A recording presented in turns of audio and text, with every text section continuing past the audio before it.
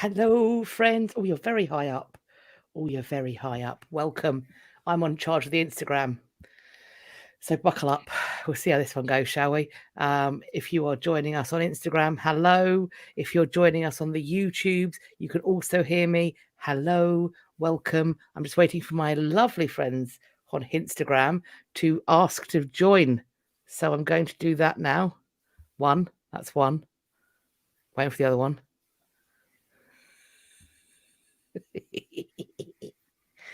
Time to get ridiculous.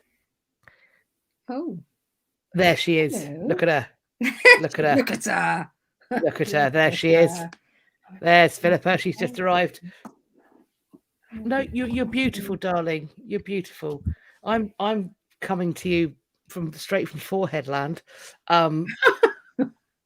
Population. Hello. Friends. Hi. Hello. Welcome. Hi. Welcome to History After Dark. Shall I jump right in with the disclaimer before we get silly? Mm-hmm. Right.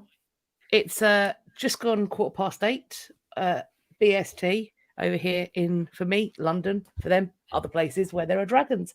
And this is History After Dark. We called it that because when we started doing it, it was winter. Now I can see a sliver. It's still daylight. But don't worry, for the topics will still be shady, dark. We will be attempting to impart some historical facts as far as we know them, but we will also be doing it with the option of saying some swear words and smut and innuendo, and occasionally some incredibly depraved and vulgar things, so much so that if you are in an open plan office with a judgmental boss, put a headphone in. If you're in a car, at a kitchen table, in a living room with a small child, we call that child Timmy. Timmy is a problem. Timmy is a dobber.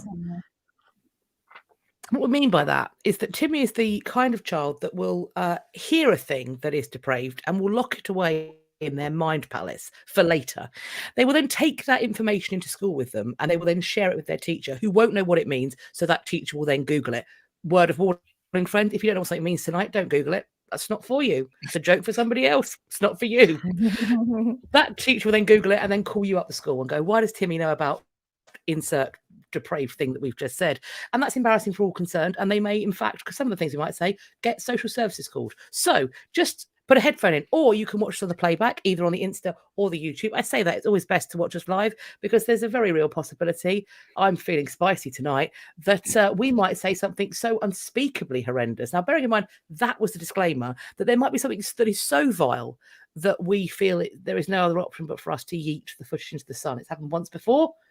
It has not happened since. We've come dangerously close. We have We have. It was close last week. It was a squeaky bum time last week. We were. Yeah, there could be somewhere we should have done. Actually, there might be a few that are still up there, that shouldn't be. We were tiptoeing along the tightrope of vulgarity, and we just about kept it so that we were happy with it.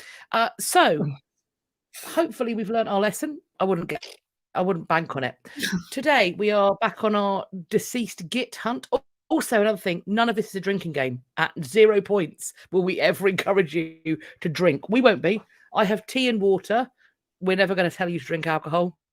Not along with us, anyway. Timmy's mother.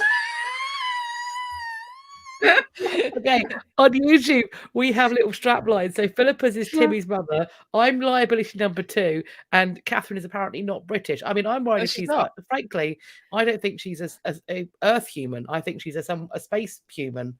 Frankly. Okay, last week I was a Russian communist. Look, now I'm an alien. I'm allowed to change my mind. What is this? Soviet Russia? You think? Let's move on from there quickly. Right. Of course we have to, don't we? In case I activate you with your code word. Anywho, we are on the deceased git hunt. Today's git is whom?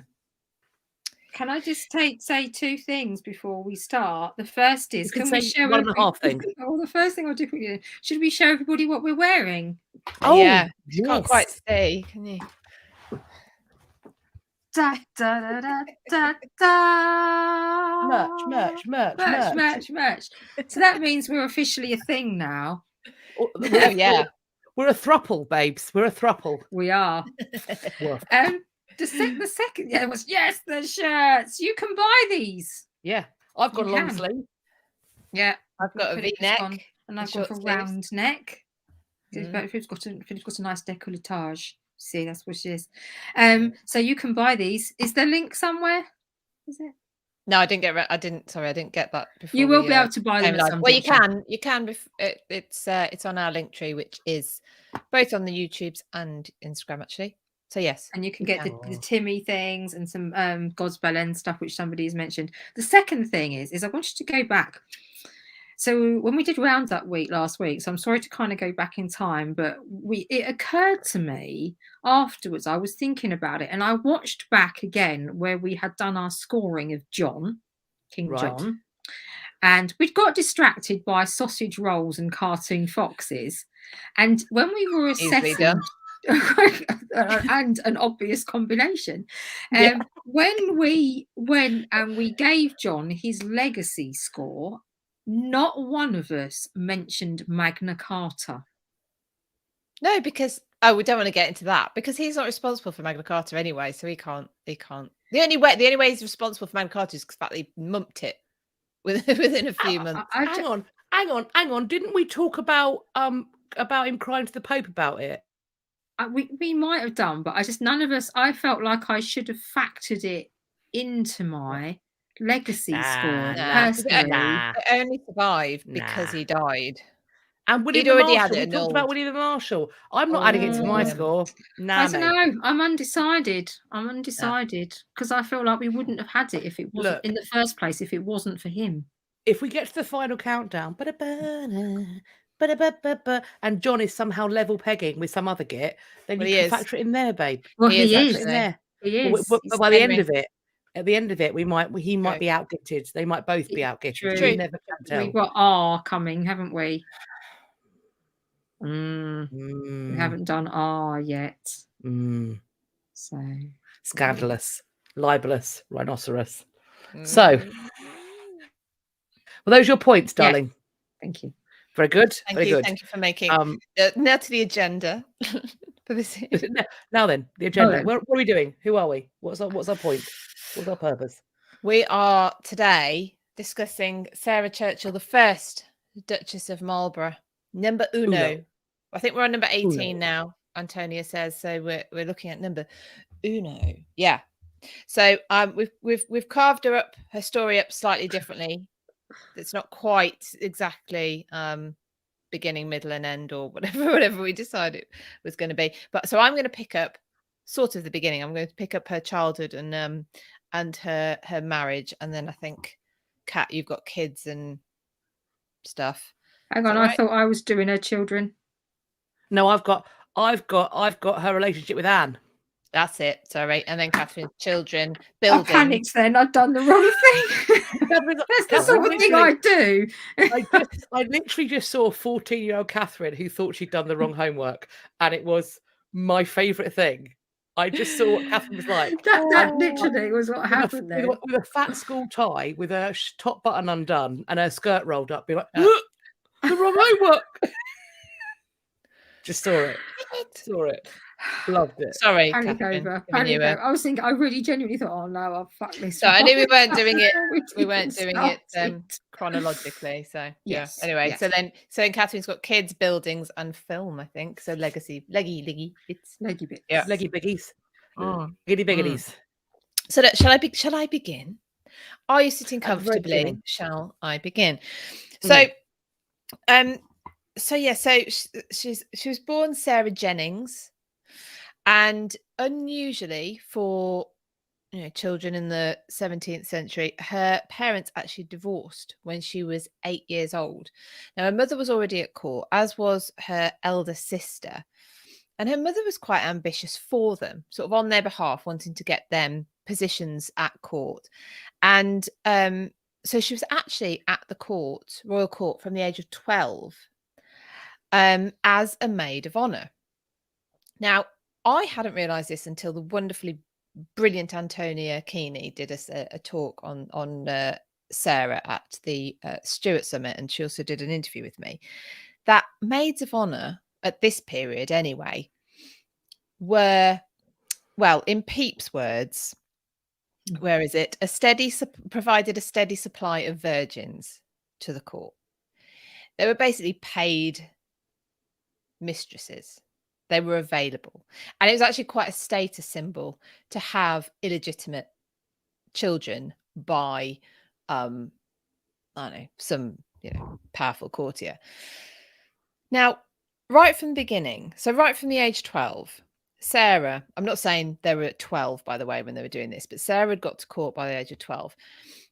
She's bored already. She doesn't like the monotony. She can't be asked with the card games. She just thinks it's all a pile of shite. She also observes all this sort of behaviour and these older girl behaviour. It's like St. Trinian's on acid. Like a knocking shop.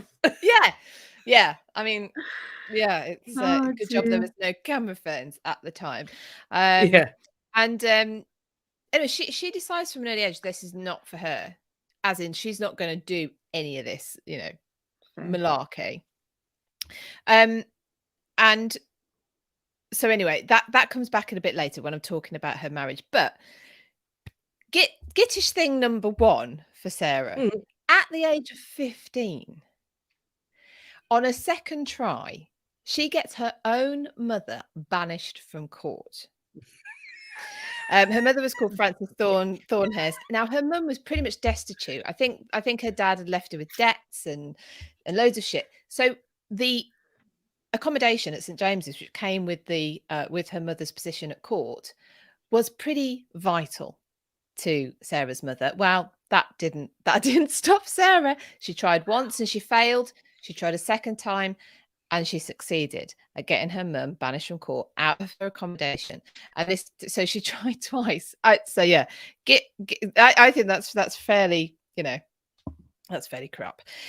She did nurse her later on when her mother became ill, but in a way that Sarah thought that she could. Sarah, this is quite indicative of the way she was with people, because she thought she could tell diseases to get lost.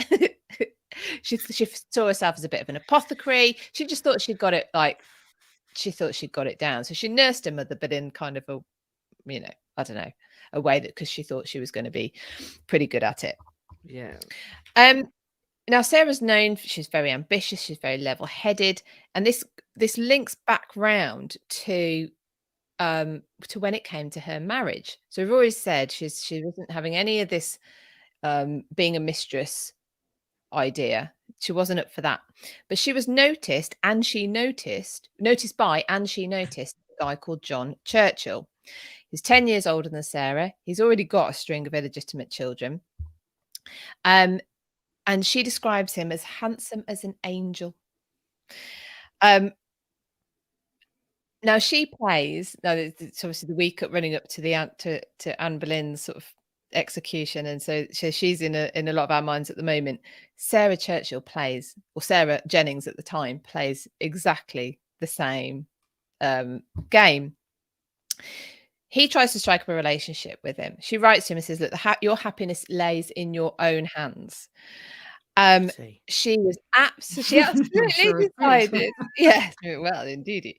She decided that basically she wasn't going to have an affair with John. Now, that could have been the that Antonia thinks that could have been the reason for the fallout with her mother, because her mother was encouraging her to just be one of these maids of honor, do what you're supposed to do, and she wouldn't do it. So that might have been the nub of the falling out with her mother. But anyway, he writes to her, "Had I the will, have not the power to ever break my chain." In other words, he's got this link to her. He's trying to woo her. He's saying he just can't stop thinking about her. He can't, there's this bond. She responds, "If it were true that you have that passion for me, which you say you have, you would find some way to make yourself happy. It is in your power, therefore, press me no more to see you, since it is not what I cannot in honour approve of."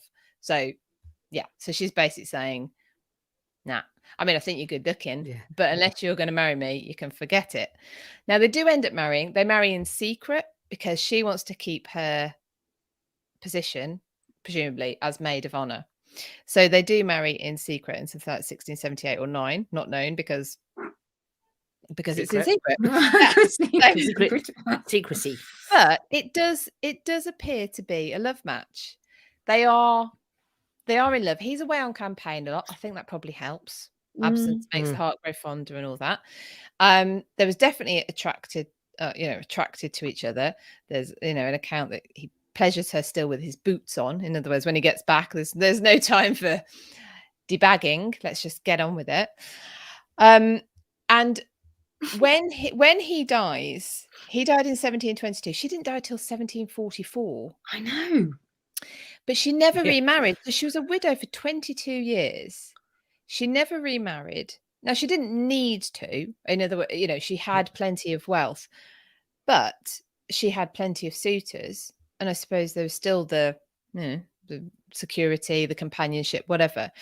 Now, one particular example, the Duke of Somerset tried to get her to marry him. And she's... well, there's two things in this. So she writes to him, if I were young and handsome as I was, instead of old and faded as I now am, whether she was or not, I don't know, and you could lay the empire of the world at my feet, you should never share the heart and head that once belonged to John, Duke of Marlborough. For a complete witch, that was quite nice, wasn't it? Her and her husband they were a love match. There was an incredible bond, and it was never broken. It was never broken. Now, actually, as well, that the Duke of Somerset, she was good friends with the Duke of Somerset. So she didn't just decline him. She then went out of her way to make sure he had a wife. She found him a wife because he wanted one, presumably.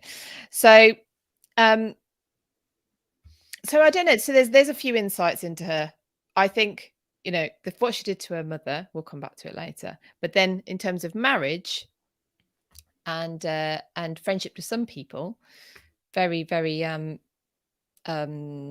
loyal and it's quite intense, I think. She seemed to be someone who I don't know, that you get these people, don't you, who they're so hard to please, but so giving when they do give to you, they're so giving that it's like everyone chases trying to please them. And she comes across as somebody like that. I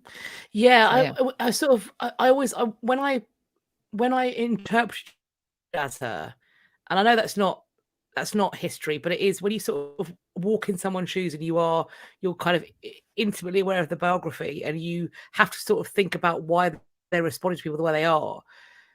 There's something pathological in her, and I don't know what it is, because she has these incredible expectations of everybody, including herself. And I think it's one of two things. She either feels in absolutely nothing and is a stone cold psychopath, or maybe a narcissist, or she feels everything like it's 1,000 cuts, and even the smallest infraction feels like a mortal wound. I'd love for somebody who'd be, with the training to sort of try and diagnose her, because sometimes the thing she does, I'm like, oh, that is borderline personality disorder. That is, I'm going to push you away. I'm going to test you to see if you'll go, rather than you leave me and be surprised. Like, I'm going to constantly test you. And when they actually leave, she is utterly horrified and enraged. But then other times I'm like, this is absolutely just flagrant narcissism and quite wicked what you're doing. We might get onto it with the children, so I don't want to take Catherine's bit. But she was definitely more. She was definitely more in love with you if you've died. You can't disappoint her anymore. So you're being consistent if you're dead. Yeah, everyone knows where everyone is. Yeah. And so Queen Victoria. There was a safety then in elevating the memory of someone who in life she didn't treat very well. Right. So, yeah. but that was some of the children, so I won't go on because Catherine, I'll probably overlap with Catherine. So, yeah, it's interesting so far. Interessante. Mm. Interessante. Indeed. Um, Indeed. So is it which of our intermission moments is it? Oh yeah. Word of the Do you want word of the week? week. So, word of the week. I don't know what WW. that was. Wow. Wow. Wow. Wow. Oh yeah, word of me. So it's me. Now, now you might not be able. Now you've got to listen carefully because you might not hear this correctly. Oh, it's going to be good. Diggling. The word is bunkum. Say again. Bunkum. Bunkum. Now, Bunkum. no, that's exactly. There is a beer, by the way, called Bumcum. But anyway, this is bunkum. Hang on. This is Bunk. B-U-N-K. Yeah. Bunkum. Okay. Yeah, bunkum. B-U-N-K-U-M.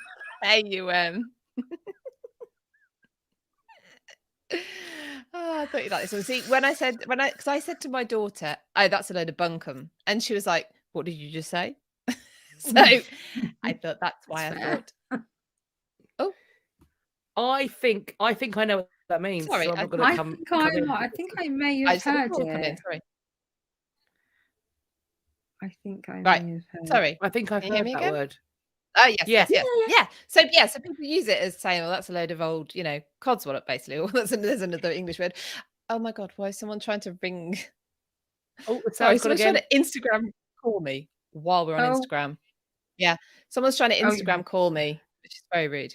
Because I It's don't know them. rude. It is rude. So yes, If you're on so here, stop it. yeah, Stop. so yes, pretty pick. Use in a sentence that Alex Jones is full of bunkum. So it actually comes from. It's an American.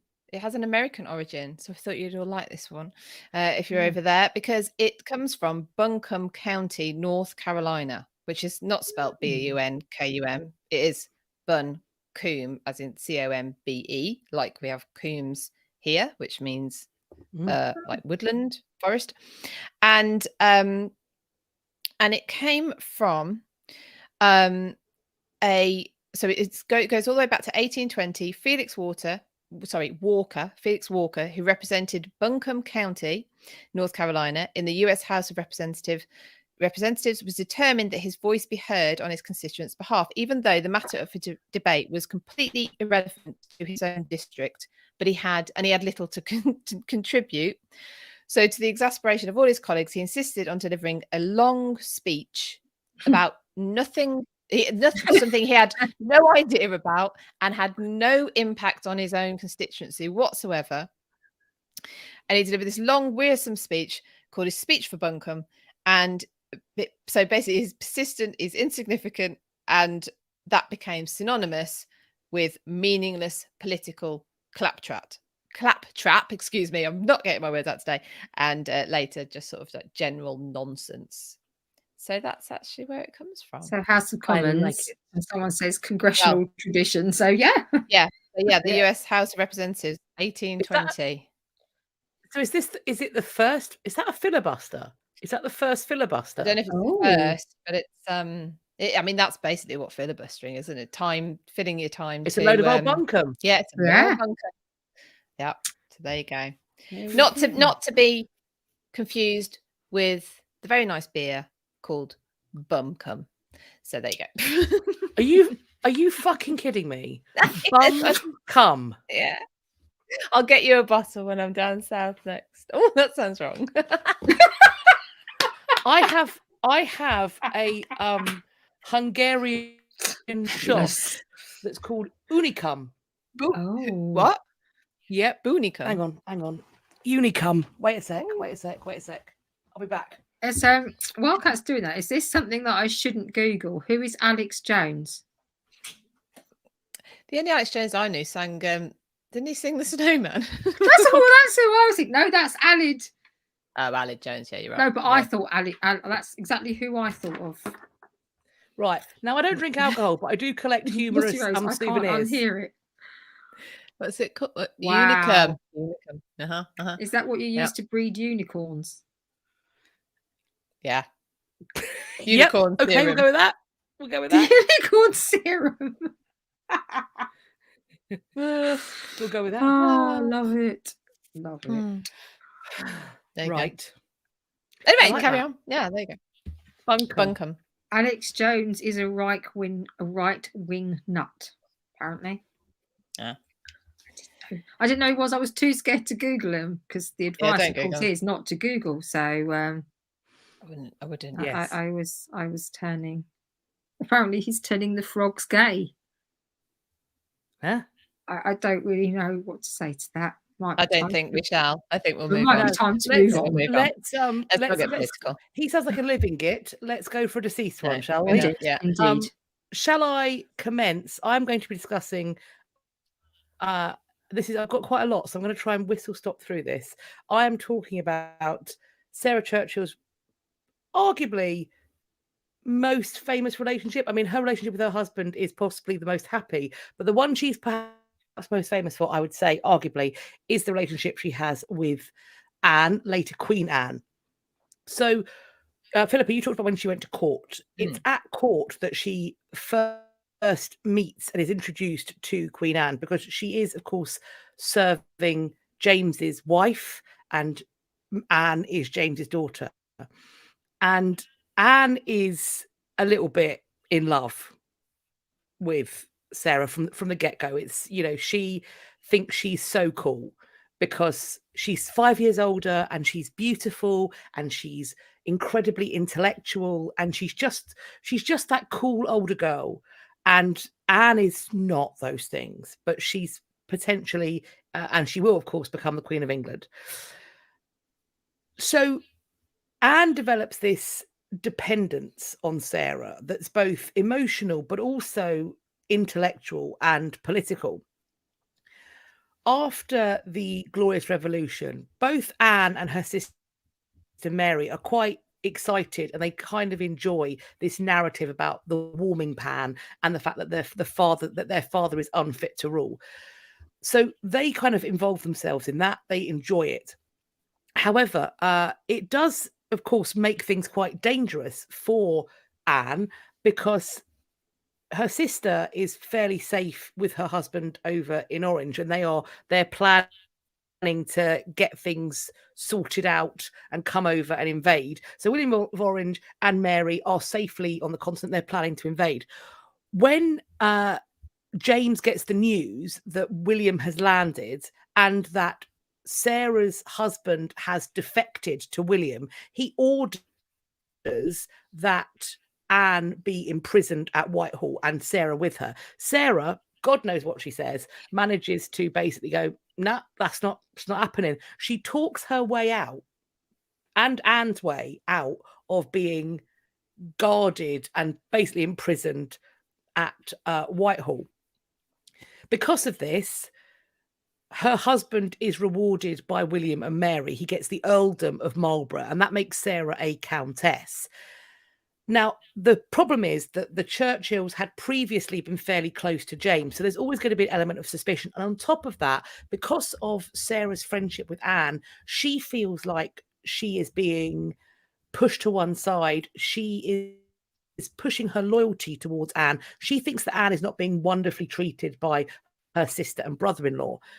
There are arguments about what happens if, as is the case, Anne doesn't get to be queen straight after her sister. Because William and Mary are co-ruling, there is a settlement put in place that's being debated as to what would happen if Mary died first, which is in fact what happens.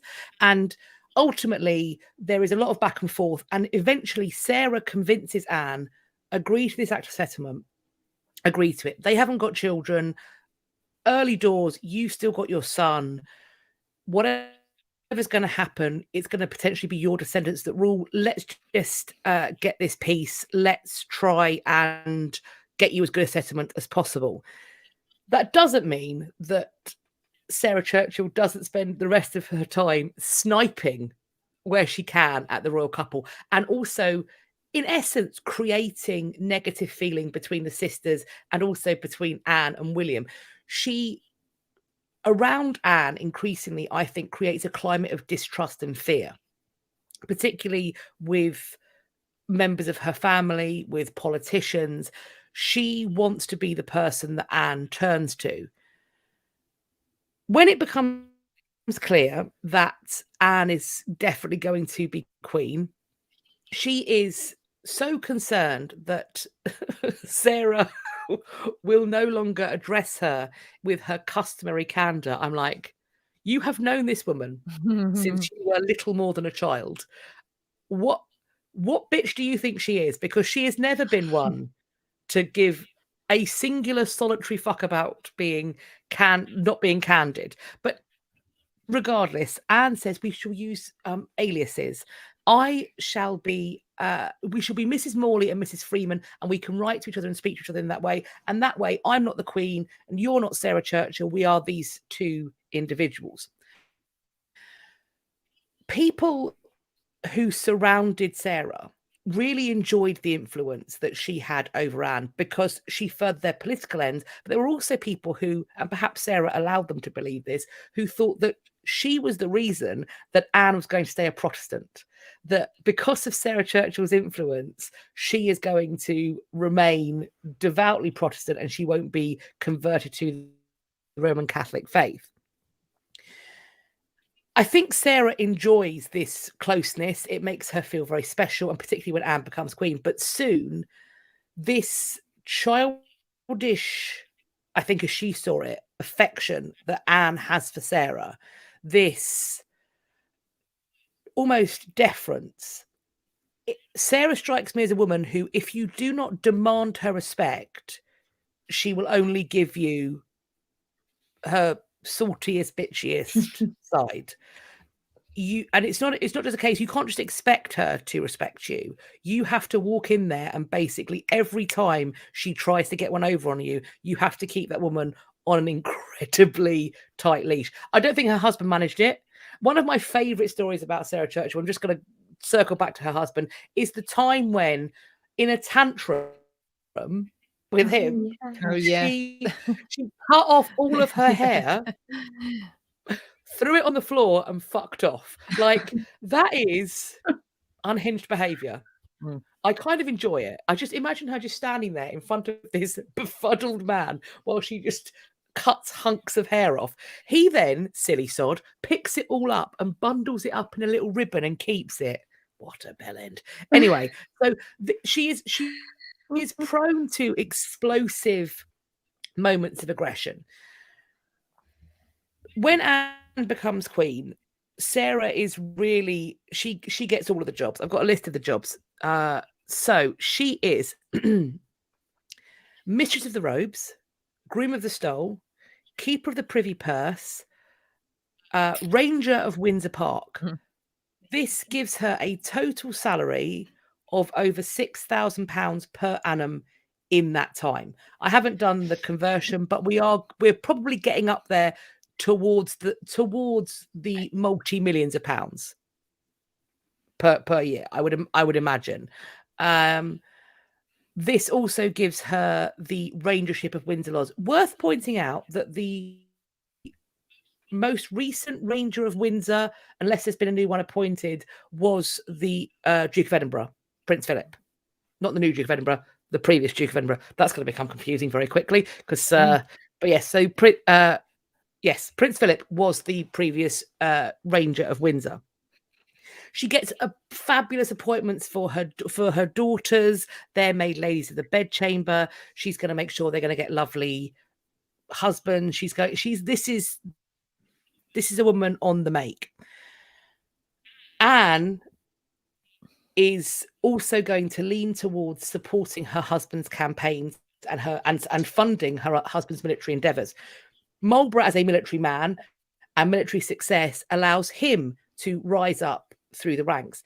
He has this very successful campaign in the Netherlands, which Anne wants to reward by making him a duke. Most people would chew their right arm off to be made a duke, but Sarah's like, I mean, it's good, but it's expensive being a duchess. Don't know if I can afford it. I don't know if I can. So Anne was like, don't worry. I'm terribly sorry that I've offered to make you a duchess without thinking that obviously needs a fucking pay rise. So extra pension of £5,000 a year for life, and also £2,000 a year from the privy purse. Sarah's like, well, actually, now we're nickel and diming it. I would rather have £10,000 as a dowry for my daughter. Okay, so I can imagine that Anne would have felt that this was somewhat ungrateful, but nevertheless, she persisted. There is one of Sarah's big things is the division in the House of Parliament of Whigs and Tories. Anne is inherently suspicious of political party or party political faction. Anne is a believer that it shouldn't really matter who is Whig and who is Tory, that it should be the best person for the job. Why should she have to form a cabinet based upon who's been elected, when in essence, that's just going to mean that people are going to put party before country? Oh, isn't that ever the case? Queen Anne was the best of us, if only we fucking listened. Mm-hmm.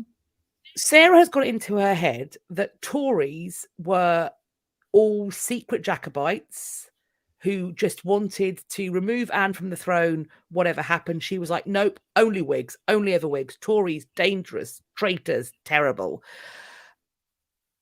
This is obviously nothing's ever that simple. So she is therefore creating faction and division, but through that, she is rising up the ranks and having essentially this nest of power and nest of politicians who are dependent on her because she's the one telling Anne that they're the only ones who aren't traitors. I'm going to skip forward.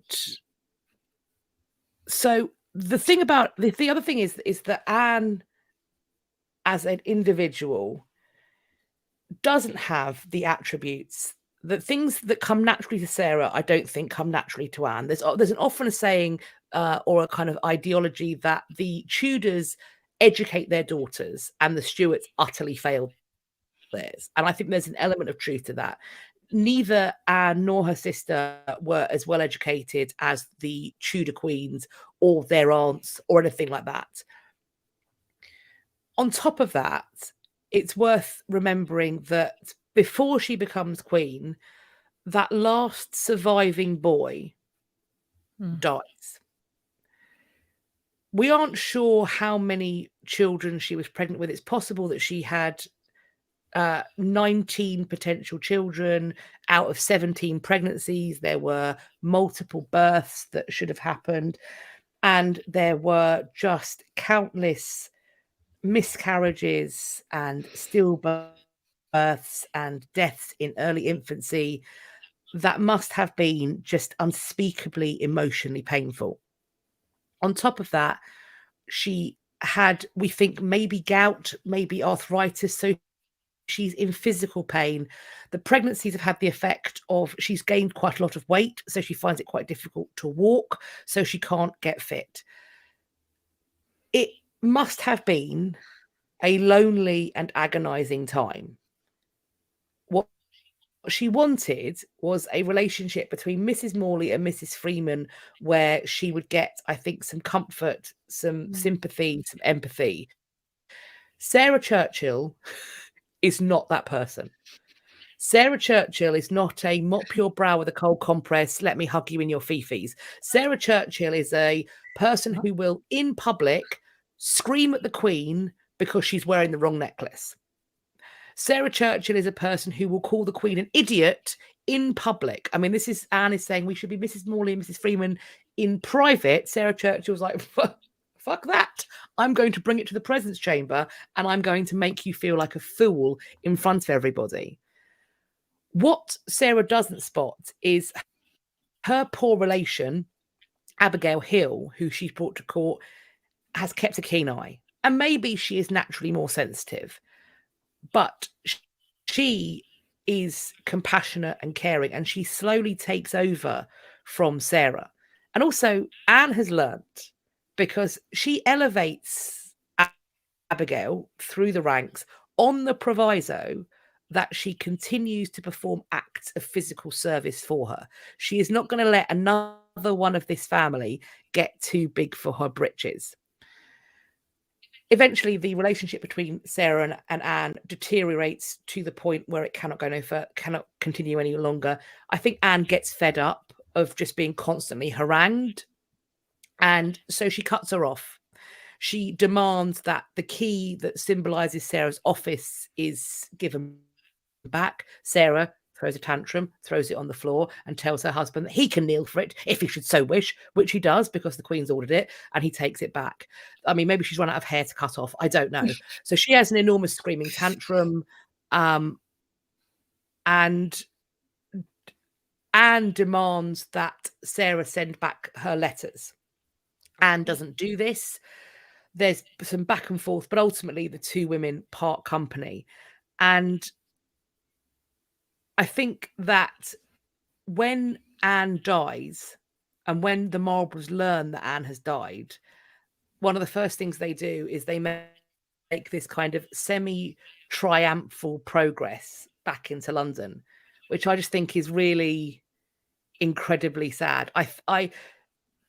There are parts of Sarah Churchill that I really enjoy, but the way she treats Queen Anne makes me very, very cross, and it's just so completely fucking unnecessary.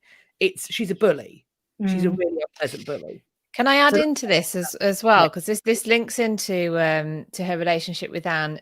Sarah, we talk about men being warmongers, but she had such an influence on Anne to keep the wars on the continent going, which England were paying for, and just kept on going with it because it gave her husband basically his power, his position, and his money, and therefore, theirs. And it took a long time for Anne to sort of go, hang on, why am I paying for this war again? You've promised me this, that, and the other, and it's not happening. But that's the level of influence. It's not just money. Wars like that go on, and they cost the lives of frequently the most vulnerable people, the most vulnerable boys and men. Yeah, I don't think she ever gave a thought. No, people are dispensable. Yes, particularly people who are beneath her. She never saw Abigail coming because she saw her as the poor relation. She forgot that once upon a time she was kind of the poor relation. I don't think she can see the humanity in people who she views as being beneath her. And ultimately, I think that she sees Anne as being her intellectual inferior, and thus she sees her as being beneath her. And I think she forgets her humanity because of it. I think she doesn't see her as being fully a person. I mean, she's always the same. It's bizarre, not bizarre, but Anne is one of these people who are so captured by Sarah because she must have shown her something at some point, and then she's always trying to get that compassionate friend, whatever was struck up in the beginning. Anne always seems to be trying to get that back off Sarah, and Sarah's just cold to it. Yeah, Anne loved her. Maybe it was sexual, maybe it was some kind of, I think it was an intense romantic love. I think she loved her. And I think she loved her, but when Antonia speaks about her, and so I'll defer to her opinion since she's spent a lot of time looking into her, she's convinced it wasn't a sexual relationship at all, which obviously was run along with the Favourite, the film. Yeah.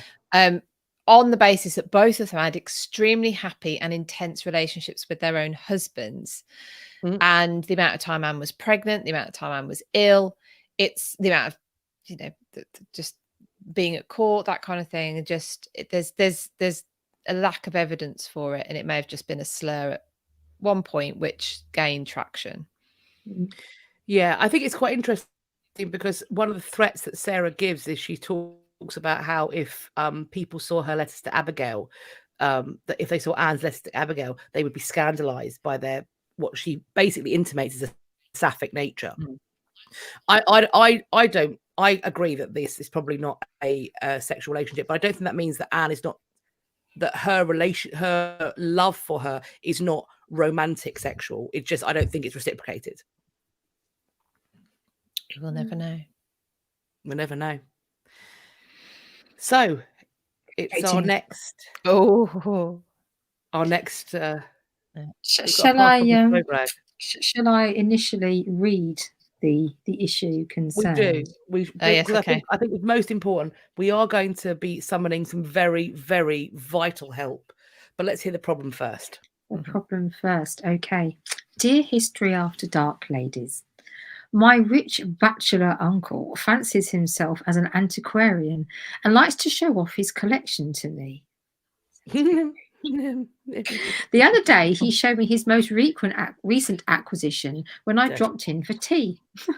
That's what they're calling it these days. Not you then, Okay. Catherine. No, clearly not me. I'm safe. Tea the sausage roll. Right. He claims it is a genuine golden torque owned by Caractacus. That'll do. Caractacus. Gratticus.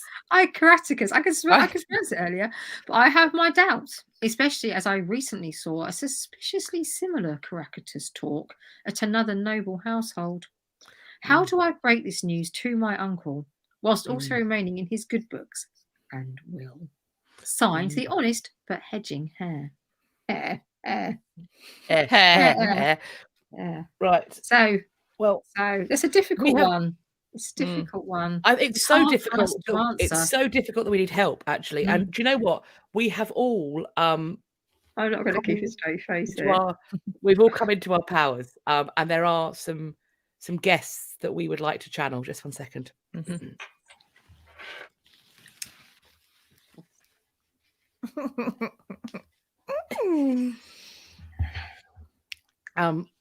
Welcome. We are the Widows of Lancaster. And we are here to answer your past problems, post bags. Every week we shall be here. Every week we shall be here to answer the past problems, post bags. Oh, like a right twat. I quite like it. I enjoy it. You're rocking it, Philippa, I must say. Thank you. Thank you. Am I going to say that my husband has been looking at me with suspicions and nasturtiums? Does that anyway? when I put this on? Does that anyway? He always just thinks to himself, that patio. Oh, well. That patio's looking like it's coming up. Right. Okay. Shall we channel our Widows of Lancaster? The Widows of Lancaster. We're better. Oh, well,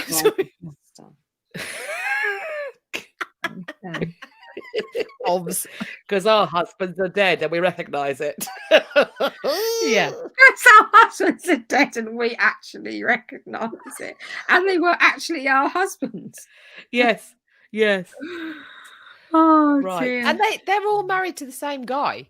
Or they're all having fantasies about the same guy. Yeah. Weird. Look. Strange choice. And he's been dead for 600 years. I would happily be your sister wives. Oh, Sister wife.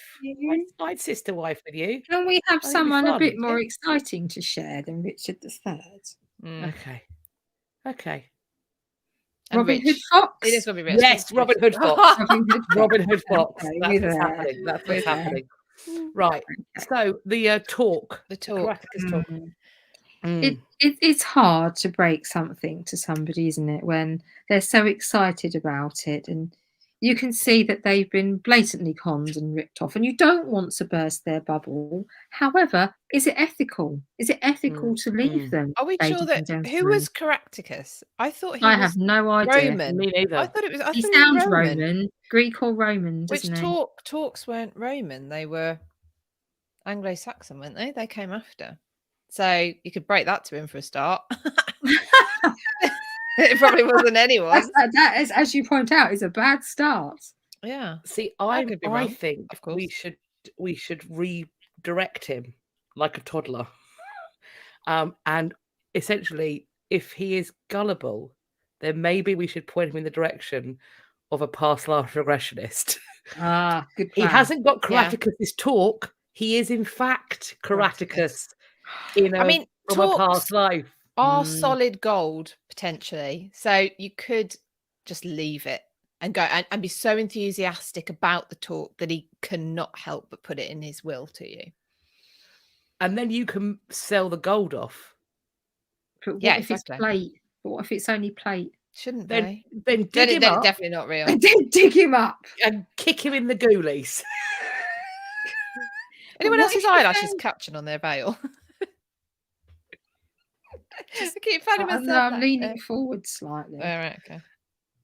We're technique. rocking. There's We're technique. rocking.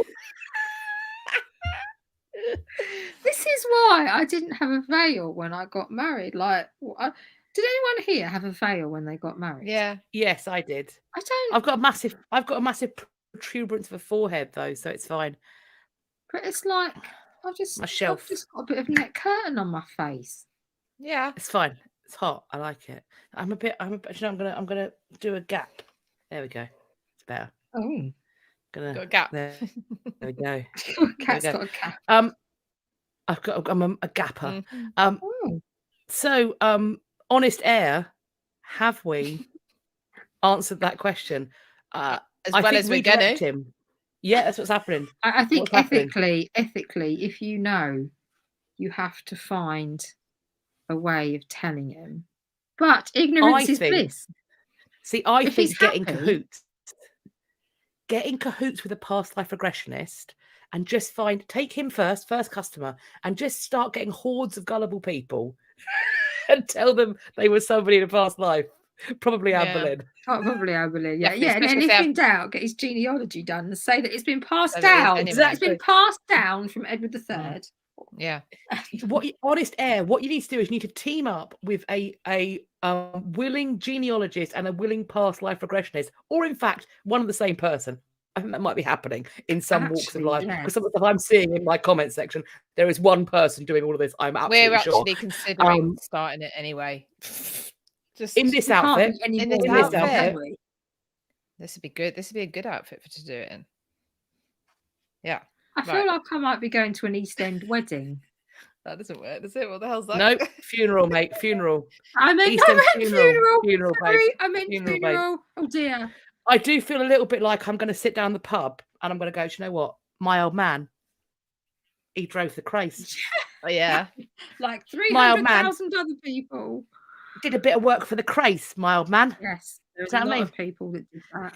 Did a bit of work for the craze. Did a bit of bird with the Did a bit craze. of bird. Did a bit of bird with the craze.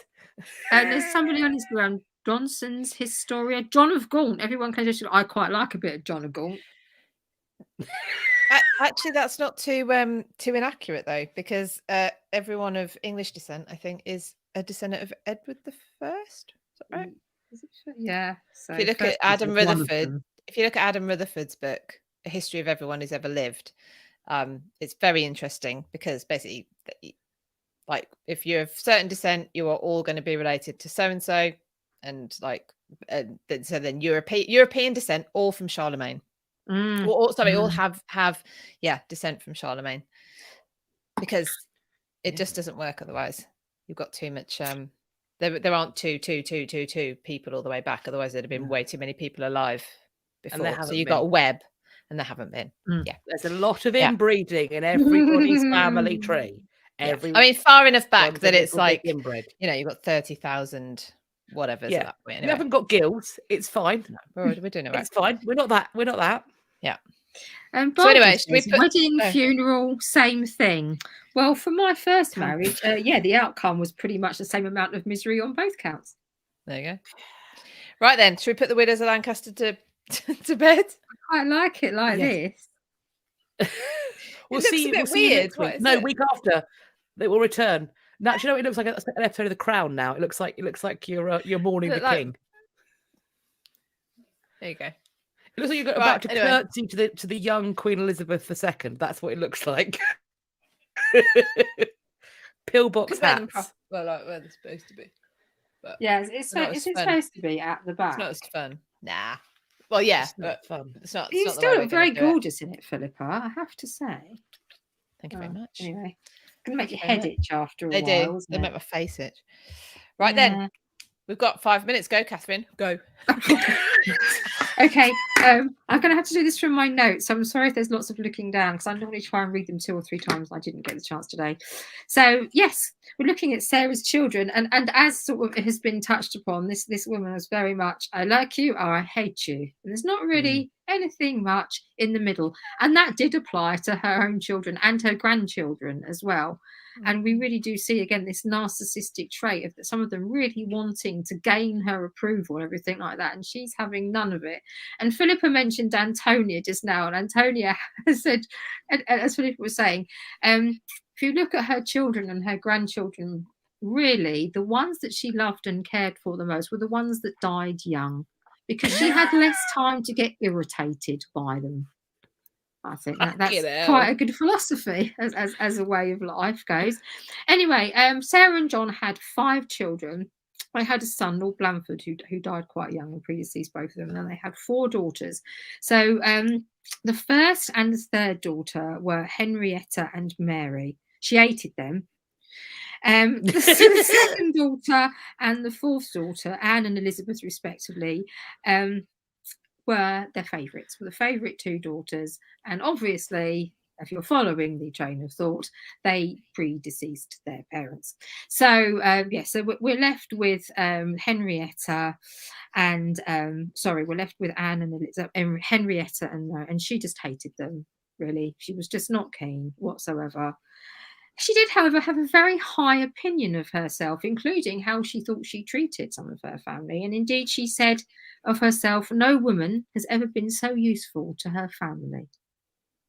So that's what we like, modesty. That's fabulous. I mean, if from my husband's point of view, in terms of what the money she got him, she is not wrong. Yes. She is not wrong. Yeah, to be fair. She made him into a duke. She did a lot. I suppose it depends who you're talking to, doesn't it? That's true. That's true. Opinion is somewhat divided. Now, Philippa talked earlier about affairs and things like that, and how they had become a lot more sort of common and acceptable. But Sarah, again, as Philippa touched on, she absolutely hated this. She did not agree with it. And Henrietta, her eldest daughter, had an affair with a chap called William Congreve. Now, even though you might have an affair, you should still be a little bit, you should still sort of mind your behaviour. You should still mark what you're doing. Henrietta was like, no. She went to Fatty out. I'm not quite sure. Legs akimbo. Bury me in a white shaped coffin. No, it was only this one particular chap that we're aware of, William Congreve, and she was extremely indiscreet about this affair, to the point at which they were often seen swanning around baths together. And they had a child. Well, she had a child called Mary, daughter of Wadlock, and it was like the world's worst kept secret that this child was actually not her husband's. It was William Congreve's. And Sarah was just, she couldn't live with the shame. The shame of the whole thing was terrible. And because her and John were this love match, so I guess perhaps that she was projecting that onto other people. She loved her husband so much that she didn't see why, or it was a stick to beat Henrietta with. Yeah. I mean, also, she got to have that relationship because she made a secret marriage.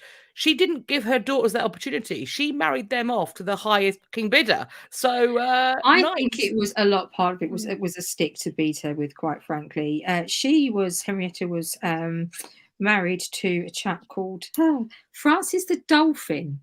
Actually, the Dolphin. Yeah. Not the dolphins. No, it's the dolphin. It's not. It's Godolphin. You said this last time. It's Godolphin. Okay, so I've seen it written somewhere as the dolphin. It's not the dolphin. Well, you made it. It's not. Someone might have written it. They've written it wrong. Well, it's Godolphin. Sorry, then. Sorry. I'd seen it written somewhere, and that's where I copied it down. So sorry. I like him being the dolphin. Although I'm quite. He's got smooth skin. Makes a funny noise when he's happy. I can't do it now. That's his coming sound. Oh God. Got radar on the front of his head. Only when he's very excited to see you. No, not Dauphin. Godolphin. Not Dolphin. Okay. No, that's yeah. And he was the son of a good friend of theirs, Sydney, and he was Francis, whatever his name is, was supposed to be a very nice chap, but exceptionally dull. which I suppose was perhaps Henrietta's reasoning for want to go off and have a little bit of extra curricular activity, and was in fact described as the most boring man in England. Sad. Oh. However, he was a bit of a good egg, because when Henrietta died and William Congreve was dead, he took little Mary on and he helped with William Congreve's Oh, yeah, he was funeral. sweet. Yeah, He sweet, was, wasn't and he didn't treat her any differently. So it was right. So and Henrietta actually was quite a good daughter-in-law, but she was very strong-willed like her mother. So they clashed. I think it's one of those situations where you like to think you're nothing like that person, which is why you don't get along. But actually, you have so many of the same characteristics that's what's actually causing that clash. So she had 2 sons, Henrietta did, with Francis, Harriet and Willigo, which was like, I think that his name was actually William, but they called him Willigo. So there we go. I don't know why. Like a Winnebago. Winnebago, yeah. It's coming for you, Catherine. Yes. So Sarah helped Harriet to find a husband after Henrietta died in 1733. It was the Duke of Newcastle, who was twice the Prime Minister. And his name was Thomas Pelham, and they were a very powerful family. So as Kat touched upon, it's the question of getting all these good marriages for her family, just for continuing the family name, which we understand, but securing the inheritances and things like that. William, however, Willigo, was very disobedient. He married where he wasn't supposed to marry. He was a very naughty Willigo, and he drank himself to death. So, which is unfortunate, and she couldn't control him like she could with all the others. So I imagine that she hated him. Yeah, so initially Sarah would have nothing to do with William Congreve's daughter, but in the end she managed to get her quite a good match with Thomas Osborne, the 4th Duke of Leeds. Because at the end of the day, she was still her granddaughter, wasn't she? So I suppose initially the shame of the situation, she didn't want anything to do with it, but I suppose she then at the end of the day didn't want her granddaughter going off with somebody inappropriate, because that's still her line at the end of the day, isn't it? I'm sure she wouldn't have had that. Anyway, the second daughter, Anne, married into the Spencer family at Althorpe House. So obviously we know the name Spencer, and she was the second wife of the 3rd Earl of Sunderland. Now she was the one that had a premonition of her early death. And she wrote to Sarah regarding this and said to her, if this happens to me, please take care of my children. She had 5 children, 2 daughters and 3 sons. Charles and John were the sons. Charles, John and Robert, they had, words again. Charles and John were the sons. They had another son called Robert, but he died very young. And she just had this premonition that something's going to happen to her. And she was concerned that they would get a stepmother who would not look after them. So she did ask her mother to look out for her children, which Sarah duly did in her own way. So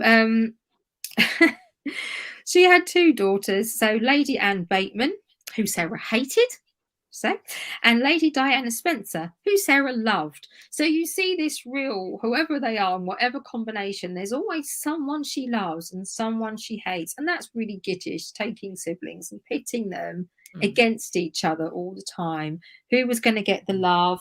Who was going to get the hatred? Who was going to be the favourite? So I need to plug in. So she did this, but again, she wanted to sort of make sure. Now she had big ambitions for Sarah. She wanted her to marry, in fact, the Prince of Wales. And she put up a huge dowry for this. It was something like £100,000, wasn't it? Which was an enormous sum of money, as Philippa touched upon. She had quite a lot of money. She was very selective what she did with it.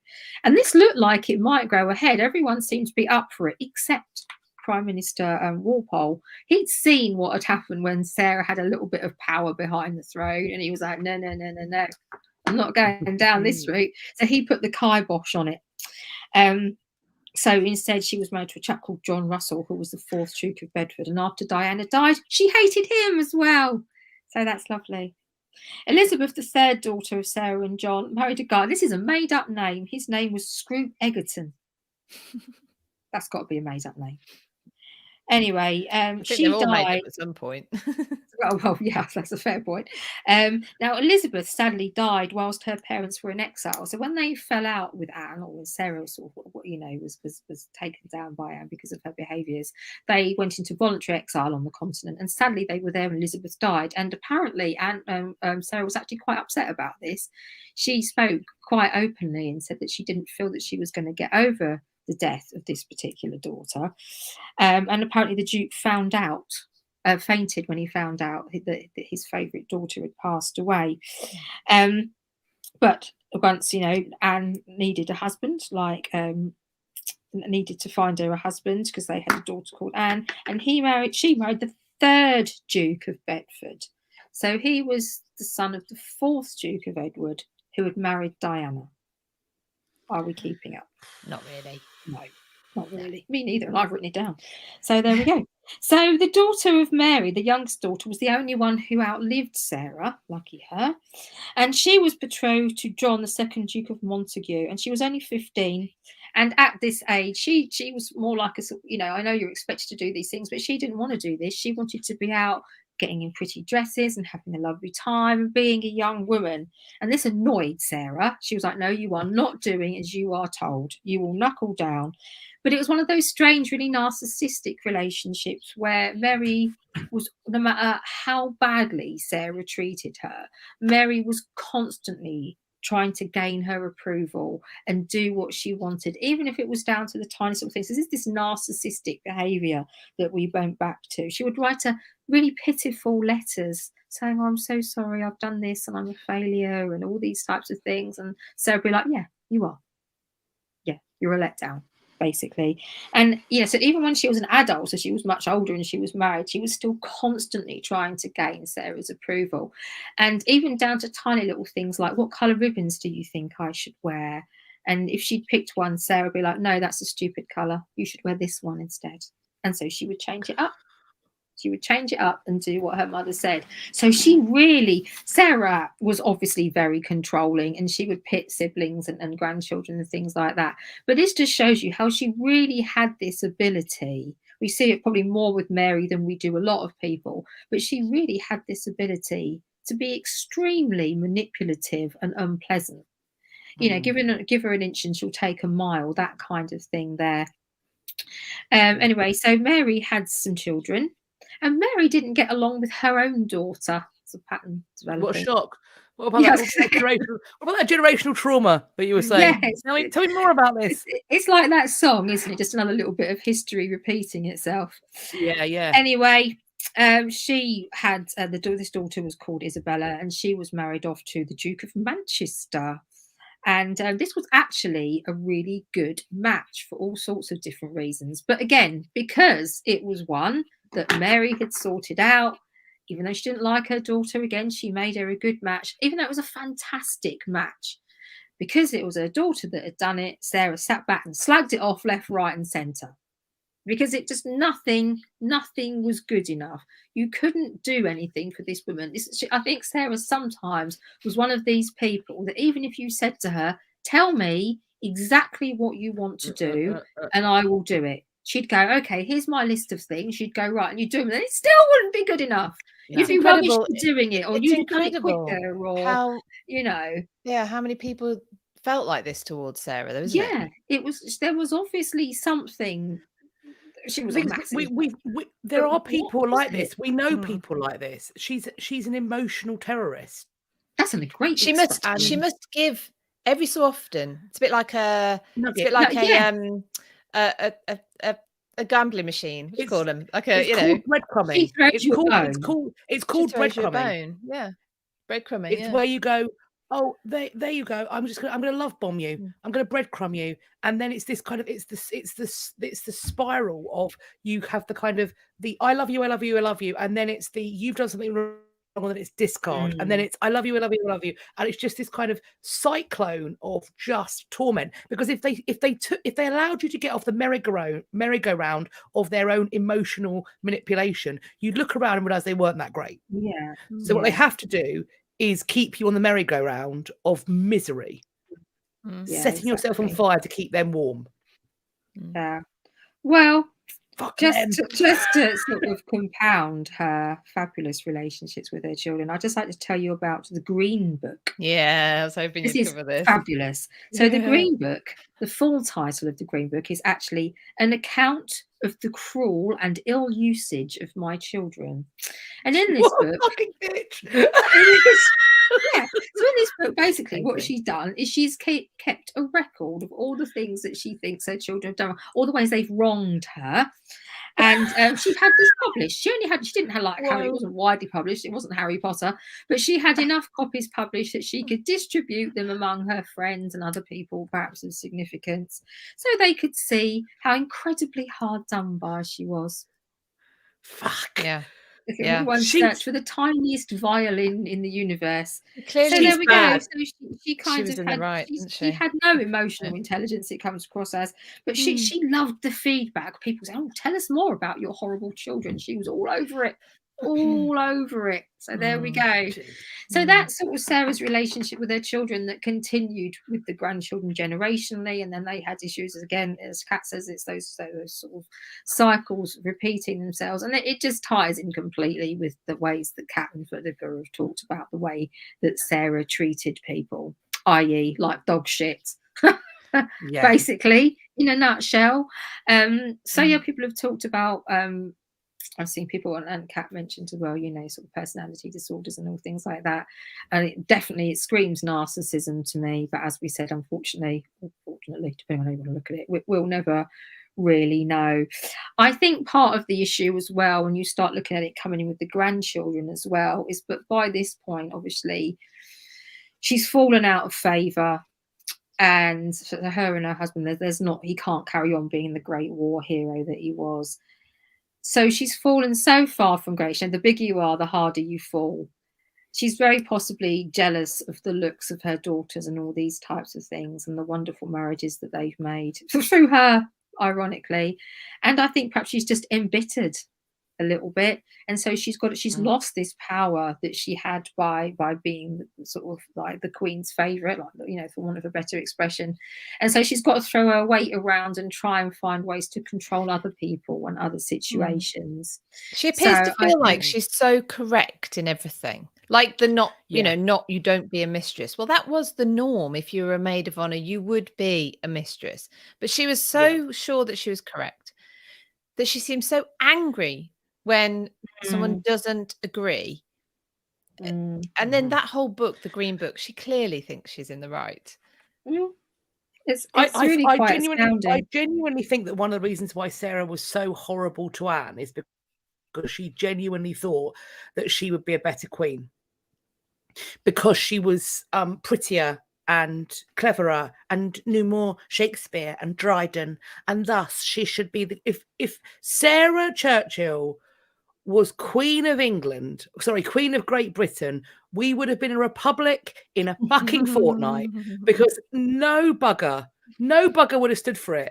Ultimately, like there's always going to be people who are happy to get on the hamster wheel of someone else's narcissism. There are always going to be people like Churchill, like Anne, but then there's also going to be an Abigail Masham who goes, absolutely fuck that, absolutely fuck that.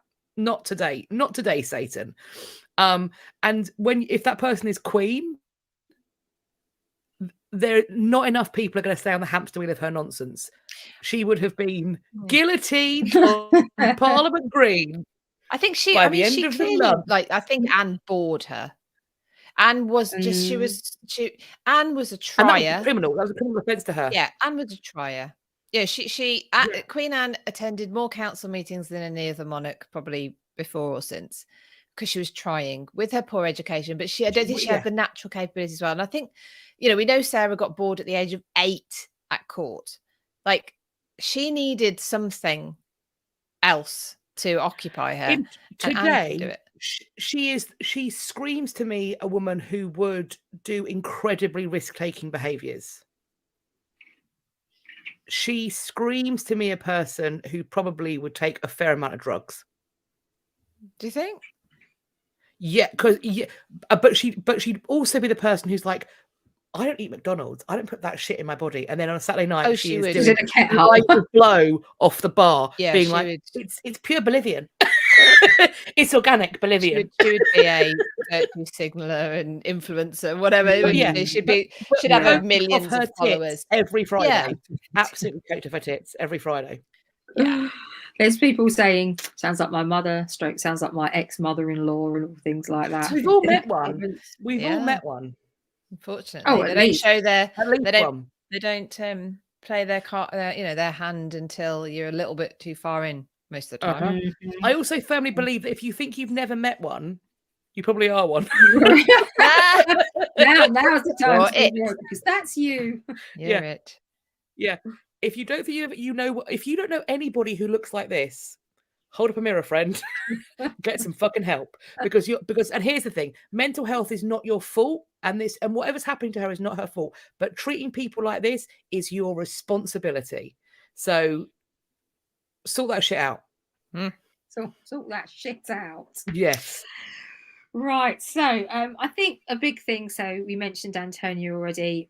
A big sort of legacy, really, of Sarah's is Blenheim Palace. Massive, I've not been to Blenheim Palace, but apparently it's absolutely beautiful. And a lot of people may know it as the birthplace of Winston Churchill, twice Prime Minister of this grand country. It's another one I love. He's a bit like Marmite. He's a bit love or hate, isn't he? Winston Churchill's a bit like Marmite. People either seem to love him or hate him. So he might make for an interesting discussion one day, perhaps. Anyway, we talked about... He hasn't been dead long enough for us. No, not dead enough. Fairly dead. That's not dead enough. Not dead enough. No, not dead enough. Not old. He's not dead enough to be one of our gits. That's true, actually. I not as a git, just as a general conversation piece. But then, yeah, same thing. Bit too soon. Too soon. So, we talked about John Churchill being this great war hero, and he did all right. He did quite well, bless him. He did okay at the war thing. So in 1705, Parliament granted the royal manor and feudal barony of Woodstock to John Churchill. And this was in recognition of his victory over the French and the Bavarians in the War of the Spanish Succession. And particularly, this was in honour of this victory at the Battle of Blenheim, which was on the 13th of August, 1704. That's my birthday. Not 1704. 1704. I mean, I know I'm getting on a bit, but thanks. She's well preserved. What can I say? It's all the gin. Yes. Cool. So now, here's an interesting fact about Blenheim Palace. It is the only non-royal, non-episcopal country house in England to have the title palace. That's nice. Wow. Yes. So it was built between 1705 and 1722. And I hear you asking, why such a long time, Catherine? Well, that's a good question. It's a good question. So, you're tell us, aren't you? You're about to. As you've asked, I shall tell you. So, initially, the land was a gift, and when the building started, Anne was making a financial contribution from the crown, and this was probably quite sizable. I couldn't give you figures, but with the situation with Sarah basically bleeding her for every penny she could get, it was quite a sizable amount of money. Now, of course, they had the fall from grace, at which point Anne went, "No, I'm not doing that anymore. You're on your own.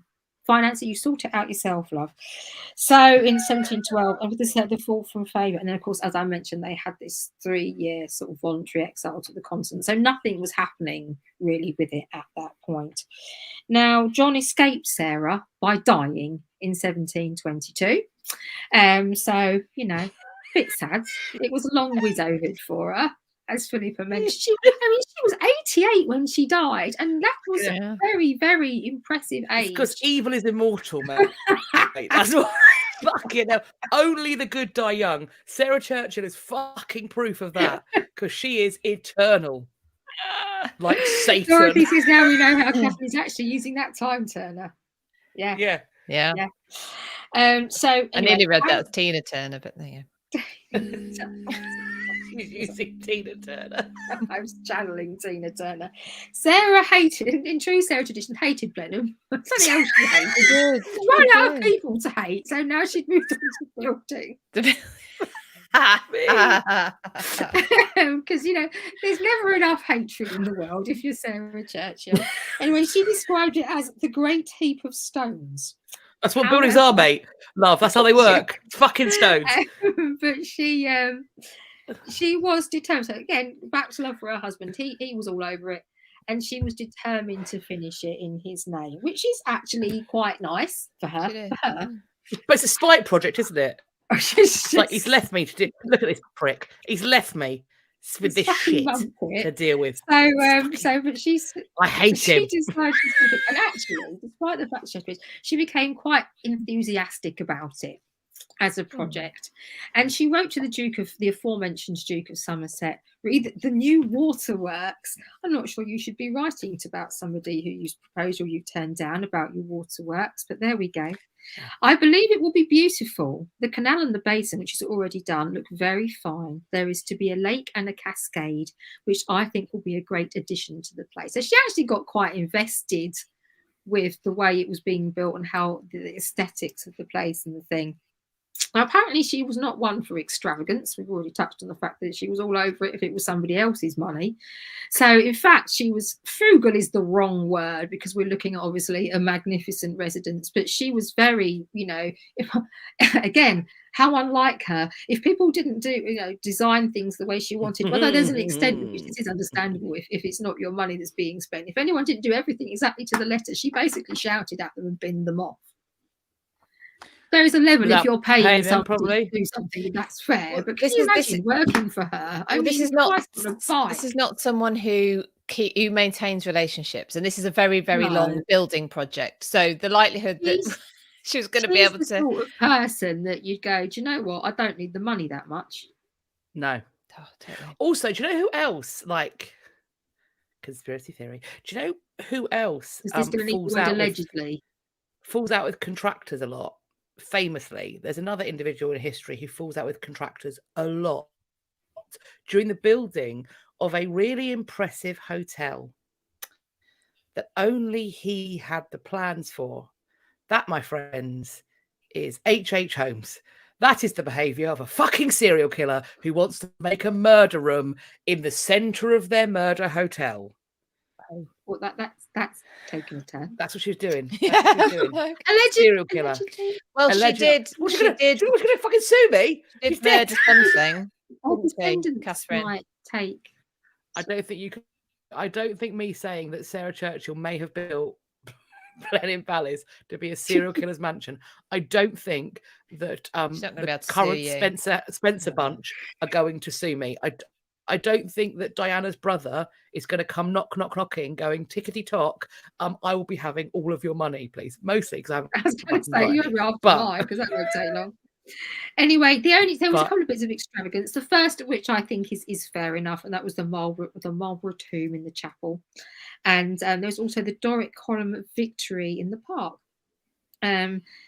Her friend, Arthur Mainwaring, wrote that she was more capable of business than any man, which was quite a compliment. And obviously she had this massive sum of money and was really acting and able to be in a position that a lot of women wouldn't have been in her time, to be given those sort of business decisions and sort of free reign to make. So she handled that quite well. But this is where it's quite funny, because she's doing this place up and she's being thrifty, if you want to go with a more polite word, and she's obviously got this massive pile of cash, but she just basically kept taking the Crown to court to try and get them to pay for it. And every time they said it was overruled, she went. So this is yet another reason why she was making herself exceptionally unpopular, because she had this massive wedge of cash, and because I'm guessing it was a control thing. They'd had money from the Crown initially, that got stopped. It was supposed to be a project, that it was gifted from the Crown initially. It was funded largely from the Crown. So I think she just wanted to keep again.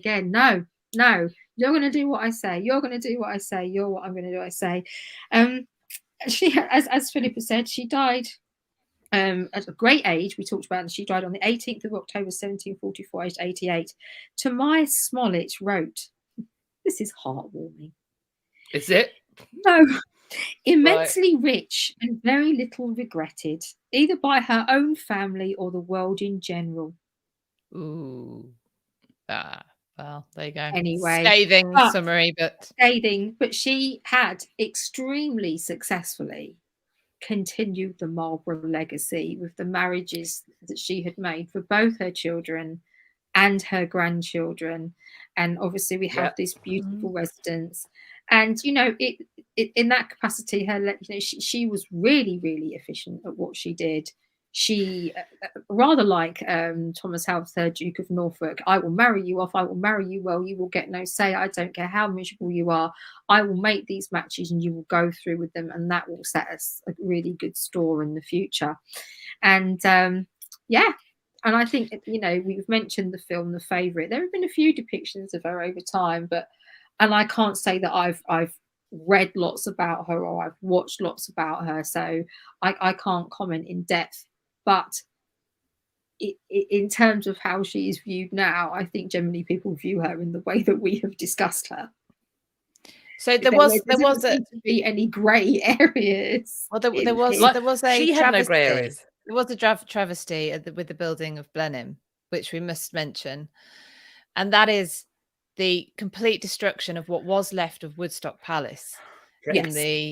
Because the architect because she used some of the stones. So the architect at the time, she had said to her, what you could do with this is make it into a folly. That'll be nice. And it wasn't her idea, so she said no. In the meantime, he thought, what I'll do is I'll do it up so I can live in it while I'm still building Blenheim. She got wind of it and went over, and the housekeeper showed her around, apparently not knowing who she was. I'm not completely sure that would be the case.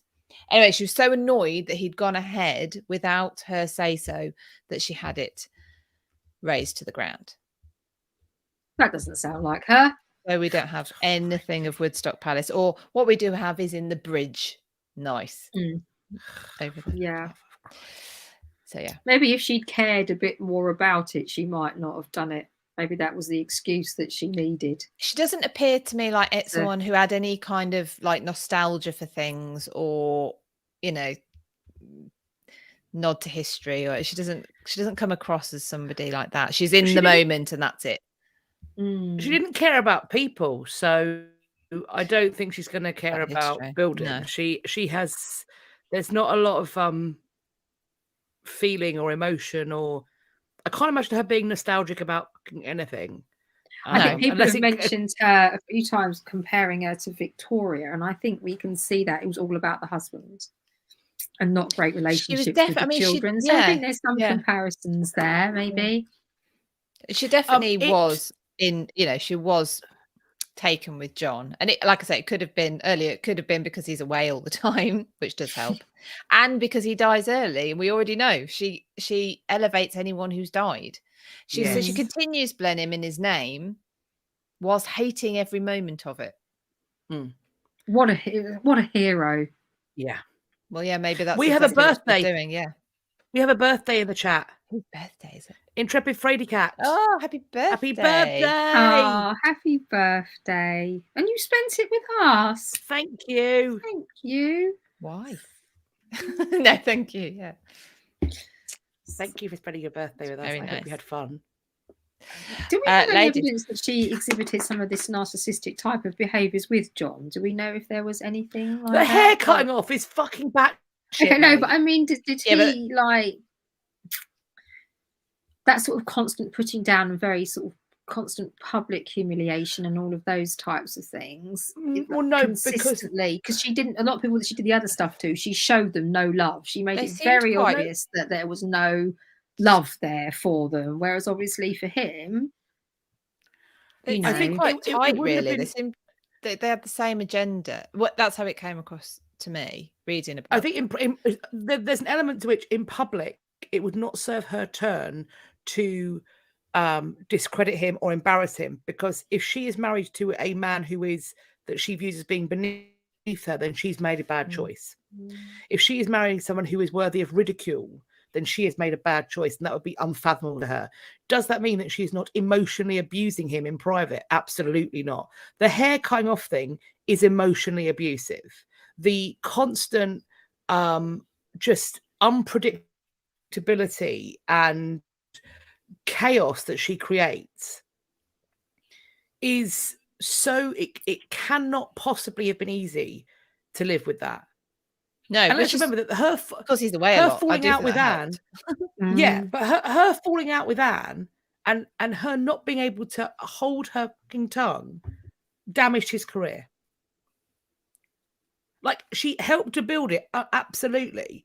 But if she had just managed to zip her lip and be kind to Anne, they could have had a wonderful retirement, potentially with even better spoils. But you know, she is a landmine, and you never know when you're going to set her off. Yeah. Hannah is asking any good books. So Anne Somerset wrote a book on Queen Anne, and of course it's got a lot on Sarah Churchill in it, because I'm pretty sure in that book as well it talks about Sarah. She could never, the balance for the Privy Purse just didn't balance. She had her hands in the Privy Purse, of which she had the job of supposedly keeping. So yeah, but anyway, that's a good book. Anne Somerset's book on Queen Anne. Yeah, I would say it's a nice big thick one. A tome. Yeah. Okay, so that was Sarah Churchill. We hope you enjoyed hating her as much as we did.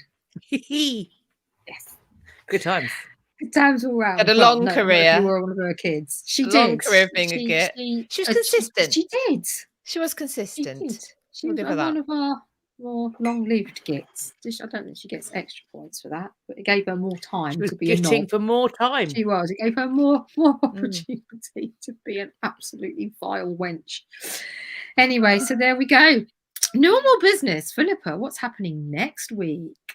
Well, next week we won't be here for History After Dark because I'm on tour. It's the Anne Boleyn tour next week. So that actually means, and a lot of you have followed us for a long time, so you'll remember we did this last year as well. We are all going to be at the Tower on the 19th of May. So that we'll actually be doing something on the Friday instead of the Wednesday. It will be probably a little bit ad hoc because it depends on timings and stuff. But yeah, so I would say look out for us on Instagram. I think probably we're gonna do it on YouTube. We could do it on the tubes. Tell you what, just look out on our story and we'll work out the details and let you know. Yes. But we'll be there at some stage somewhere. It'll be an Anne Boleyn. Pay attention. You will have to pay attention, and it'll be an Anne Boleyn sort of chitty chatty chat from the chitty Tower chatty bang bang on the day on the anniversary of execution. Yeah. And Philippa, please tell us about all the other things that you normally tell us about. So you can help us in the torture of Catherine with donating to our Winnebago fund at buymeacoffee.com/had podcast. No, we don't have a podcast. It's just a funny irony. And you can also you can sign up to our free Substack. And when it scrolls along the bottom of the screen, I'll tell you what the address for that is. Yeah, I can't remember the Substack one. No, the Substack's more difficult for me to remember. But yeah, so this is where we send out a link every week to the episode if you've missed it. So we are History After Dark Hub, because the idea is we're going to make that our communications hub. So History After Dark Hub, HUB, at substack.com. There you go. Yes, we've got a question about who's the next git, which will be the week after next. Oh, so it'll be N. Well, did we decide on? Did we decide? The Kingmaker, I think, didn't we? Yes. Great. Nice. Yes. Richard Neville. That's also Warwick the Kingmaker. Yeah. It is going to be a good one. Yeah, Manya. It was actually a toss-up between Duke of Norfolk and you never know. You never know. You might see him. We may have found another way around that. Yeah. We've been quite also a creative. massive fucking bellend. He is. It is. I actually know quite a lot about him. He is a It's just got to the point of, is the letter in their name? Right then, that'll do. That'll do. Isn't there an alternative spelling? We could, yeah. Yes. Well, you've got to pick the good ones, haven't you? So if we're being a little bit creative, then we're doing it for you.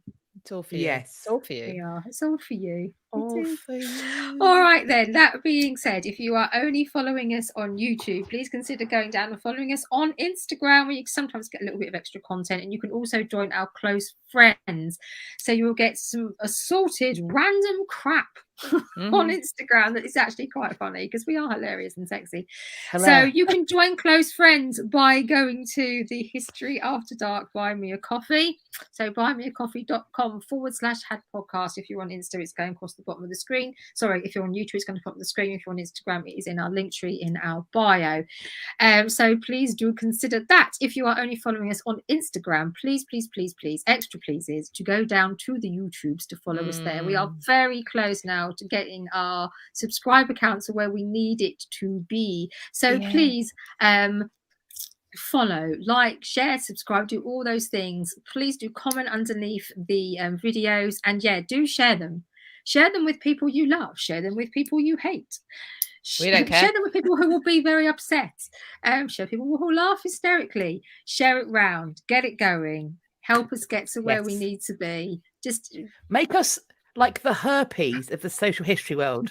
Very difficult to get rid of and very contagious. Share us around. Okay. Today's analogy sponsored by Cat. The merch actually as well is in Linktree and is on our someone tried it earlier. You can go onto our YouTube and get the link to our shop with the merch. Okay.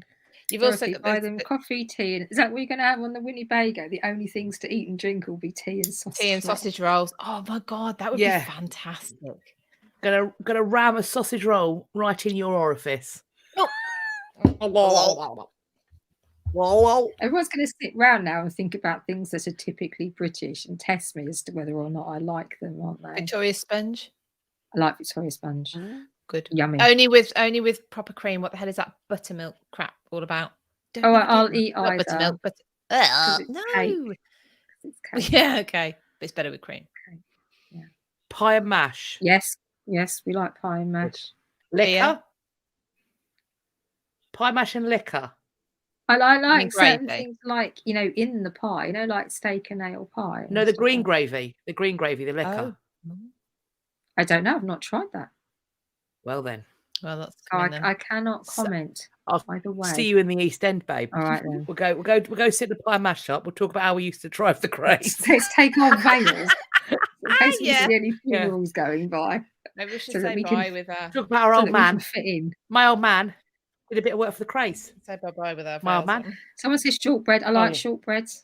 Cornish pasty. I like. Is shortbread Scottish? I think it is, to be fair. Yeah. That's Cornish pasty is like a Cornish pasty. I love a Cornish pasty. Who doesn't love a Cornish pasty? Even me. Even I like Cornish pasty. How can you not like a sausage roll, but you like a Cornish pasty? Because I can identify. Family. I can identify. Potato and mince. No, babe, you're kidding. You're lying to yourself. Yeah, you're lying. Those are the lies you tell yourself. Yeah, you lies to yourself. I hope you're all winning. People want my advice today, right, would be, because normally we give out some life advice, don't we? And my advice to everybody out there is choose your friends very carefully. You have. Look at us. We're fucking brilliant. You love it. Barbara, jellied eels. Hell no. No. I don't know what that was all about. Absolutely. Everyone agreed with me then. Hard pass. Jellied eels. Hard pass. Pretty Pick Jelly. Wants no. An official Widows of Lancaster Vale. Yeah, well, these are them.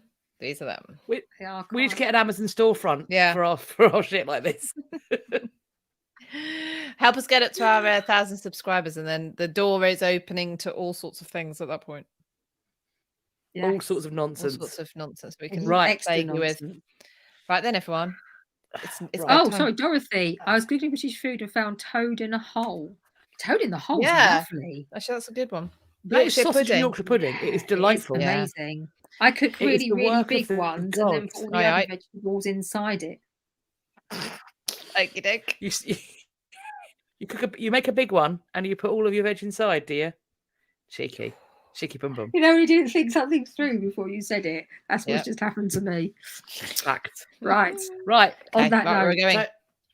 So count us out. We'll see you at the tower. Right, everybody. See you at the tower. That is 3, 2, 1. Bye. Bye. Hi, everybody. Hi, everyone. Thank you so much for coming down and joining us. We are on YouTube already, live and ready to go. So if you are on YouTube, there's all three of us here. Really pleased to see you and excited to have you back. On Instagram, it is, of course, at the moment, just myself, which means we're waiting for two very important people to come down and join me. And hopefully the tech will work, because sometimes it doesn't, mostly when it's me. I'm wondering today if we can get Philippa up first, because normally Philippa comes in and it takes about 5 hours to get her up on the screen. We've got a good one today. We've been excited about this one for a while. In fact, I think ever since we started putting the list together, when we first had the idea that we were going to do this, this is one of the first ones that we put in. And Philippa's in first. Wow, what has happened? Yeah, wow, thank you. Yeah, so we've been really looking forward to this one. So I hope you have too. We've been saying for weeks, R's going to be a good one. A lot of people thought it was going to be Richard III. And we're like, no, too obvious. And a couple of guests last week that you thought it was going to be Richard Rich, and here he is. So yeah, we've been looking forward to this one. Indeed. Oh, actually, that reminds me. We sometimes get people put requests to join up on Instagram. So just to let you know that we aren't ever going to request to join anybody on Instagram if you put a request in, unless we have a guest planned. It's not going to happen. I only say that because it happens a lot, and I don't want anybody to think we're ignoring you. We're not ignoring you in the sense that we see the request, but we're not going to. We're ignoring your request in the sense that we're not going to do it. Just so that you know. All right, then here we are. So lots of people coming in on both platforms, and I'm just like, oh goodness, there's quite a lot of comments coming in on Instagram and everything already. So it's lovely to see you all. Thank you so much for coming down. I hope you're all right. Now, if I could get a Kat particularly really hates this dude, so it's going to get sweary. So Kat, I think it's time. Yes, it is. Before we jump into the Rich Meister General, welcome. If you hear screaming in the background, my 2-year-old has decided that sleep is for the weak. So we will. This is why Catherine has is manfully taking over the Instagram. It was supposed to be me tonight, but I said there are points where I'm going to have to mute, because he is an angry nugget tonight. God bless him. Hopefully you may hear him shouting. Anyway, let's continue. Welcome to History After Dark. It's just gone 8:15. And this is going to get wild.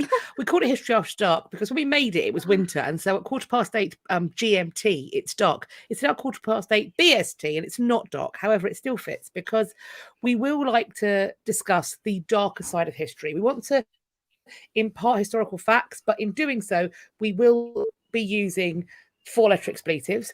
We will additionally be doing smutty jokes, innuendo, and generally talking about things that may be not suitable if you are eating. There are some rules to follow. Before we get to those, if you happen to be in an open plan office with a judgmental boss, I suggest you put a headphone in. The stuff we talk about will get you a disciplinary. If you want that, crack on. If you are in a car, a living room, a kitchen with a small child who is a dobber, we have named this child Timmy. Timmy is a problem. There's merch, check it out.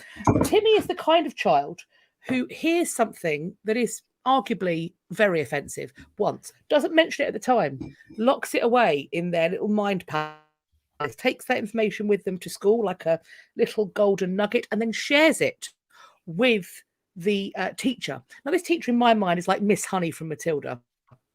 And she is a delicate soul who does not watch the depraved filth that is the three of us. So she does not know the cardinal primary rule of History After Dark, which is if you don't know what it means, don't Google it. It's not for you, baby. It's just not for you. And that's fine. There's other stuff that's for you. So she has Googled it. And now Miss Honey needs at least 6 months of intensive therapy to deal with the horrific stuff that she's heard. And you're going to be asked to pay for that. It's also embarrassing because you've had to come up to school. So if you don't want that to happen, put a headphone in. Alternatively, you can always watch us on the playback, on the Instagram or the YouTubes. I say you can. I will put the caveat out there that it's entirely possible that there will be an occasion where, once again, we've done it one time before, we will say something that is so offensively depraved, so borderline illegal, that we have to yeet the footage into the sun of history. So it's always worth watching us live. if you possibly can. So I've already mentioned one of our rules, which is if you don't know what it means, don't Google it. Another one of our rules is this is not a drinking game. I pray to God you're all adults, but this is not a drinking game. If you choose to do so, we don't endorse that message.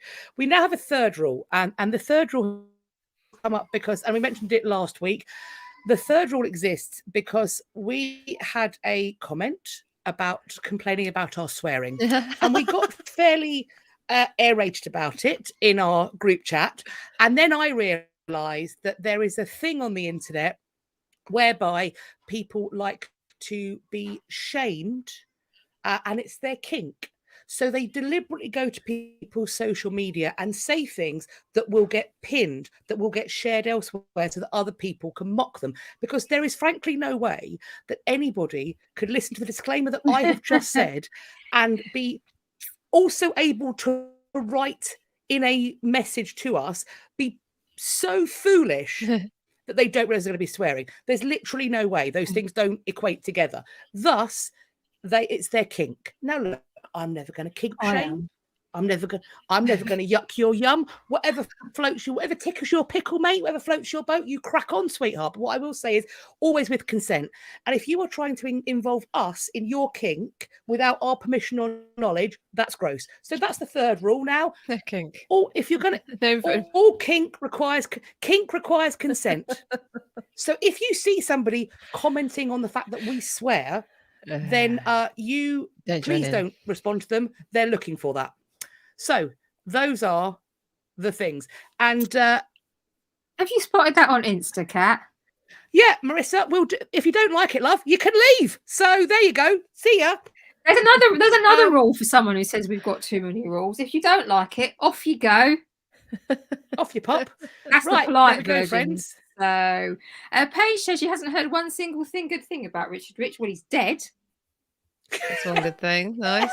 Nice. So, you know.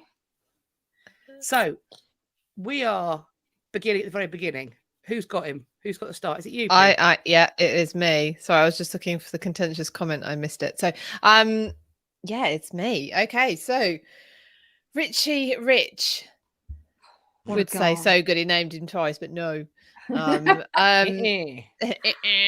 So there's some obscurity over his birth date.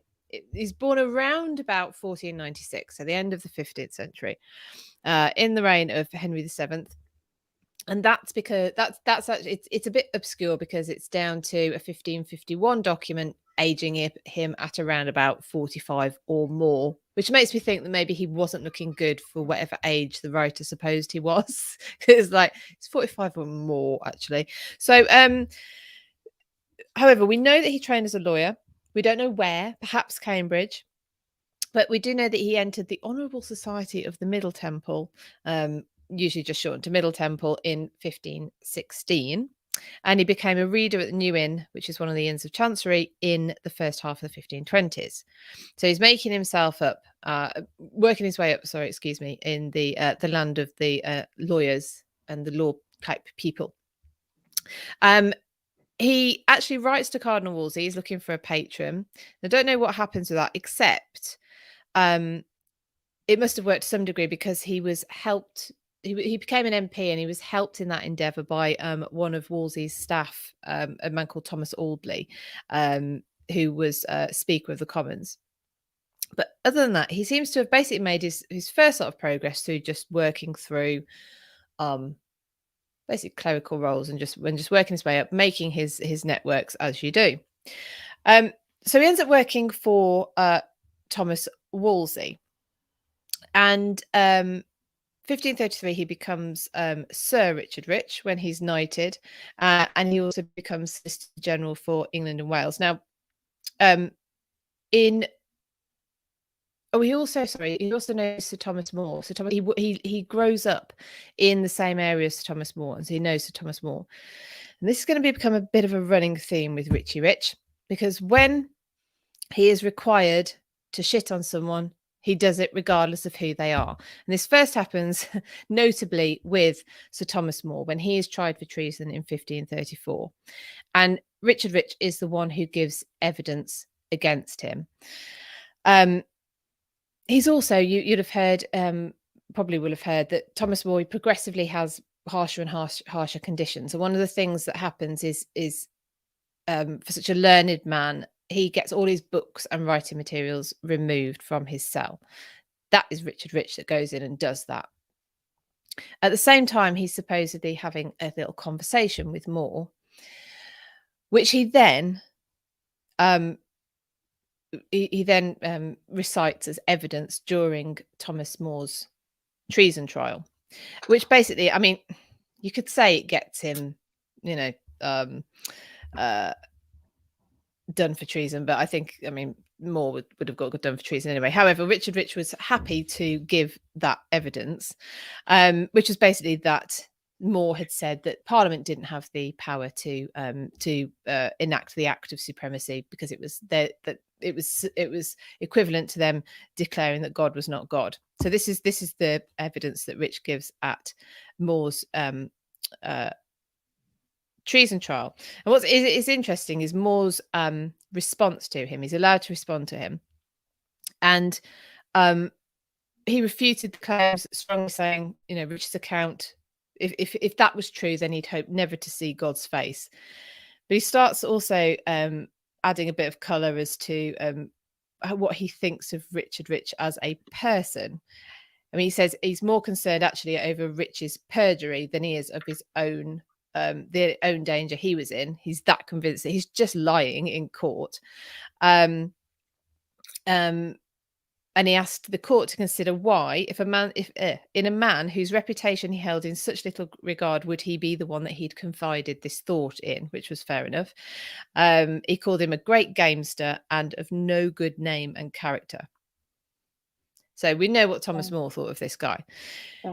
Richard Rich also was the chief witness at John Fisher's treason trial at around about the same time. And again, it was relaying a conversation that he was supposed to have had with Fisher in his cell. However, this time, Fisher does actually say, well, okay, yeah, we had that conversation, but Richard Rich told me that it was that the king had said that I could speak freely and this was going to be, and it wouldn't get me into any danger, basically.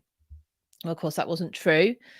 And he relayed the conversation and caveated it with, well, why do you think you should get to speak up against the law? You have, you know, effectively, you don't have free speech to speak up against the law, regardless of the fact that I told you you did.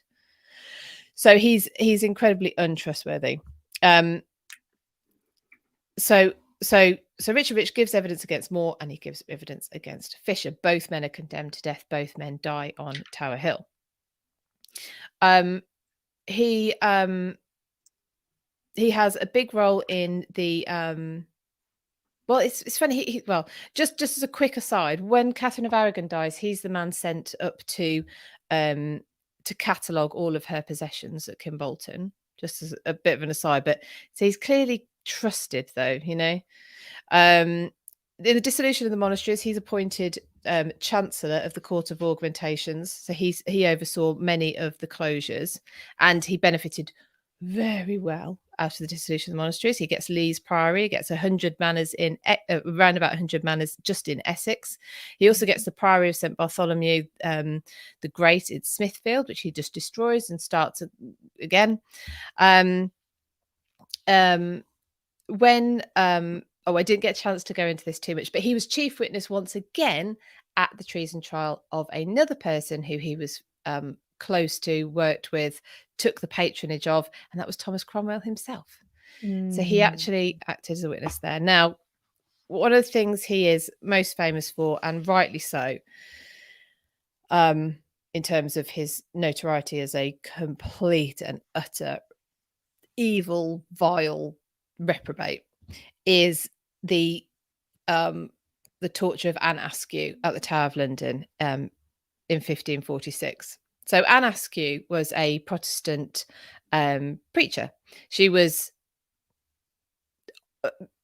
unpopular, not just for her beliefs, but she's a woman, she's preaching, and she divorces her first wife because he's divorces, they were very progressive, it's like divorces her first husband because he's abusive and horrible. So she's done all these things. So she's she doesn't.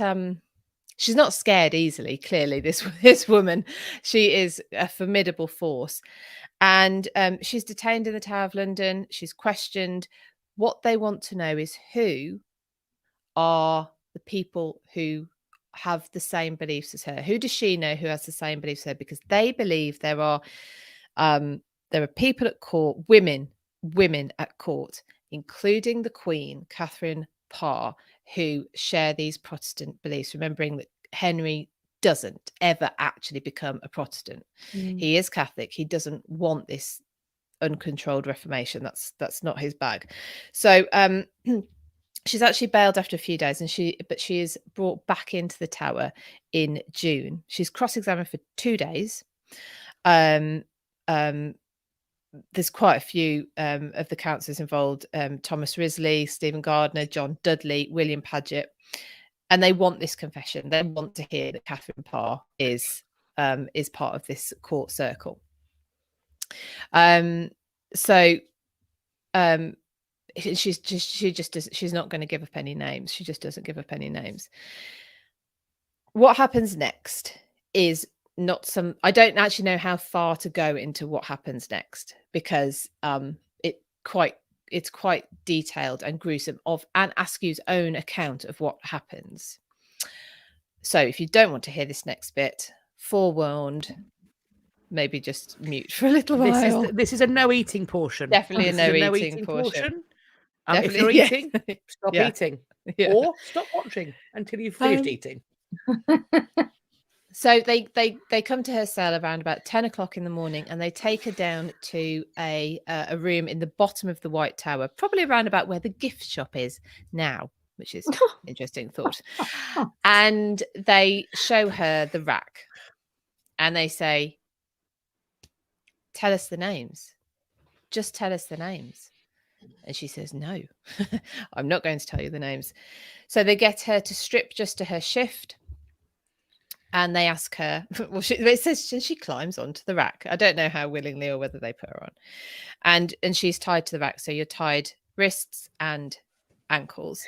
And they pull each of the wheels, and she ends up by the tension of the ropes on her ankles and wrists, 5 inches or so above the bed. She's no longer touching the bed.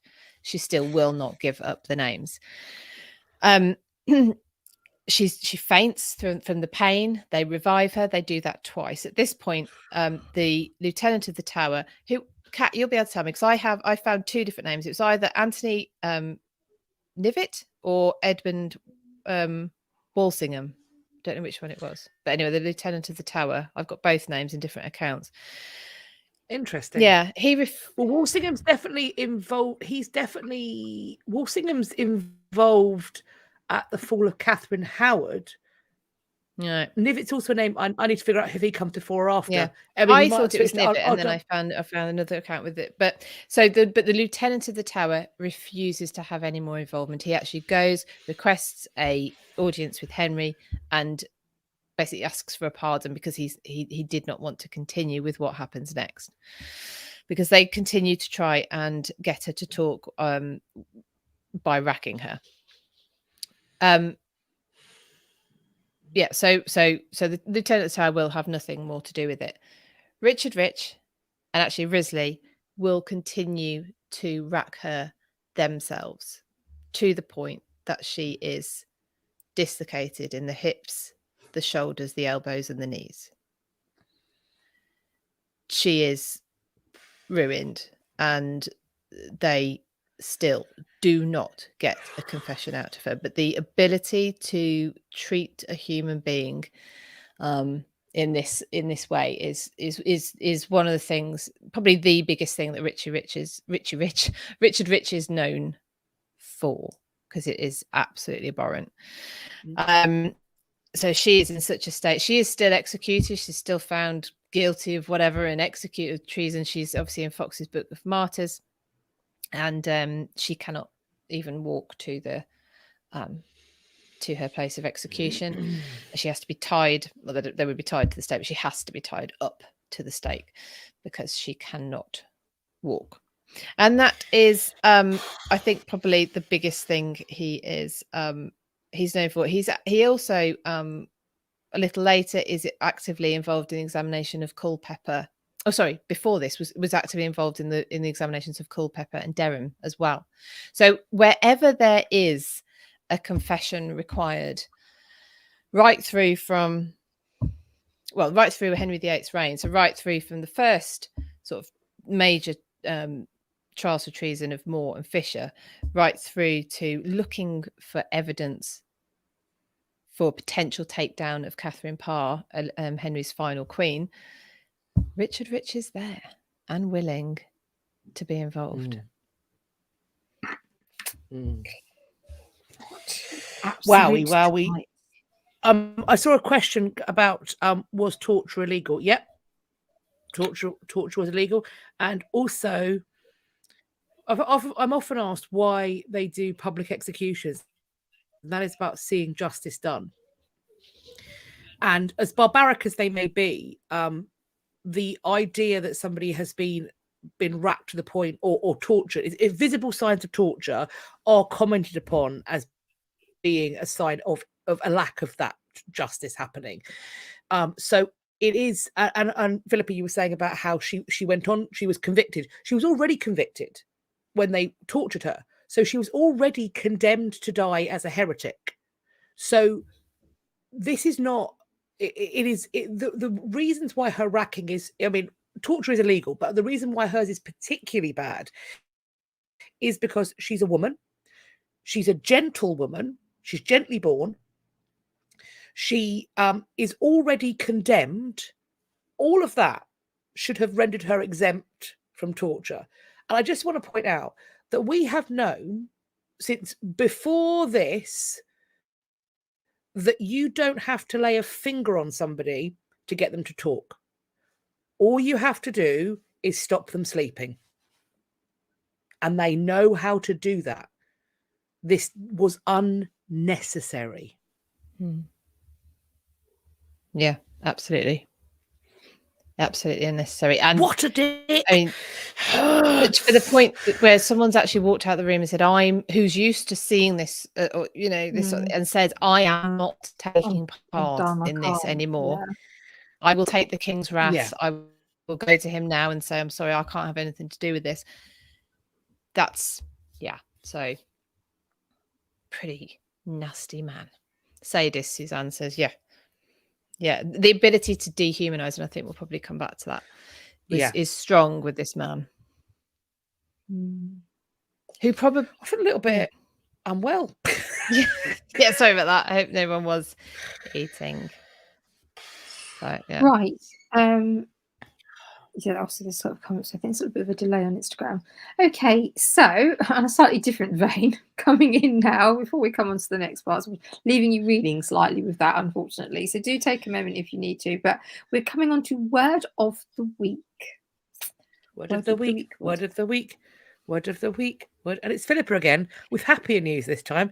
It hasn't got. It feels like we should be cheerful now. Although actually, I know what your word of the week is, but I just want to clarify that we are moving off of racking and torture. Yeah, we are moving off of racking and torture. Although you might think we haven't when you tell us what the word of the week is. It's a phrase, and it's a phrase that I used in a conversation with Kat and Catherine. I sent them a picture of my new garden furniture, right, which has a table. Very fancy. Which is nice. It has a table, and in the middle of the table, it has a metal trough, that you put ice in and you stick your drinks in. So I sent a picture of this to the girls and said, what do you think? Using this in anger at the weekend, because it's just empty. So I was using this in anger at the weekend, and Kat's like, are you going to violently assault somebody with it? Because sign me up. I mean, if we're on a ruck, let me know. I will drop. I have car will travel. Who are we fighting? Yeah, but no. Confused. So this confused everybody, because this is a phrase that I didn't know it was that obscure. But yeah, so if you're going to use something in anger, You're basically using it. It's not a practice run, people. It's it's for real. It's not a practice run for my champagne bucket. So I was trying to find where it came from, because I was thinking, well, I've just used it for ages. It might be military. So, the difference between using firing shots for practice and firing shots in anger, it's no longer a practice. You're actually aiming to kill.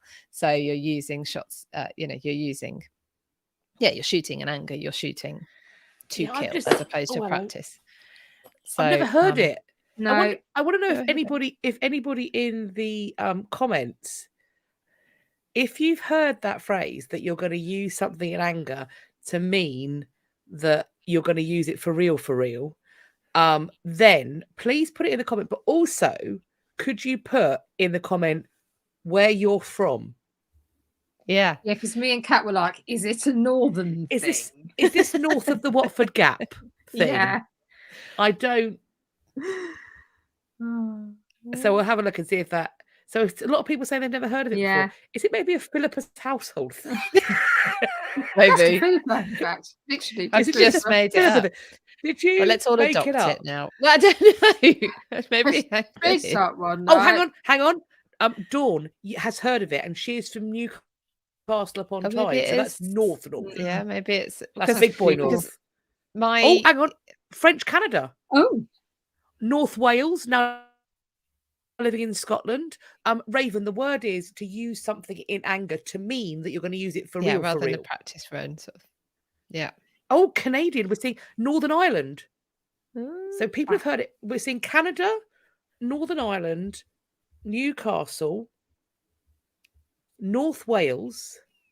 So it's just, I think it's just outside of the keyhole of England. Southport, Lancashire. Yeah. Oh no, we're down not in guessing London. it. We're Raven. We know what it means. We are asking, have you heard that phrase? And I'm interested as to where you're from, because we think it's a northern thing, but it's clearly not just a northern thing.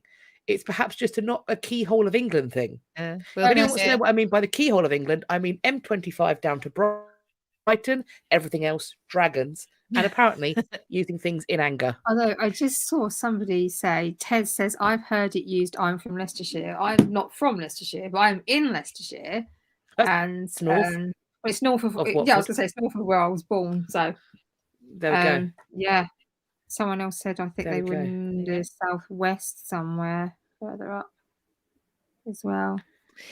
So thank you, Teresa. Thank you, Teresa. Thank you so much, Teresa. Oh wow, Teresa, yes, thank you. Thank you so much. Everyone's very kind to us.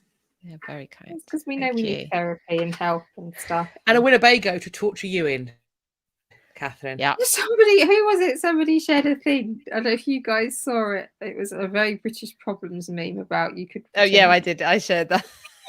About sitting in a lovely warm bath, and you could pretend that you're sitting in a great big cup of tea and that you were a biscuit, and then all I could think of was soggy biscuit. It did have a dual had meaning, which is why I shared it. I thought you'd appreciate that. Le soggy biscuit. Ah, that classic. If only we still had that. That was amazing.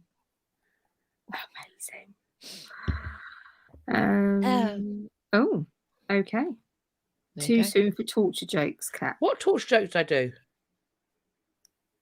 Did I do a torture joke? The Winnebago torturing Catherine. Oh shit! Yeah, sorry. Apologies.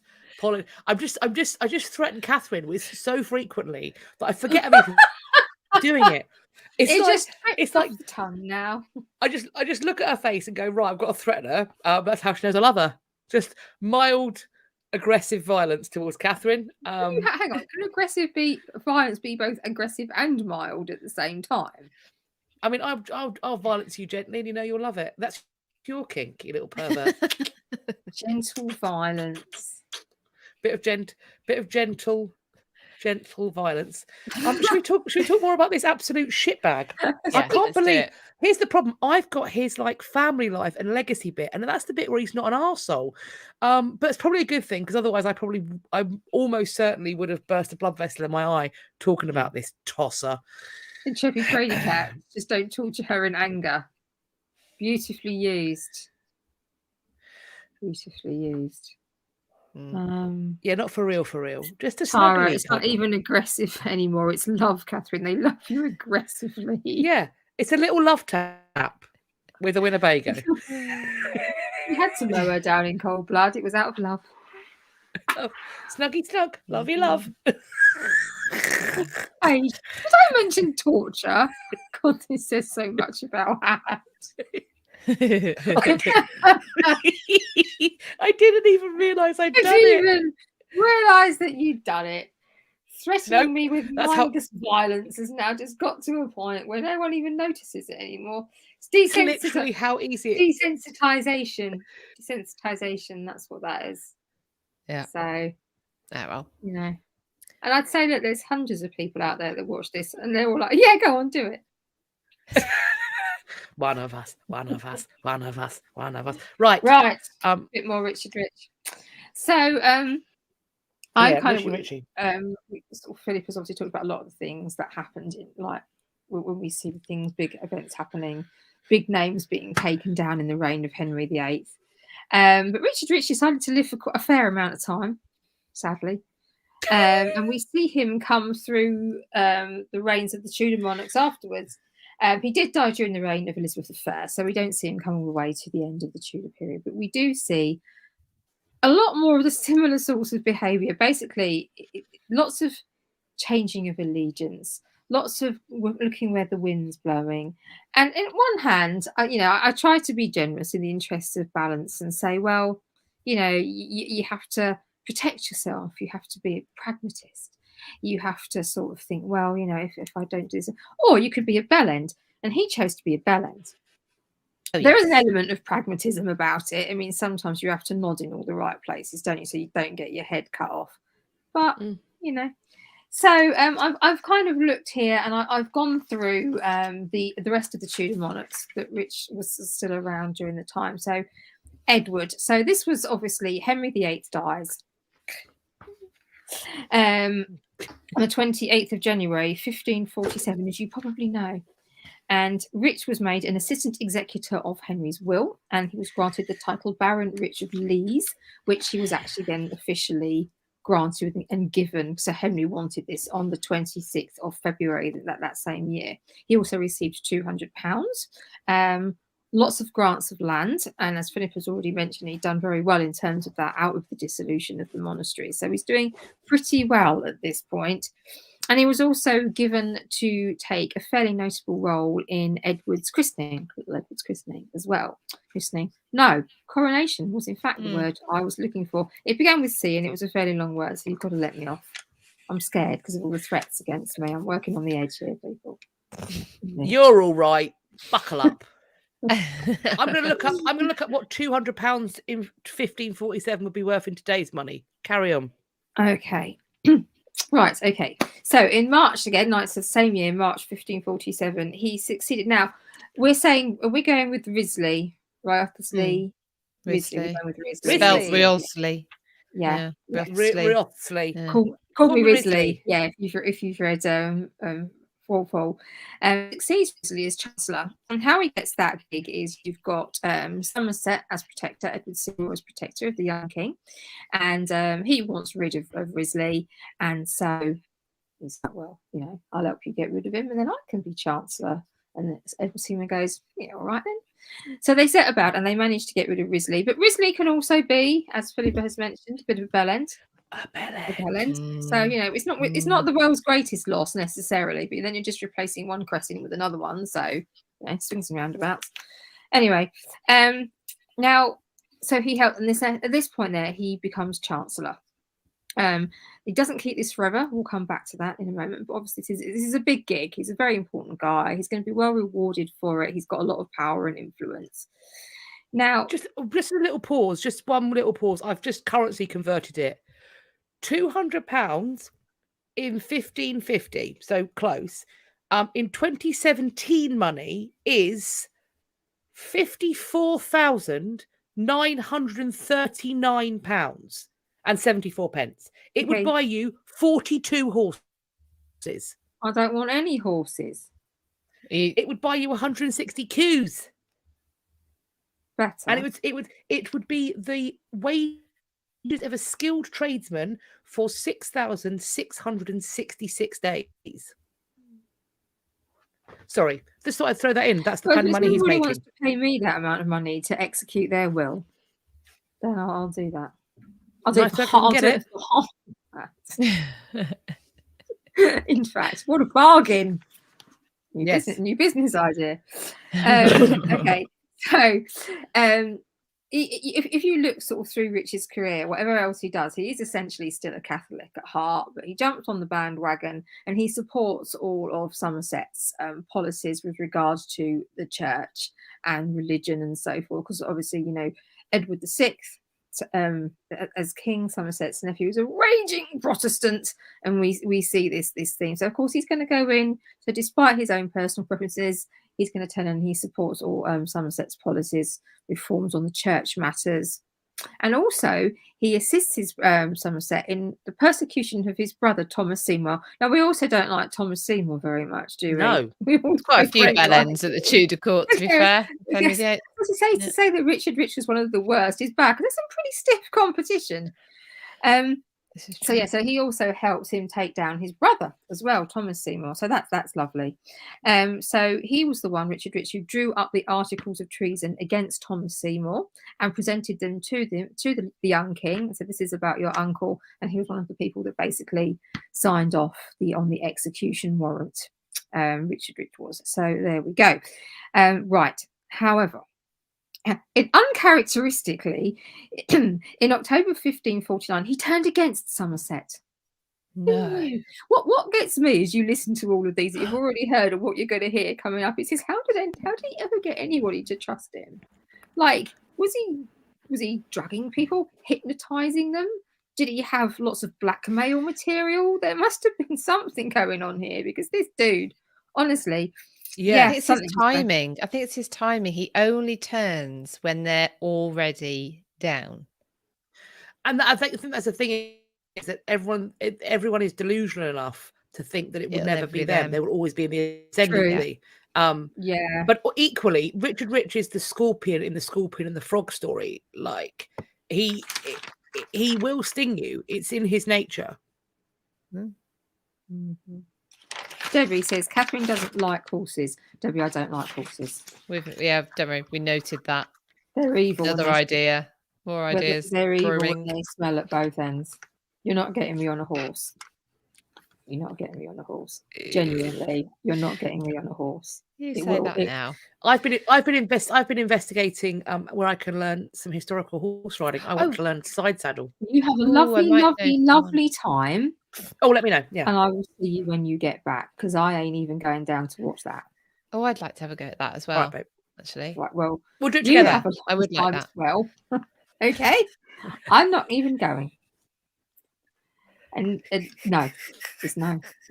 You can hold the coats. You can come and just hold the coats. But like somebody at Disney, you can't go on the ride. You can't go on the ride. Yeah, you can hold the pack ups. Yeah. And it will smell of horse, because horses fucking stink.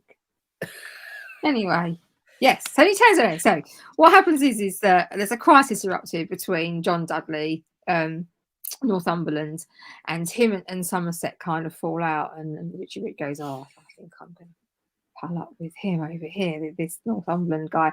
So basically what happens is John Dudley is Lady Jane Grey's father and in-law, and then there's obviously now you can argue whether or not you want to. There's a whole other debate as to whether or not Dudley persuaded, forced Edward to put Lady Jane Grey on the throne. Some people believe he did. Some people say that he didn't. Whether he did or he didn't, Edward decides that he is going to name Lady Jane Grey as his successor.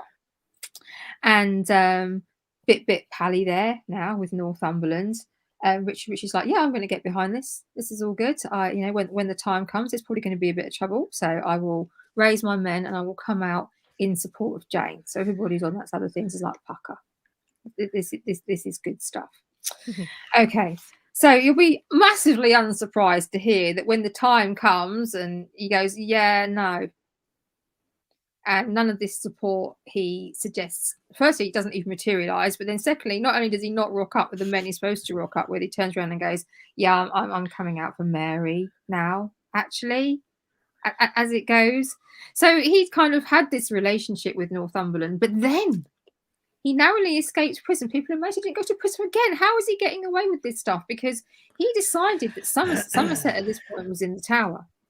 And he decided that he was going to reach out to Somerset and try and be friends with him. So he writes him a letter, but being a little bit careless, he just addresses it to the Duke. So his servant, who must have been thick as shit, decides that he meant the Duke of Norfolk. Why? Well, exactly. There's no way that's not thick as shit. Exactly. There's not no thick way as shit. anyone. Someone else looking to There's profit. no way anyone is that stupid. The Duke of Norfolk, so Thomas Howard, 3rd Duke of Norfolk, stays in the Tower as a prisoner for the entire reign of Edward VI. So there is no plausible reason, unless they've been long-time besties or something, for Richard Rich to be sending a note to Thomas Howard, 3rd Duke of Norfolk. So this is all. But anyway, so this gets turned around that Richard Rich is trying to commit acts of treason against Northumberland. People expect him to be put into prison, but he's not, because he goes to the king, he pretends he's ill, and he resigns his chancellorship. So this possibly kind of like saves him. So he's prepared to jack in the decent job because somehow or another, either he's tripped himself up or he's been a little bit set up. But once again, he manages to save his own neck. Somerset is executed in 1552 on charges of conspiracy, and it's Richard Rich that basically goes to the mayor and the alderman and says, oh, well, here's all the list of all the reasons why Somerset, while Edward Seymour was reigning against the Protectorate, here's all his abuses of power. I'm bringing them to show them to you, whilst he's trying to write to him apparently and be mates with him. So there we go. That's how sort of those relationships come to an end.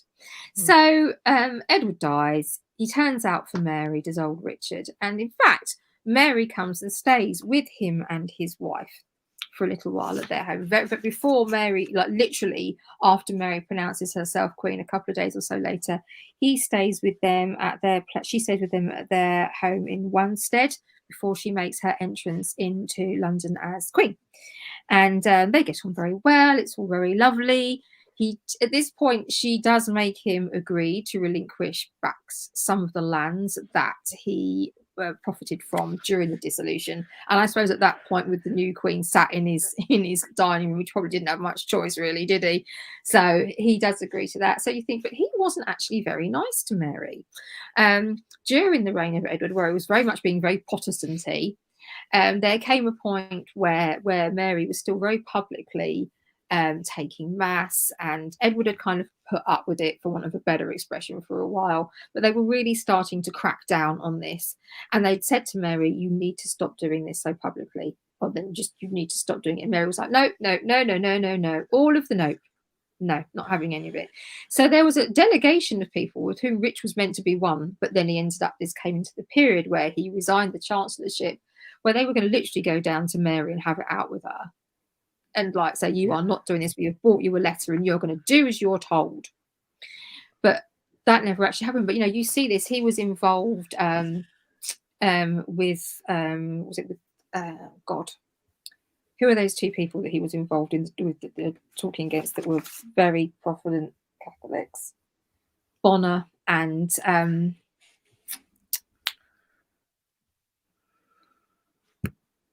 yes, it'll come back to me. Anyway, so he'd been, he'd been taking, there were some real major Catholic players that he'd been involved in speaking against, persecuting during, their names will come back to me in a minute. You'll recognise their names when you hear them, during Edward's reign. And these were people that were very popular with Mary and that she thought a great deal of. So you'd think that when Mary came into power, I can only assume that because he stepped out for her at the last minute like that, and sort of that maybe that's why she decided that she wasn't going to give him a hard time. And he probably played a very clever line with how he presented his religious sympathies during her reign.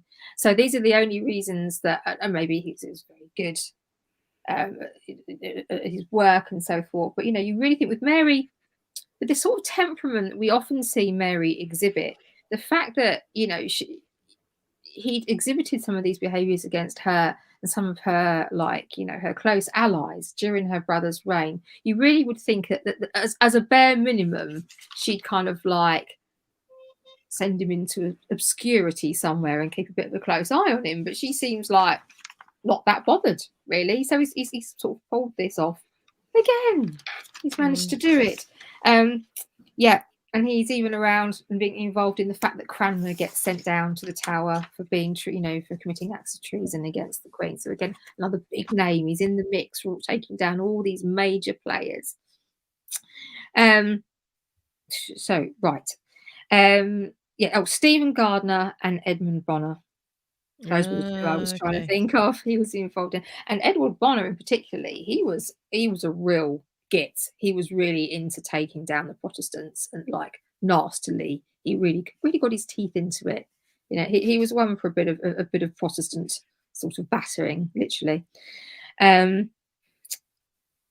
think the Jane Grey thing was the big thing that maybe swung it for him. I don't know. It's the only. If anyone can think of any other reason why that's even vaguely viable, then please let me know, because I'm struggling. So Philippa mentioned earlier his associations with Essex. In Essex, he started to turn Essex back to the true faith, the true religion of the Catholicism for Mary, and he became one of her most active persecutors in that region and did some pretty horrible stuff, as I'm sure you can imagine, because that's him. Some good bits. During her reign, he founded a chaplaincy with the provision of singing muses and dirges and ringing bells in Felsted Church.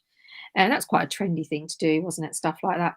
It also gave him allowance of herrings to 3 parishes. Lovely. And this transferred to the school he founded in 1564, which of course after Mary died, the Felsted School and associated almshouses in Essex. And it was primarily for children born on the founders' manors, teaching Latin, Greek and divinity. Now in November 1557, Mary declared war with France because she was married to that idiot Philip of Spain, and as a result she sort of stepped up. So of course he's all involved with that as well. He's all over that as well. Likes a good war. Yeah, he also helped Mary to he did help to sort of resuscitate some of the monasteries a little bit. He stepped in, so that may have been seen as a good thing by some people, I suppose. And in 1555, he granted her the remains of the monastery of St. Bartholomew, where she set up Blackfriars. So he kind of comes into his own now. Towards the end of Mary's reign, he's starting to wind down a little bit how much he is at court and all things like that. We do see him at some of the Privy Council meetings. He's involved in some fairly big bits and pieces in Mary's reign, on and off. We see him present at various different things. When it comes to Elizabeth's reign, so Mary passes away 17th of November 1558, and although he was pretty much retired from court, his services were still called on. He was called on to help escort Elizabeth into London, to accompany her into London. He served on having given them some back to some of them himself, he then served on a commission to look into the grants of land made under Mary, some of which were the ones he'd had to give back to her. He did not support Elizabeth's active uniformities. That's a little bit uncharacteristic. Normally, he would just do whatever he needed to do to make sure he was right up the arse of the person concerned. But he did not support her active uniformity. He was not on Elizabeth's Privy Council either. So I think maybe she was a little bit more wary of him, perhaps, but that purely just have been because of the element of religion. The fact that her sister did trust him probably was enough at that point to make her think. She could probably have watched him on the sidelines for such a long time by that point as well. Keep him around so I can kind of keep a bit of an eye on him, but don't let him get like. Sometimes you have to keep an eye on somebody, don't you? Like there's a few people I know, we've discussed this, who we know the things they're up to, but I pretend that they've fooled me. And I can keep an eye on them. If you think it's not you, it probably is. None of you. Well, I don't think so. I don't know. We tell you everything anyway, so yeah, they do. I mean, you lot in the audience. But maybe. Yeah, we all tell each other everything anyway. So we've got to be friends forever now because we all know too much. Right.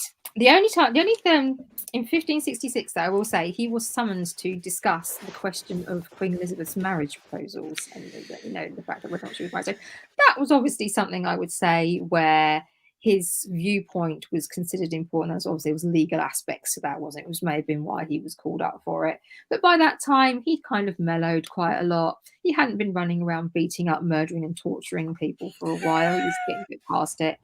Anyway, did the world a favour and died at Rochford in Essex on the 12th of June, 1567. I couldn't get the party poppers, otherwise I'd have bought one out, and was buried at Felsted Church. Just a little bit about his children. Now, there seems to be a bit of a... I'm going to do the children, though, Eb. Okay, but I was just... there were a lot. There were a lot. But a couple of them, and the grandchildren, pretty interesting, actually. Did some pretty interesting stuff. So there's Richard Rich's history for the remains of the Tudor dynasty and the lots of changey abouty stuff and the being mean to people.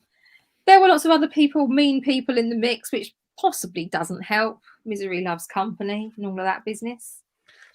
So, but you could just see for what Philippa built on, it was more, I mean, the torture of Anne Askew was, for want of a less awful expression, a highlight of his career. But you see the same themes just running through this man's actions and behaviours, and just giving zero fucks. Yes. Here lies Richard Rich. He gave zero fucks. It sounds like that's actually what's on his grave. I looked it up. Findgrave.com. Findgrave.com. Didn't give a shit. Here lies Richard Rich. Didn't give a fuck. I think it sounds a bit like he had all the traits of Thomas Cromwell in, administrative capability and cruelty, but he endured. It sounds like he is probably, I think maybe other than the Askew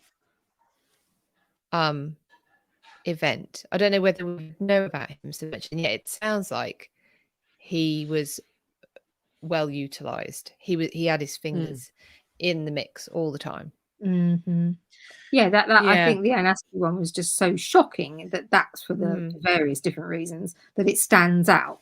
But makes him was known. Up to all Otherwise, he would just be another name in the mix of the names, But actually, when you think about it, he was there all the time. Yeah. But then equally, there's more to it though, because we actually think about and discuss him as being exceptionally bad, and we don't lump him in with Risley for that. Obviously Risley's there for the Anne Askew, but there is something about Richard Rich that makes that becomes, there's an exceptionalism there.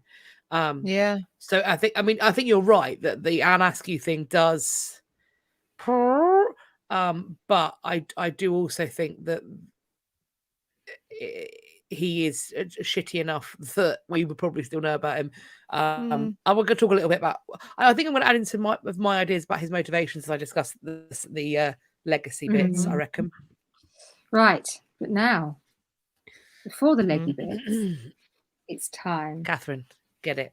It's time. And yes, you do have to put it over your face. Yes. Fucking bastard thing. I mean, the fact that someone even made these in the first place.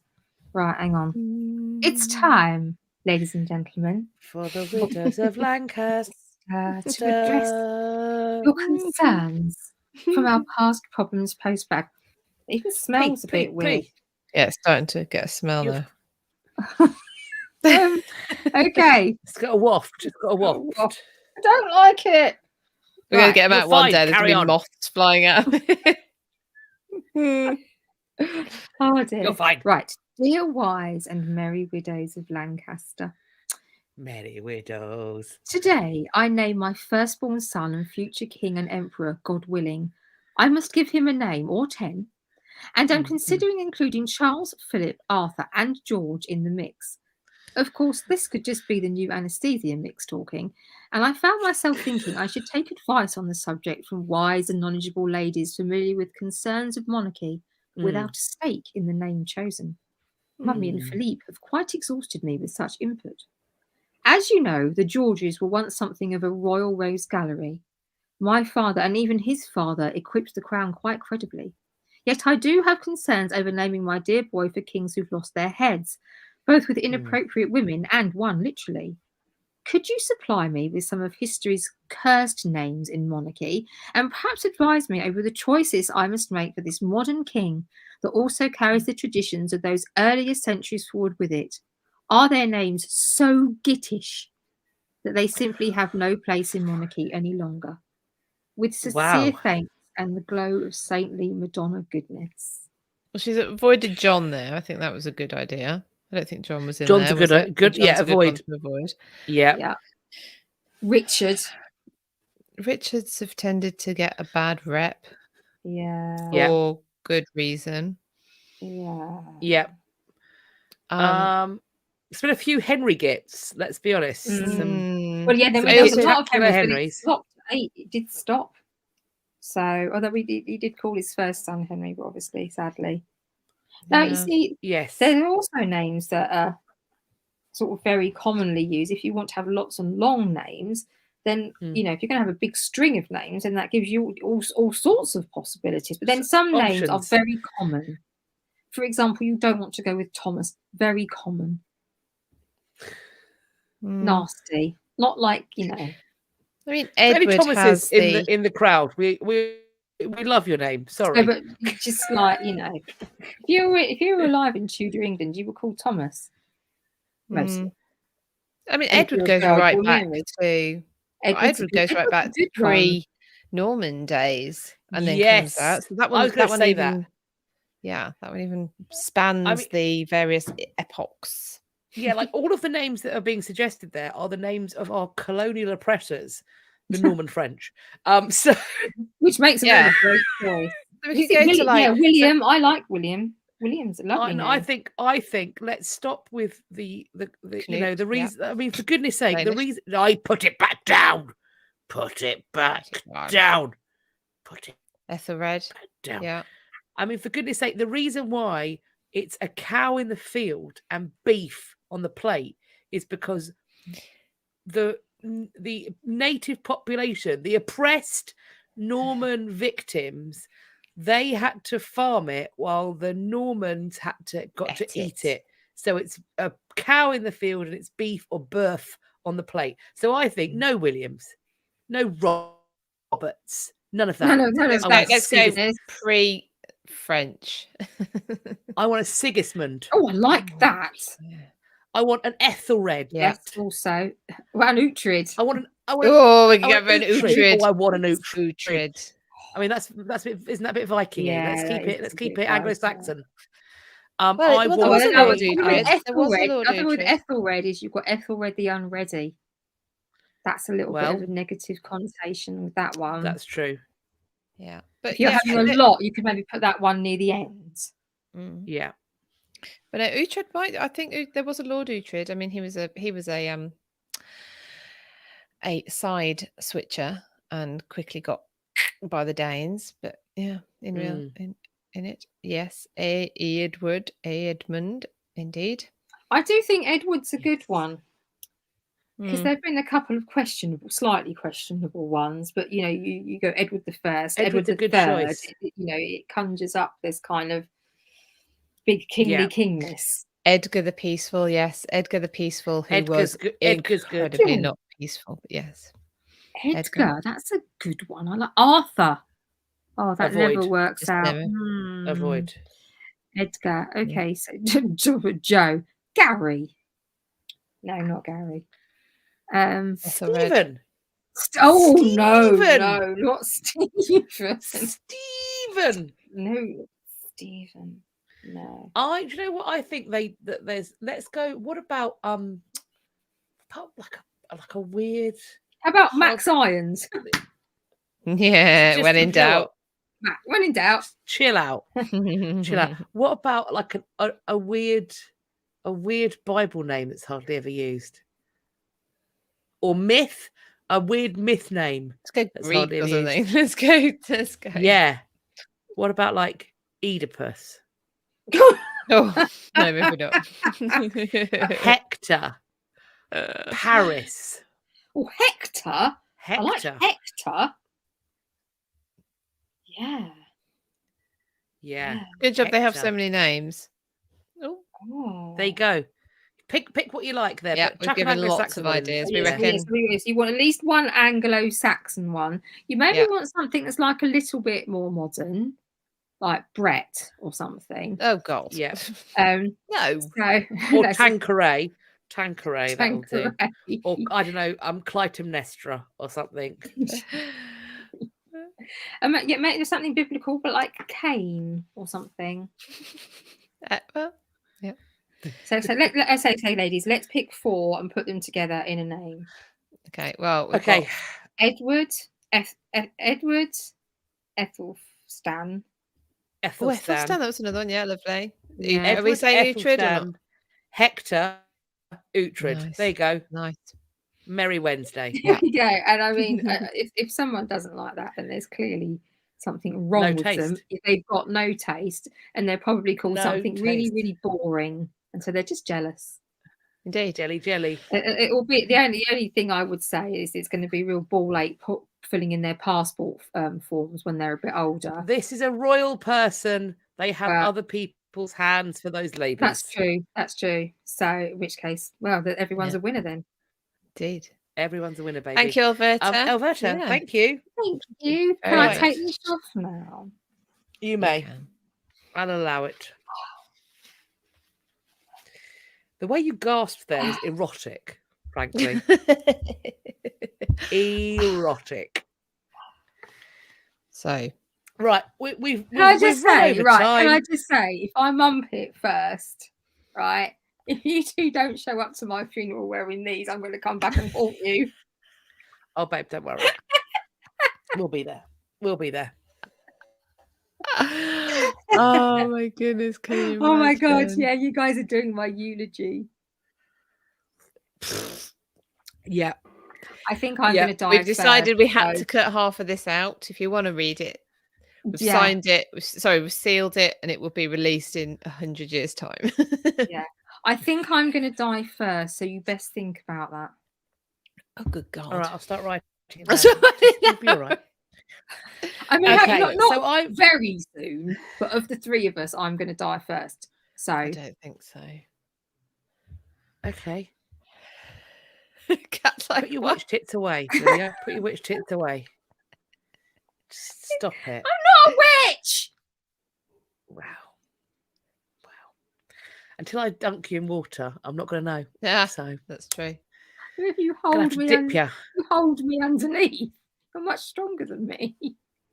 I'm just going to tie your hands and feet and chuck you in like they used to in the olden days. I'm going to test if you're a witch. Like, Do you float or do you sink? Raymond, is it because you're closer to hell, Catherine? Yeah. I think my journey downstairs has been on the cards for a long while. But on the plus side, at least it's warm. yeah, which it's not I'm cold. today. I am cold. I have actually got a hot water bottle. It's unbelievable. With July and it's cold. Yeah, see, it's not just me. I expected Philippa to mock me mercilessly when I said that. And she was like, no, it's cold. No, it's cold. It is cold. It's I give cold. my seal of approval on that message. Thank you very much. I do Yeah. think this means that we need to buy had hoodies soon.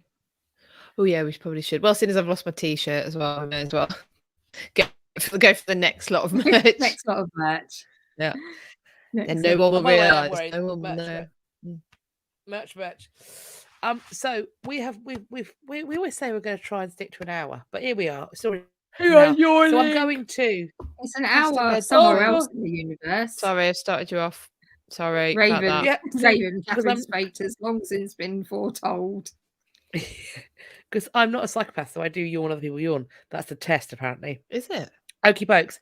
So let's go back to come forward. Let's talk about the famalam of Richard Rich. So as we said at the beginning, we don't know a lot about him, but in terms of family, it's suggested that he may have come or been connected to another family with the surname Rich. They belonged to the Mercer's company. So that potentially brings with it some affluence. It also brings with it the kinds of connections that get a person into a guild, perhaps also into a position where they can go to the Middle Temple. So those family connections could have been what place Richard in a position to get the opportunities that he does get. We do know that there is some London connection. So the London Mercers Company makes some sense because Richard Rich's father had a house in Islington, which was then in Middlesex, but is now in London. And Richard gets left that in his father's will in 1509. It's thought that he may even have grown up in the city. And this is why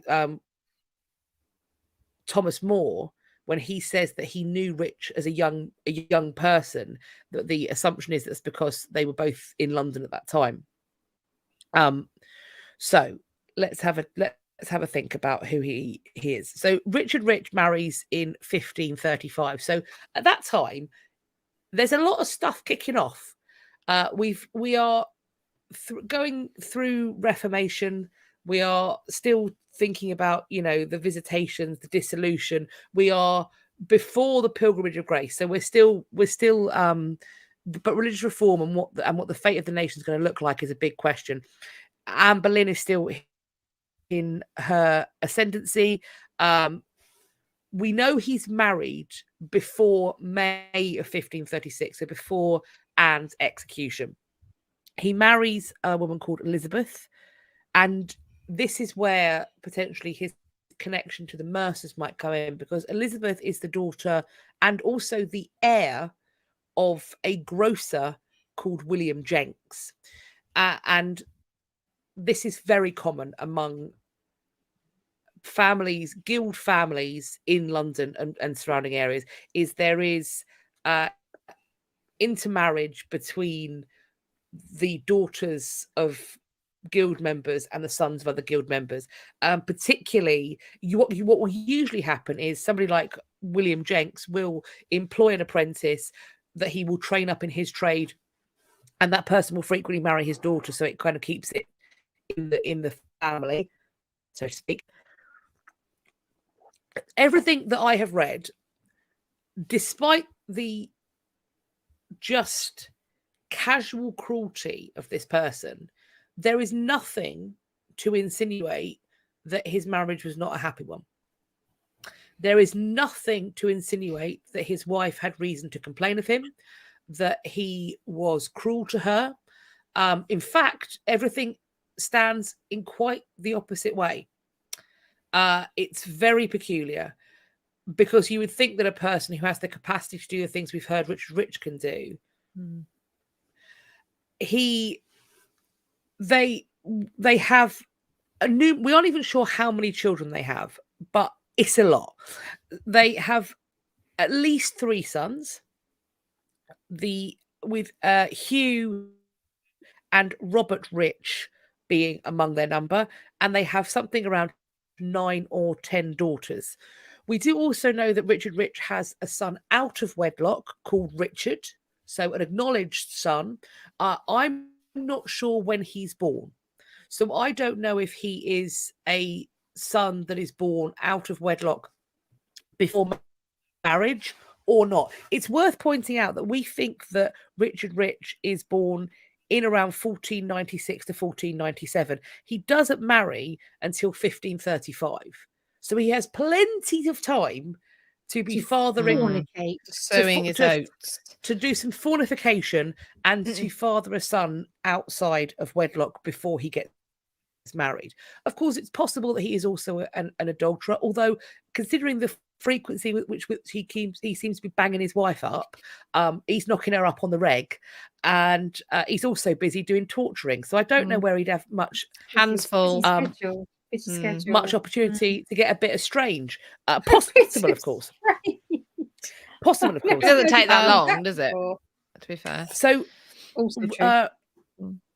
his illegitimate son Richard is the father of somebody who is knighted, Sir Nathaniel Rich. So, not only is this an acknowledged son, it's a son that carries the name, which I think it's interesting that a man like Richard Rich, who does in fact have these kids with his wife, chooses to acknowledge an illegitimate child and, as we're going to see, treat them with some kind of equality among the children. We have drawings of Richard Rich and his wife Elizabeth, the sketches of them by Hans Holbein. As a point of order, if you are going to be in the UK later in the year, there is going to be an exhibition of sketches of Holbein, the Holbein sketches, at Buckingham Palace in the Queen's Gallery. So just flagging that up. We've talked about his various roles, and something that I want to flag up, and particularly in his kind of turncoatiness, is that the evidence seems to point to the fact that actually, in terms of his faith, Richard Rich is Catholic, and fairly safely and stably a Roman Catholic. However, as we know, he is front and centre when it comes to bringing about the trial and execution of Thomas More and John Fisher. He's also front and centre when it comes to the dissolution of the monasteries.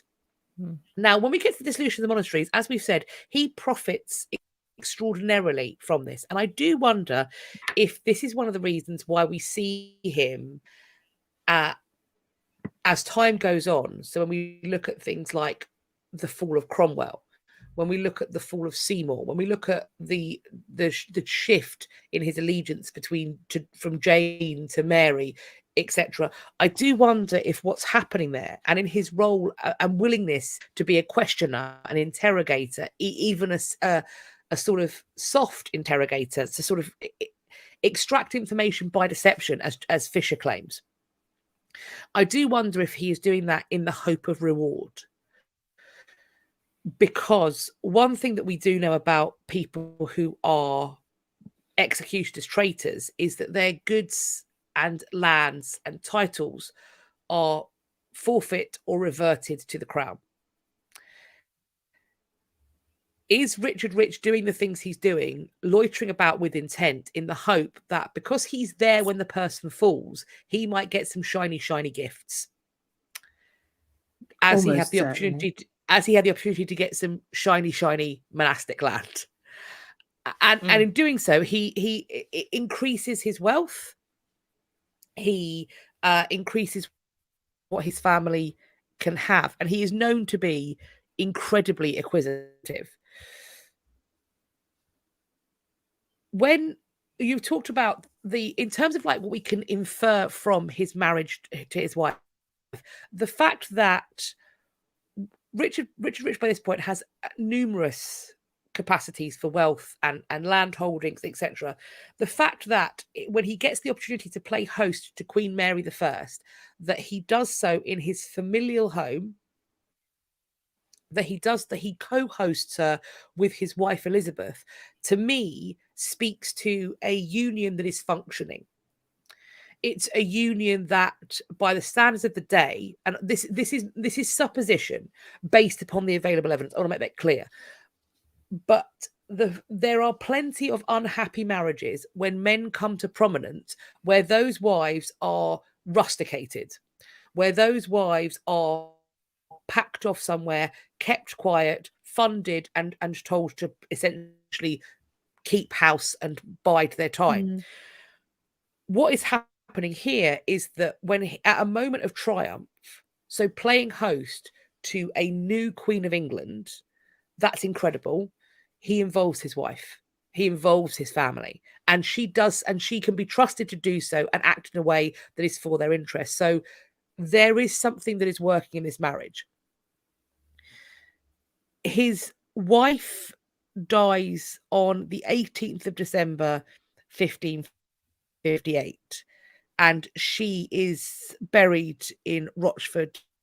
She's buried on the 18th of December, 1558, at Rochford in Essex.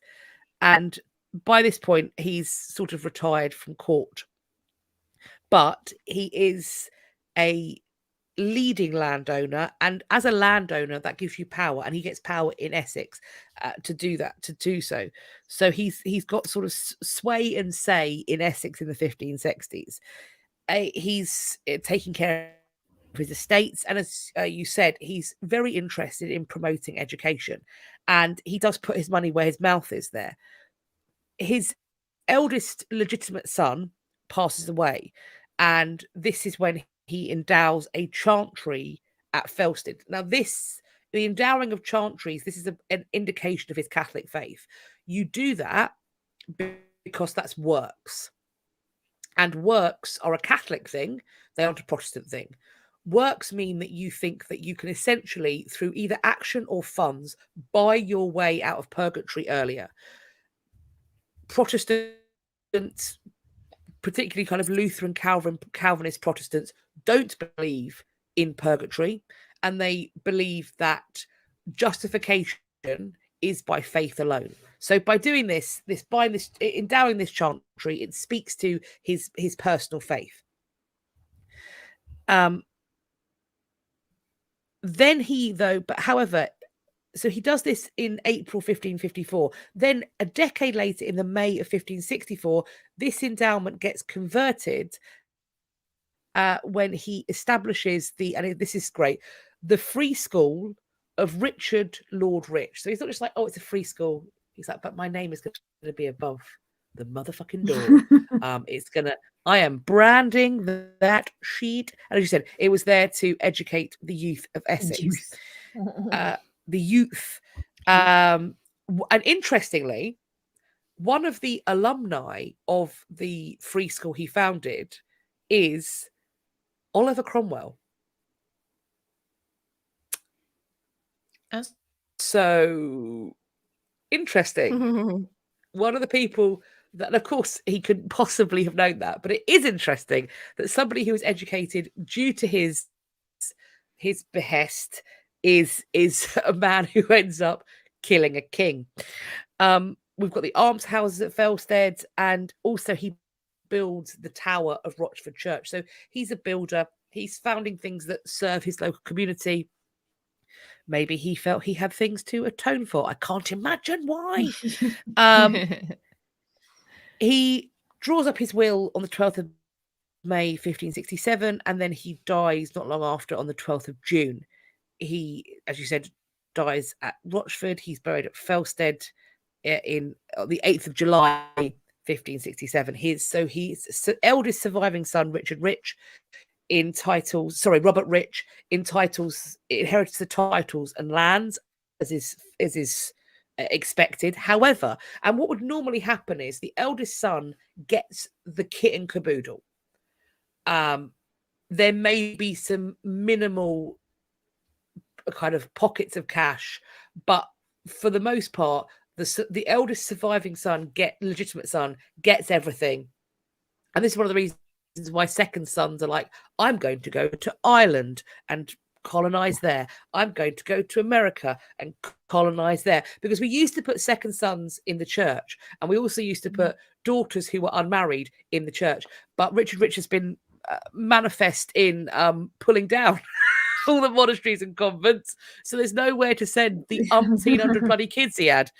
What he does do is that he has 9 surviving daughters at the time of his death, and he also has his illegitimate son, and all of them are mentioned in the will. All of them get legacies. I'm not quite sure how much, but they are all mentioned, which I think is quite telling about how he views his family and children. In 1620, he's still on the minds of his family because his great-grandson has a monument built and erected for him at Felsted to celebrate his illustrious achievements. In this monument, Rich is shown to be a speaker in the Commons and also as Lord Chancellor. Because in the monument, I'm not sure if it still stands, he's holding the Great Seal purse and he's dressed in his state robes. Now, by the mid-16th century, so not long after his death, or even, in fact, still during his lifetime, he does have this reputation for being an amoral turncoat with a propensity for sadistic violence. And this is related to his essentially tricking More into confessing, tricking Fisher into confessing, the stuff he does to Anne Askew. So all of this sort of litany of information makes him seem like a very not good guy.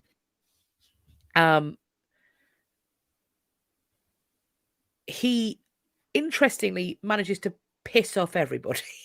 He wasn't very popular, was he? Like, ever, I don't think. But he was, the thing is, he was popular with the right people. That's the interesting thing. But was he popular? Did they like him? Was he handy? I don't. Maybe he was handy. He was handy. Yeah. But and equally, not a threat. I don't think he would do the bidding. No. So I don't he think never he seemed to was have any delusions of grandeur in terms of seeking power and stuff. he'll take it if it's there. If it's like But, like Kat you know, said to earlier, get- a spoil. But to get things like, to get roles on the Privy Council, to get roles of being like a chancellor, what that does require is it does require you to spend time with your monarch. So if they were completely offensive to that monarch, if they're like, yeah, I mean, he's a hatchet man, he's useful, but what a prick, he is dull and annoying, they just wouldn't get the job, because you have to work alongside the monarch so much. There must be something charismatic, endearing. But then a lot of, like, I know he wasn't like a leader, you know, like, but they say a lot of dictators and people like that are exceptionally charismatic. Yeah. What's interesting though is that he seems to fall out with the right people in some ways. So when he's doing the whole kind of dissolution of the monasteries, unsurprisingly, he is one of the focus points of Robert Aske and the Pilgrimage of Grace. They are like, Richard Rich is a problem. Light him up. However, so he's the Pilgrimage of Grace, which is a Catholic motivated uprising. Fucking hate Richard Rich. Equally, John Fox, king of the Protestant martyrs, I'm going to call him. That's a term I've coined. You know, Book of one of the most famous book of martyrology, I would say, to have been published in relation to Protestants. It is still affecting the way in which we view our history to this day. Sorry, I'm keeping you up, love. No, you know, it's not that. It's just I'm sleep deprived and old. So John Fox in the Book of Martyrs really, and this is where we get, of course, the narrative of Anne Askew as well as her own narrative, and he really positions John Fox. He really positions Richard Rich as almost taking aboard this notion of sadism. It's almost kind of like a borderline. He takes pleasure in the suffering. He's John Fox kind of paints those brushstrokes over it, and it's possible that's completely true, that he enjoyed it, but that is part of him. So this is what we have here: is Roman Catholics hating him and Protestants hating him, and it doesn't get better as time goes on. So across history, he has been referred to with the following quotations. J.E. Oxley says that he had principles had no meaning for Rich. A.G. Dickens described him as odious and unprincipled. He also gets absolutely hammered in A Man for All Seasons, the play of Thomas More. So he is rendered, and I think when you sort of see him in popular fiction, he does pop up in popular fiction because he is there at so much of the stuff that we like to make TV shows about. And so when you see him pop up, he is a slimy motherfucker. He is dangerous and violent and desperately unpleasant. I've just seen C. McG saying that Holbein has him looking quite pleasant. He does. And interestingly, the person who Holbein does not make look pleasant is Thomas Cromwell. Holbein makes Thomas Cromwell look like a beady-eyed, deeply shifty, properly shady. It's not a nice portrait. You compare it with the portrait of Thomas More, this kind of open face, he looks intelligent. Thomas Cromwell looks like a nasty thug. But then you compare it to the drawing of Richard Rich, soft. So then the question becomes, is what makes Rich so fucking dangerous is that he is a wolf in sheep's clothing. That Holbein, that great assessor of human beings, paints him with this soft face. He looks kind in the portrait. He looks really kind in the portrait. Is that how he works? Is that why when he went to see Thomas More and John Fisher in prison, was he that good that they just started talking? I think from what Thomas More says, he already knew that about him. From what Fisher says, yeah, maybe he did. Well, yeah, he must have charmed him. He had him believing that he was free to speak, say what was on his mind, say what he really thought. The one thing I will say about Moore claiming that he'd always known that Richard Rich was like that is it didn't stop him fucking talking. And the one thing the other thing that I'll say about Moore is that he said it, whereas Fisher says, "Yeah, I did say that, but I was told it would be that I was able to." The thing for me, the thing for me, I believe that Thomas More would have said that. I mean, it's possible he didn't, but probably said it already in public anyway, hadn't he? So like it was. Yeah.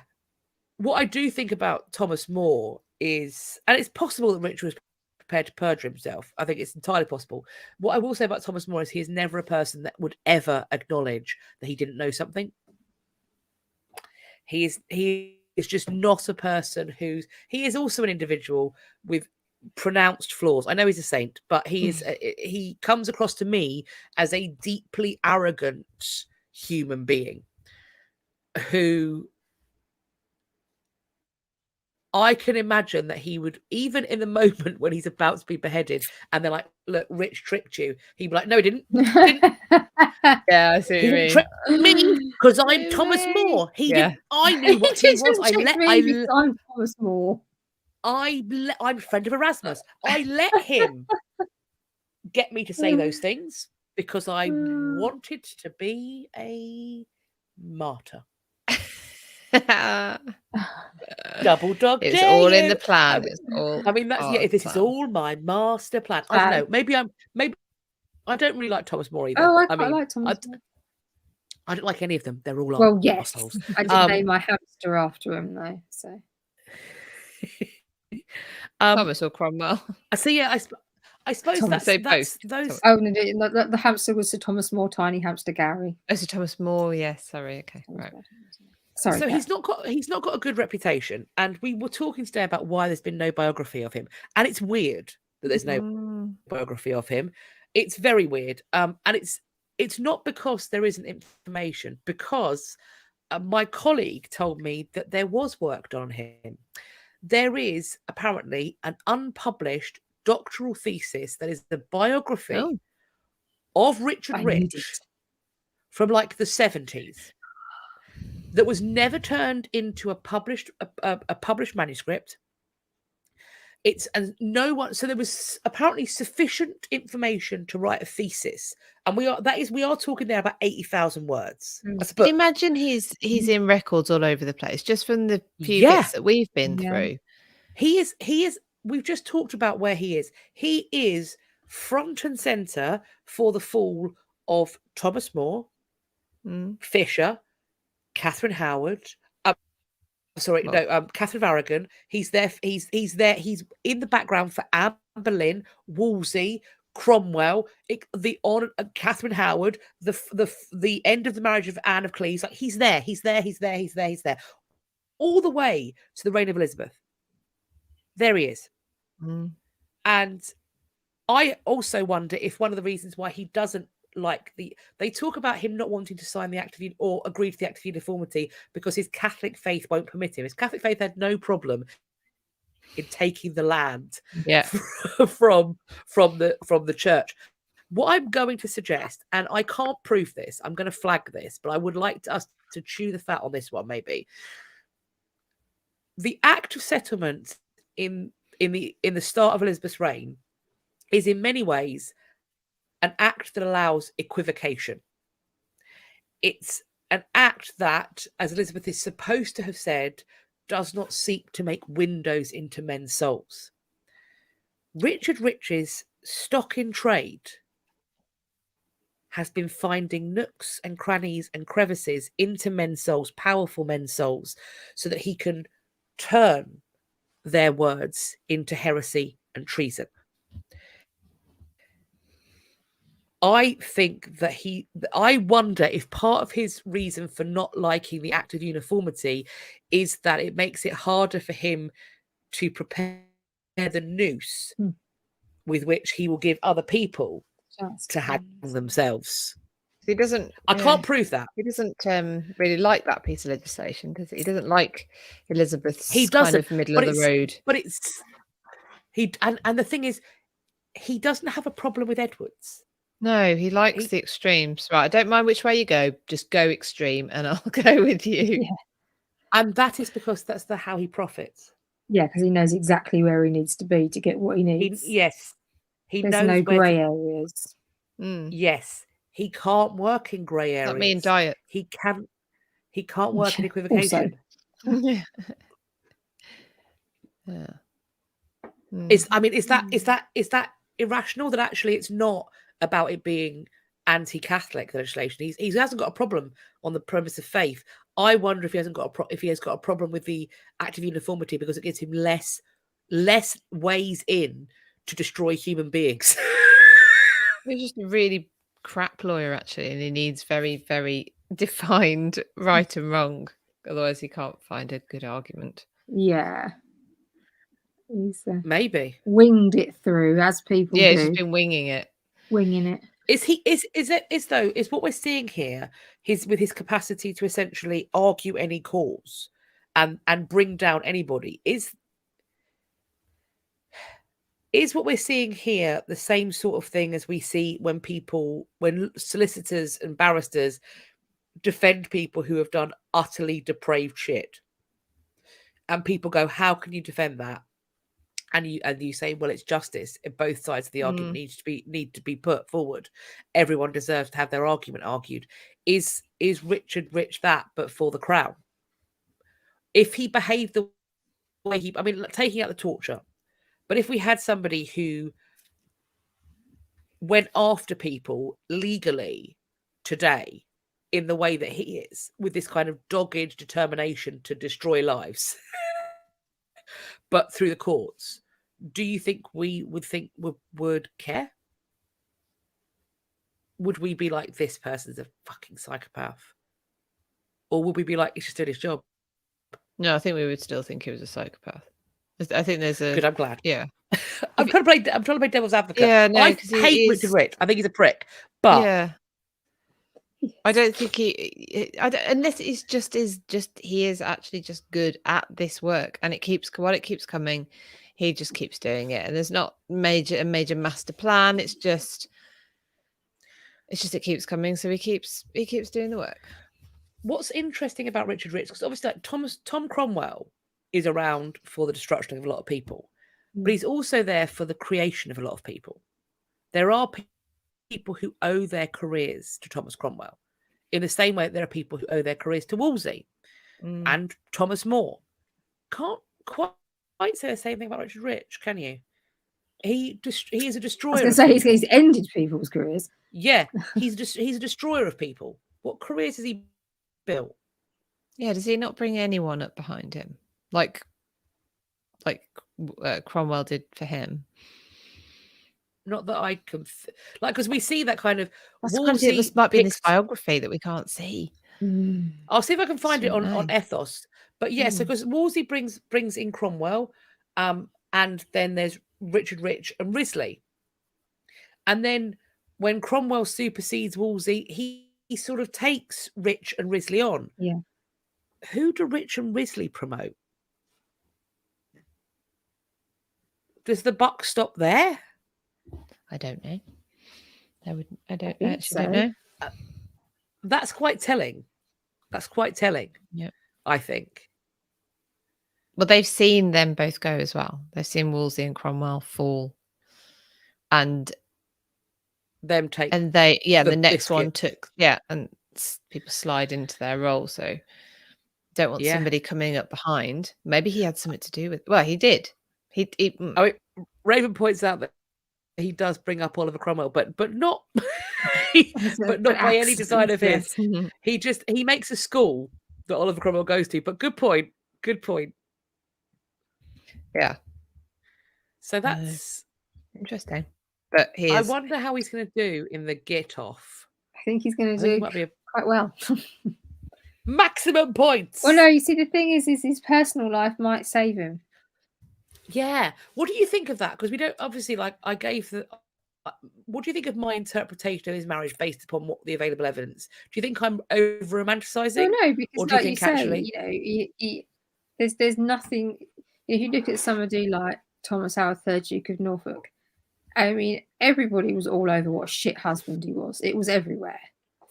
Yeah. So, and he was somebody else who was like Richard Rich, was not popular. People would never miss an opportunity to sort of say this guy is a prick because,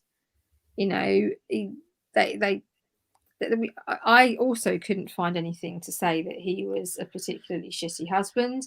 The fact that he did treat his children well, he acknowledged and cared for his illegitimate son in the same way. He made provision for guardianship and good marriage and everything like that in the same way as he did his other children. So in terms of being a family man, there is nothing to say that he's better than other people, but also nothing to say there's worse. So it's a tough one because he could have been really shit and we just don't know, but we don't know. And there's nothing to indicate. If anything, it's the other way around. The fact that, we don't have to like somebody to have sex with them and have kids, I suppose. But the fact of the matter is she wasn't trying to find ways to avoid him, possibly. And, as you say, he hosted Mary with her at that absolutely critical moment. And, there would have been a lot of sort of people to bear witness to these types of things. And also, if it was an unhappy marriage, there's also the thing is that having your wife there, there's a chance that she might profit too, that Mary might take a shine to her or to one of your daughters or some such. That kind of, it's an honor for that, to be trusted for that. I saw Raven asked, is a lack of evidence proof that he wasn't a horrible husband? No, it's not. No, it's absolutely not. But what I will say is people in the records, both starting either during the end of his life / directly after, so contemporaneous and continuing on, people are tearing him apart in terms of his behavior in a public context. If he was an adulterer, if he was cruel to his wife and children, I do think that is something that will be brought up because it's something else to layer on. I think it's also telling that we have got a great grandson erecting a statue to him. So clearly the family law, he isn't like anyone's funny twatty granddad. He's like, this is our fucking granddad. Isn't he brilliant? Let's build a statue. Yeah, I was going to say that about the statue because I didn't know that, but that was erected. So and that's potentially not in it might be in living memory because generations he lives a fair old while and generations are more compacted together. But potentially this is somebody who's erecting a statue to somebody he never met. But that's the speech about him in the family is sufficient that this person is prepared to pay a sculptor to make a statue of their great-great-granddad. And equally, of course, it promotes the rich name, which is their name. So that's good too. Sunshine Girl says, Richard Rich compartmentalized his life and work like some of the best serial killers. Yeah.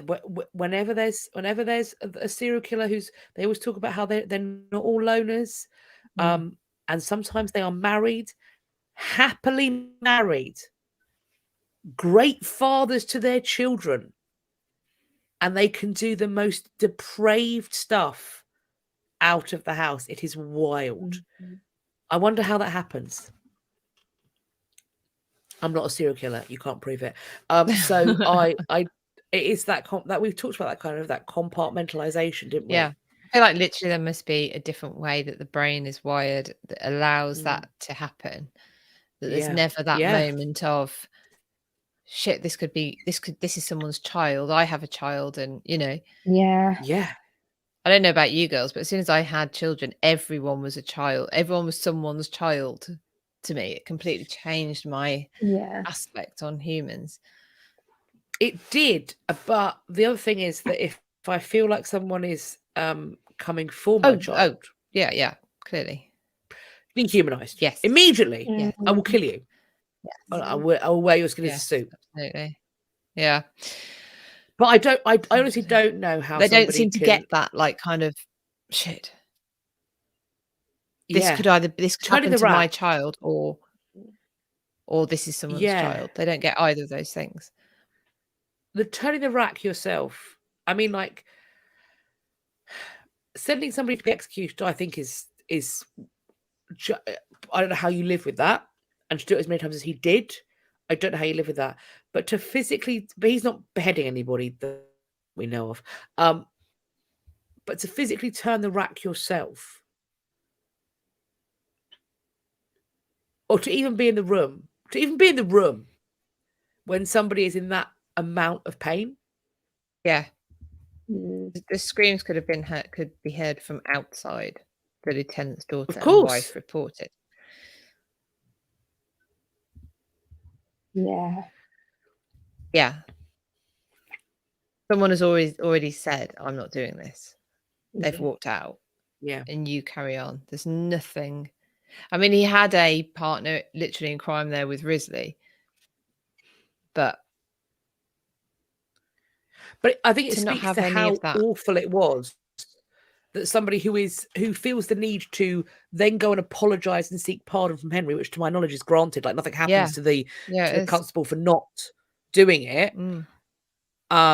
Equally, nothing happens to Rich or Risley for the torture. No. There's no ramifications for anybody.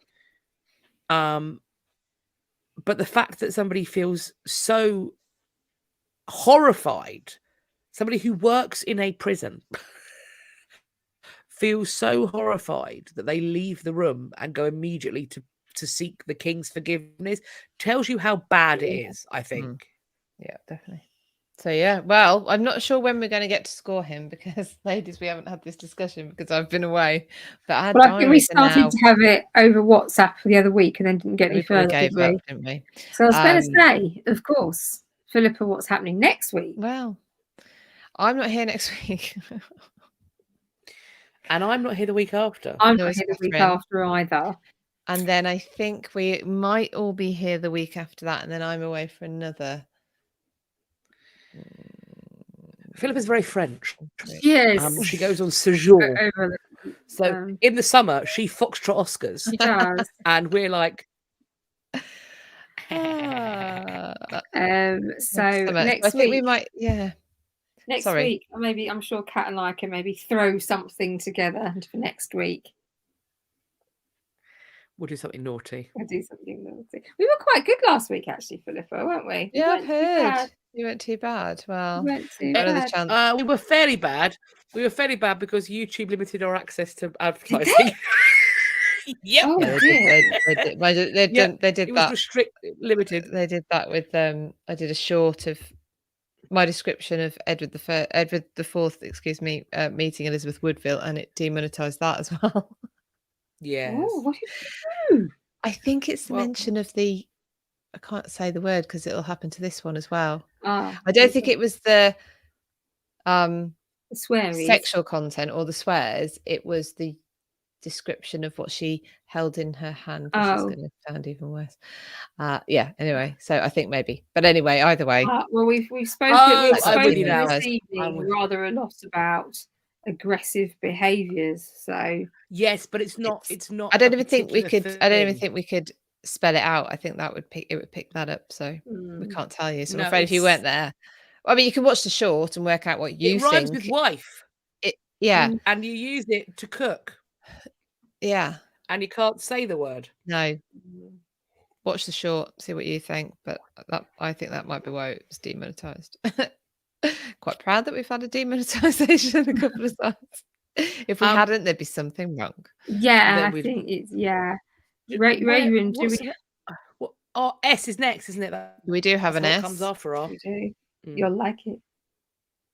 We do have an S. Do you want me to say what our S is, even though Yeah, we're we not say, here for you'll jokes? say. You'll put people cut Yeah, out go their on, say it. misery. Okay, we are going to cover Thomas Seymour.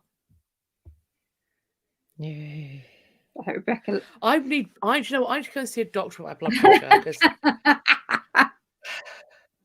hope You're feeling it Rebecca already. Larson doesn't watch, because Rebecca's lovely, but she loves Thomas Seymour.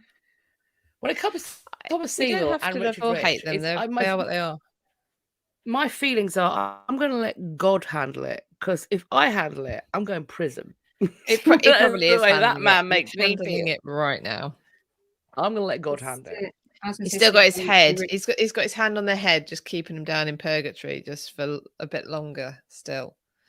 Was it Well, you won't- something? A year in purgatory for every sin, or something like that. So Oh, bloody hell, he's still there then. there's quite a few people still there. William the Conqueror's still there. They're all still there. So yes, I don't know. And Right. the week after that, if there's two of us aren't here, could we maybe repost an old one from Insta? Mapes. Or Dunno. have a week off. Have a week off, I ladies. was just thinking, if we just put up an old one, then people who haven't seen the old ones have got something new to watch, if that makes sense. If we've still got the old ones, I don't know. We'll talk about it. Yeah. Well, do you know what? This is a conversation that we can have between ourselves on WhatsApp. Welcome everyone. This is why we haven't worked out. Join us for this rambling. Well, there are ways you could join us. There are, and look, Oh yes, there's going to be some things coming at the bottom of the screen with various, Sorry. love you, I love you, various words. You can. There are what do I places to normally find us. put? We have link trees. We do have link trees. we do. But- You can. We have got a buy me a coffee. This is where a lot of things are. www.buymeacoffee.com/had podcast. Then you can support us, but you can also become a close friend. You can on If you are on Instagram, yes, you can become a close friend, where we from time to time send you something really random, which I have to warn you isn't always history related, but it is always inappropriate. Yeah. Yes. So appropriate, Just what yes. I need to know. Sometimes history related too. Yes, so that's down on our Instagram. Yes, your past problems. Oh yeah, and sign up for free for our Hubstack. Oh, Hubstack. She means Substack, but she can't do words today. These are one of the things that Philippa normally tells you about, Philippa. I'm so sorry. Tell everyone about Substack. That's okay. No, go for it. Well, so Substack is it's supposed to be one day it'll be the free hub of everything we do linked there. But at the moment you're here and this is what we do. And this is pretty much all we do at the moment. There are plans in progress. As you clearly can see, the actual... Anyway, it's late. You can go to historyafterdarkhub.substack.com. It's free. Sign up for that. And then when we do something on it, you'll be blown away. Sideways. Yes. Yeah. You can also send your past problems post bag dilemmas to historyafterdark2021@gmail.com. historyafterdark2021@gmail.com. And your traumas may be bared for the world to see. Yes. The widows of Lancaster will speak on the matter, give you sound advice. Wise as they are. Right. Okay. Also, follow us individually on our socials, because we're all doing stuff. We are all doing stuff. So Philippa is having very exciting times. She just got wrapped on her incredible tour. I was looking at the picky pics, and I am well gel. She's been. So, what's your next tour? And when? So that was the Private Life of Anne Boleyn. The next tour is September 10th, and it is the Elizabeth I and Mary Queen of Scots tour, where we'll be looking into... I take it that's already sold out. Bookings are closed for that one. What are you booking for? What are bookings still open for? Bookings are still open for September 2024, The Rise of the Tudors, and it is 75% already full. It's already 75% booked. So I have about 2 or 3 rooms left for that one. That is September 2024. Now I may well, as you know, I do the Anne Boleyn tour each May. That the the 16th to the 20th of May one is fully booked. So I probably am going to be putting on another one, which is going to start on the 30th of April through to the 4th of May. So obviously the 16th and 20th one coincides with her Blaine's execution date on the 19th. The other one will coincide with her arrest day. So the 2nd of May, when she's brought to the Tower of London, we will go to the Tower of London on that day. So that one isn't yet on sale. So people need to follow me so they see when that goes on sale, because I think that one's going to go pretty quick as well. And there's another one. We won't say what that is. But there will be another one. Keep your eyes skinned. Keep your eyes skinned. Very because soon. There's going to be... So basically... Philippa's just taking over the world of historical travel, and she invites you along for the ride with really cool pictures. So make sure you're following on her socials. Catherine and I are working on a thing for the first folio, so make sure you're following her on her personal socials, so we can all do that. And also you can come find me on Reading the Past. Make sure you're following us, because we all do other stuff apart from... We meet once a week and also other times to talk about depraved history chat, but we also do other stuff which is PG-13. None of us swear on our other platform. We don't. So if you want things that are... I mean, always check it. But if you want things that you know are going to be swear-free, not always child-friendly, but swear-free, you can check out our... more safe for work content on our other stuff. For work.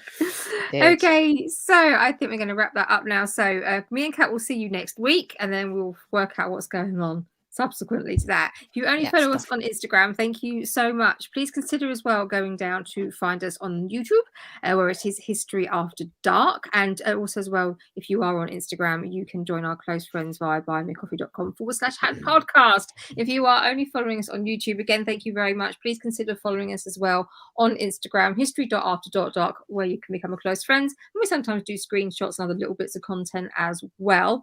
In terms of everything, especially on here, please do like, subscribe, hit the bell button, share, comment, because all these things really, really help us in the confusing algorithms of the social media world that no one understands, even the people that invented them. Being honest about it. So we really appreciate your support. Thank you for the stickers, super chats and things, everything tonight. We really do appreciate all your support on both platforms. Have a great week until we see you again. Think bad thoughts about Thomas Seymour. We will be. Well, yes. I'm going to count us out. So we're going to leave in 3, 2, 1. Bye. Bye. There you go. We are live. We are live. Hi. Thank the Lord. Eventually. Hang on. I hate it. I hate technology. I hate it all. There must be some planetary shenanigans going on. Right. It's always me. Hello, friends. I hope... Although one time it wasn't. And then if it wasn't the fact that it went wrong for Kat once, we wouldn't have the tiny mic. That is true. But yeah. How is everybody? Good. Well, I was all right. Until about 10 minutes ago. Despite the stress of the last 10 minutes. Yes. Oh, that was tense. Do you know what? As it's been so shenanigan-y, I am just going to do the thing, because we're afraid at the edges, ladies. So I'm going to do the thing before we start saying things we regret, which is likely to happen. Welcome to History After Dark. It's nearly 8:30. We're almost 15 minutes late, but we're here, and that's what matters. And what also matters is that you're here, for which we are incredibly appreciative. It is delightful to have you all. It's time for the disclaimer. We called this History After Dark because when we made it, it was winter. It was after dark, but it also fits because we like to delve into the dark, dank side of history. We want to be as factually accurate as we possibly can, but while we're doing it, we are going to use 4-letter expletives, innuendo, and other random filth. This is not for the faint-hearted. It's also not something that you should listen to when you are in, say, an open plan office with a judgmental boss. This will get you a disciplinary, guaranteed. Put a headphone in. Also, if you happen to be in a space with a small child, that child is a dobber. That child is called Timmy. is a problem. Check out our merch store. Timmy is the sort of child that hears one thing once, commits it to memory. It's like a steel trap, that mind. And then he will then take that information into school. He will then share that unmitigated filth with his teacher, who in my mind looks like Miss Honey from Matilda. She, of course, won't understand it because she doesn't listen to Had. And she will also break the first cardinal rule of Had, which is if you don't understand, don't Google it. It's not for you. So Miss Honey's going to Google it. And then she's going to require therapy because she is innocent and we are corrupt. And so you're going to get called at the school because they're going to wonder why Timmy knows all this stuff. And then on top of that, they are also going to, you're going to have to pay for Miss Honey's therapy. No one wants that. So puts a headphone in. The other rules of Fight Club, in addition to don't Google it, is this is not a drinking game, pals. You're all adult. I solemnly hope, but this is not a drinking game. We do not approve that message. Of course, you can do what you want. And on the other and final thing is consent is key. If you want to do kinky stuff, we aren't going to kink shame you, but don't involve people in your kink without their permission or consent. We have to know what's going on. So if you want to say something that you think is going to get a rise out of us so that we will publicly shame you on the internet, we know what you're doing. Stand down, soldier. Today, friends, we are talking about Thomas Seymour. Oh, yes. He's one of our deceased gits. He's getting it. He's going to get it, I think. Not from me, because I've got the boring bit. Well, he was still I'm plotting sure. business in the background before it kicked in. Yeah. With a vengeance. Yes. Amanda says, can we swear in the chat or will YouTube flag it? Well, YouTube demonetizes at the moment anyway, so... Well, I think YouTube what normally happens is that it might not show up because sometimes if I go in and so wherever it is comes in a little while later and it will put in the live comments afterwards, sometimes it will say this comment is hidden for us to moderate. I normally just unhide them all. Yeah.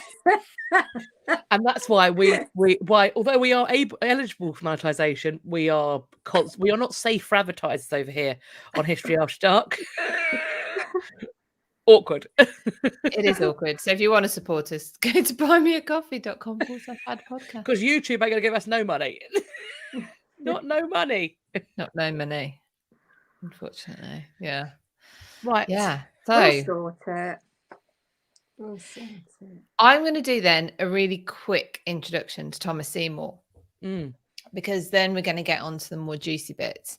And, because he was a girl, then there is no real information about his younger life. That was me being facetious because everyone always says, oh, no one ever knows the birth date of a girl because she was a girl. No, probably because she was, by the time you get to the second, third, fourth son, there's nothing written about them either. Anyway, so Thomas, no one cares. No one cares, especially in the case of Thomas. Thomas was the fourth of what turned out to be six boys. Obviously, at the point of his birth, he was the fourth. They didn't know. Because that's how it works. So that was the first thing. He's one of four at the time and eventually six. So no one gives a shit about little Tommy. Ooh, and that's the theme that continued throughout his life. Yeah, it's very close to Timmy, actually, isn't it? His parents were Sir John Seymour and Seymour, excuse me, and Mary Wentworth. And the Seymour family name probably goes back to the Norman invasion. Its root is in Saint Maur, Maur. Of which there are three places called Saint Maur in France, all named after churches dedicated to the saint, clearly. So likely roots are as a Norman family came over in the conquest. So by the time you get to the Tudor period, they're landed gentry. They're not nobility. But anyway, yeah. So that's where they are at that point. By the time, so we know we don't know what year he was born. He was born before. I wrote this down somewhere. Where did I write it down? He was born before 18. I haven't written it down somewhere actually. 1807 or something like that. We don't really know when he was born. He was born after the first three, but before the last two. Before the last two, yeah. So Whatever that was. whatever that was, yeah, around about. It's on or before 1509. That's 15. So, that's it, yeah, on or before. Yeah, so some places say 1507, 1508, but we don't really know. And there's very little about his childhood either. He doesn't actually come into the records until he's working in the entourage of his cousin Sir Francis Bryan, who is the English ambassador to France, and sorry, it just came back on. It came back on. That would be Catherine's computer, not her dildo. Just so that's why you look so surprised. You'd think it was a vibrator, love, but it's just a computer. She got excited, bless her. That's already on. Sorry. No, that's fine. So yeah, so he turns up in the records as, like I say, as in the entourage of Francis Bryan, who's the English ambassador to the French court, and as a his role was as a messenger between the ambassador and Henry VIII. So he really isn't much until, of course, his sister Jane marries the king. Sister Jane, as we all know, was a lady in waiting to Anne. I don't think was. Oh, we've got Catherine twice.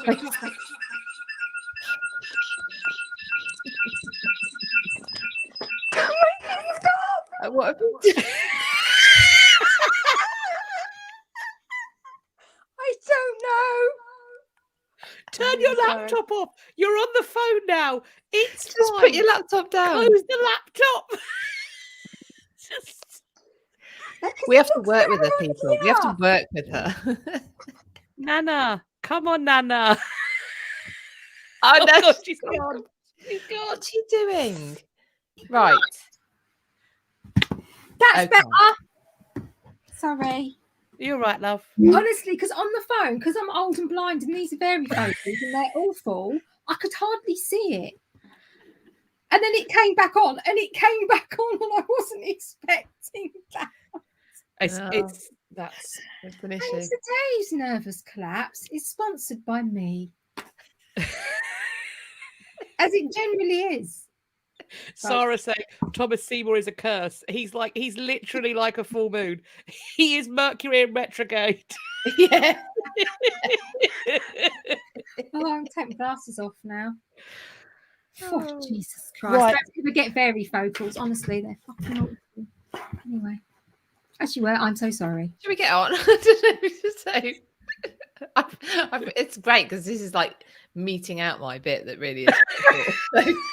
Philippa. Yes, it was all planned, really. So basically, the Seymour brothers aren't really much. Edward Seymour's been on the battlefield with the Dudleys, actually, so he's sort of progressing that way. But Thomas doesn't really do a fat lot until his sister Jane marries the king, at which point he becomes well, actually, I think after the birth of when they marry, he becomes a member of the Privy Chamber. So that's Henry's inner circle. That's that's where you get to influence the king and do things like joust and hunt and do all the fun stuff as well. So so at that point he actually gets a little bit of taste of power, but of course his sister only lasts as queen. Her queenship is only lasts for about a year until she gives birth to Edward and then promptly dies. Then the Seymours remain important, but really because there's Edward, they are now uncles to the heir apparent. If Edward hadn't been born, if Edward hadn't survived, I wonder whether they would have, or maybe Thomas would have maybe slipped off into obscurity. Don't think Edward, because Edward was kind of proving himself as a bit of a useful courtier and on the battlefield as well by this point. But so really there's not a fat lot about Thomas before Jane, before his sister. So his sister made him, really. And that's really about it for his early life. Don't know where he's educated, don't know how he's educated. Yeah, we don't really know much about him, do we? I mean, I think there's in some ways it's a side story to go down is the fact that he has this. We first sort of hear of him in connection to Francis Bryan, whose nickname is the Vicar of Hell. Nice. So That's fun to know. that tells you perhaps something about the way that he behaves. Also, the other thing that's interesting, I should mention because people like it, that he's born at Wolf Hall, which is the Seymour seat.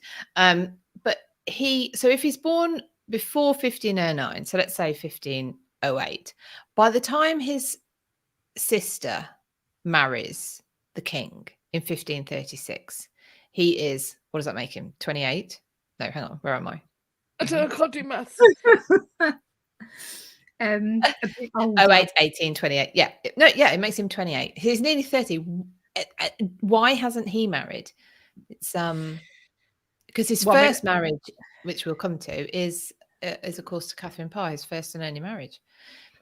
So that was a little bit interesting. That was interesting. I mean, obviously there is scandal attached to the Seymour name because of the rumors about the boy's father and Edward Seymour's wife. And as a younger son of, as you said, a gentry family, what does he offer?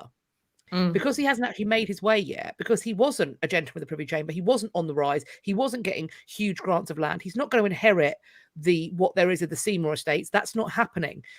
So he then becomes, with his sister's marriage to the king, he becomes a much more attractive suggestion. There's this like noble crack between, they're not, they haven't got enough to get married, but they're not, like if they were a farmer's fourth son, they'd get married to the milkmaid. Yes, they would have they would only get married if they'd established themselves sufficiently. That's one of the things for apprenticeships. That's why people down the low down the social order are getting married in their mid to late 20s, because they have to set up, they have to be apprenticed, then they have to become journeymen, then they have to set up as masters with their own money, so that somebody's going to go, as a father, yeah, you're a good prospect to install my daughter with. As it currently stands, so no one don't no one's going to pick Thomas for that. No, exactly. Yeah. Like, how do you do that if you're landed gentry? So you're not going to be an apprentice and you're not going to inherit that much. Well, you become charming and you make your way at court in such a way that, how Charles Brandon rose to dizzying heights on the basis of his charm and the fact that he made Henry look like a less lascivious individual. He looked chaste in comparison and by proxy. I mean, I think if you are a person of talent, you can and you can get your place at court, which he, there was nowhere he couldn't rise to. The fact that he hasn't managed to. Well, exactly. Yes, he only does. That. And yet he is, he's described as charming and witty and all this, but he hasn't got anywhere before his sister is married to the king.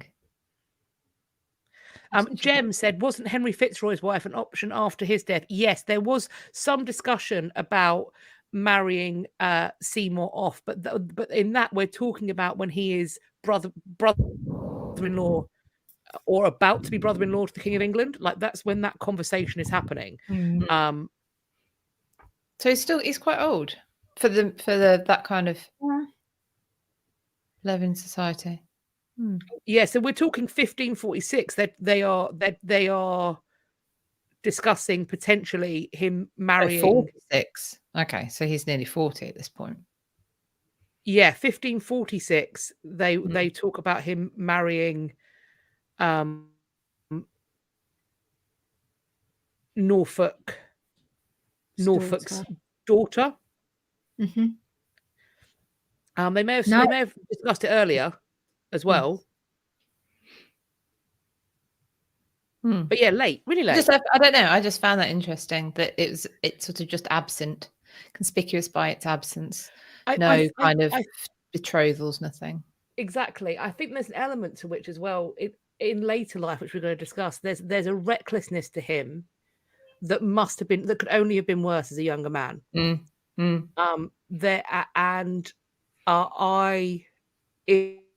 I was looking to arrange a marriage for multiple reasons, but in terms of his temperament, he is the last person I trust with my daughter. That may become plainly obvious in the rest of our discussion. He's got a hanging face. That's what he's got to me. A what? Hangman face. Trouble. A hanging face. It's trouble. He's got a hanging face. Trouble. Yeah, right. Trouble now. I'm trouble.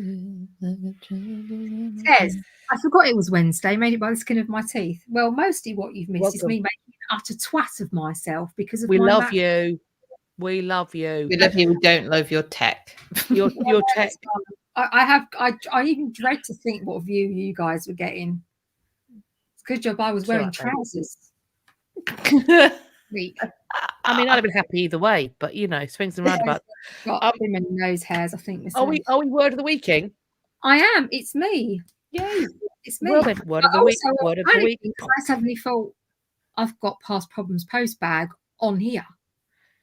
Oh. I'd have had to have made something up on the hop and hope nobody realised. My problem is that I have a problem with my laptop. Is this my medieval lap? I have a stone and chisel and I can't. I've forgotten my hieroglyphics. Okay. So I've got 2 words of the week, and the second one is very quick. It's only because I got the first one and then randomly a couple of days later something fairly similar popped up. So the word of the week is collateral kinship. Kin or that king? Sounds incesty. Kin. It could be. Kin. It could be incesty. K-I-N. Collateral kinship. That's like when you find out that you're both produced by sperm donors and it's accidental incest. That's what that is, isn't it? That's collateral kinship.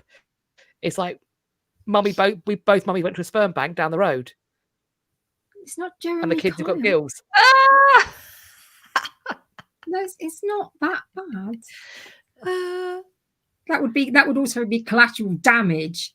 No, right. Emotional damage. I love Stephen He. If you haven't come across Stephen He on YouTube, he's probably on TikTok and stuff as well. Then that's where that comes from. Do watch his stuff because it's really funny.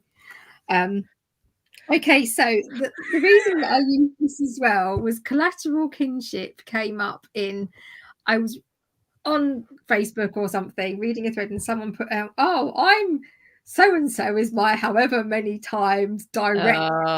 Right, but direct like descendancy. You're directly descended from 6,512 people by that point. It was somebody that they didn't have issue like Elizabeth or Amber Lynn's. Oh, even better. So I could almost hear the eye rolling from across the globe. And then some kind soul who either really believes this or maybe was attempting to help the person that posted in their hour of humiliation, let's be honest about it. But she probably means it's collateral kinship. So collateral kinship is used to describe kin or lines of kin that are not in the direct line of descent from an individual. So mostly like aunts and uncles. Okay, so there is that sort of fairly straight line, but it's not direct. And I thought that's very kind. She's trying to rescue her. It's bullshit, but she tried to do a nice thing. Bless. But I'd never heard that terminology before. So we talk about my 13 times great whoever brackets Amber Lynn stroke but yeah, so that's collateral kinship where it's fairly straightforward. Like it's not my 84th cousin 96 times removed kind of thing. It's really close. So that's collateral kinship. So if someone was trying to do a nice thing, they gave us word of the week. Cat Thank managed to you. take it down some horrifying route that hadn't even occurred to me. And then just in a similar sort of way, morganatic marriage. If we come across Oh, I love that. Yeah. What? A Yeah. morganatic marriage. That is what they were talking about, Camilla and Charles Yes. having a So morganatic also marriage. called left-handed marriage. So it's between two people of unequal social rank. With like David dragged me out from the gutter, bless him. So examples are royalty or people with inherited titles, and it prevents so that they can still maybe make the union. That's a creepy word, isn't it? Union. Make the union. The union. But though the titles and the privileges that go with that don't actually get passed on to the spouse and the children. The issue, that's another horrible word. Issue, yeah. They had issue. Bless you. The issue of that marriage. But just in case you yourself have married somebody a bit questionable, or you are the questionable person, don't panic, because this is most prevalent in German-speaking territories and those influenced by customs of German-speaking realms. That might actually be you. I don't know where you are in the world, so that is you. Oh, yeah, because I think that George IV was trying to wiggle through having a morganatic marriage with his actress. It becomes quite useful post the kind of act of not your act of uniformity, the thing where you kind of Catholics to the throne that I can't remember the name for right now because it's late. Yes. After that, monarchs or people in line to the throne who want to marry a Roman Catholic, they can have a morganatic marriage, because that way there can be safety and security for the succession that is not in contravention of that legal writ, essentially. Sorry. I'm so sorry. I got distracted by something really bizarre in the comments. What's that?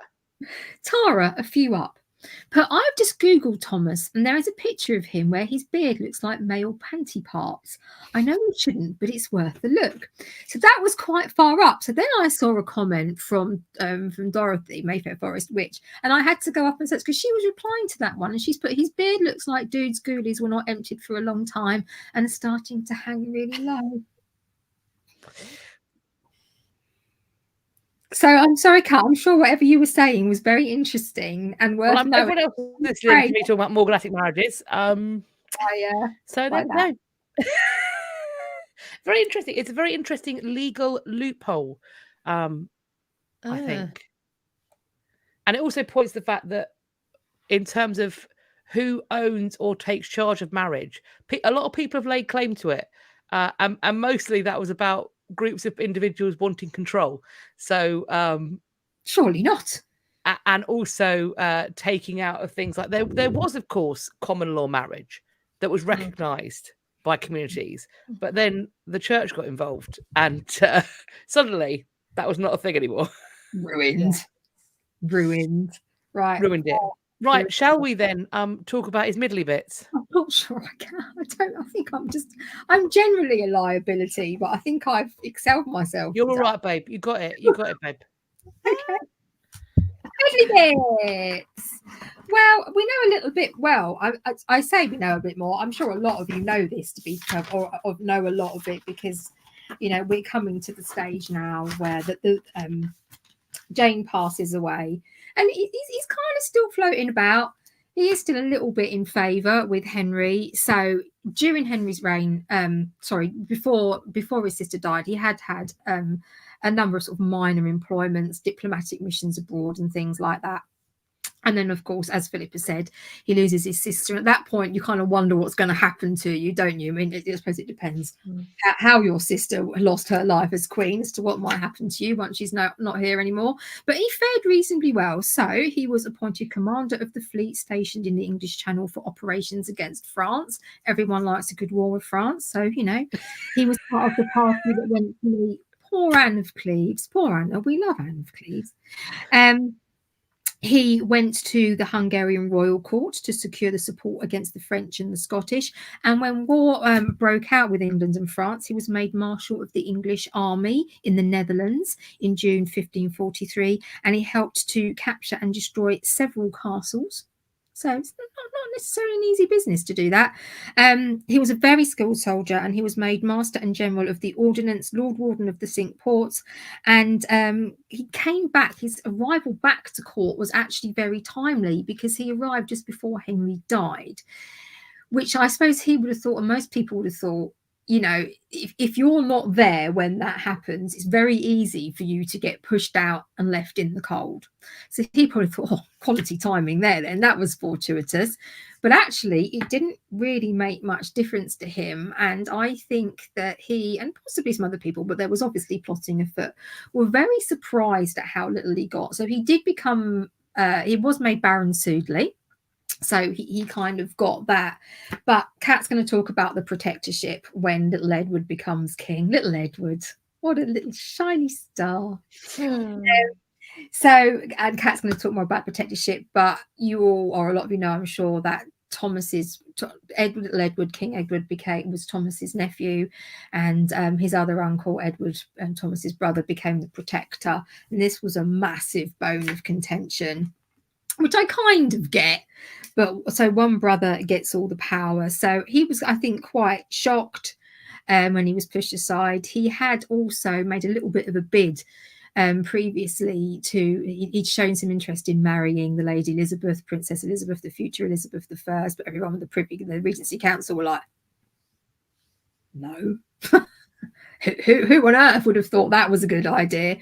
Now, there's this romantic story, isn't there, about him and Catherine Parr, which I think is a cat's face, which I think has always traditionally been there. But in more recent years, people have gone, So the story was that before Henry VIII noticed Catherine Parr and decided that he wanted her, and I think we have all established fairly much that if Henry went, yeah, I want to marry you, you probably didn't have much choice. So I don't think, if we're being honest, Catherine would have chosen to marry Henry VIII, because, you know, his reputation spoke for itself.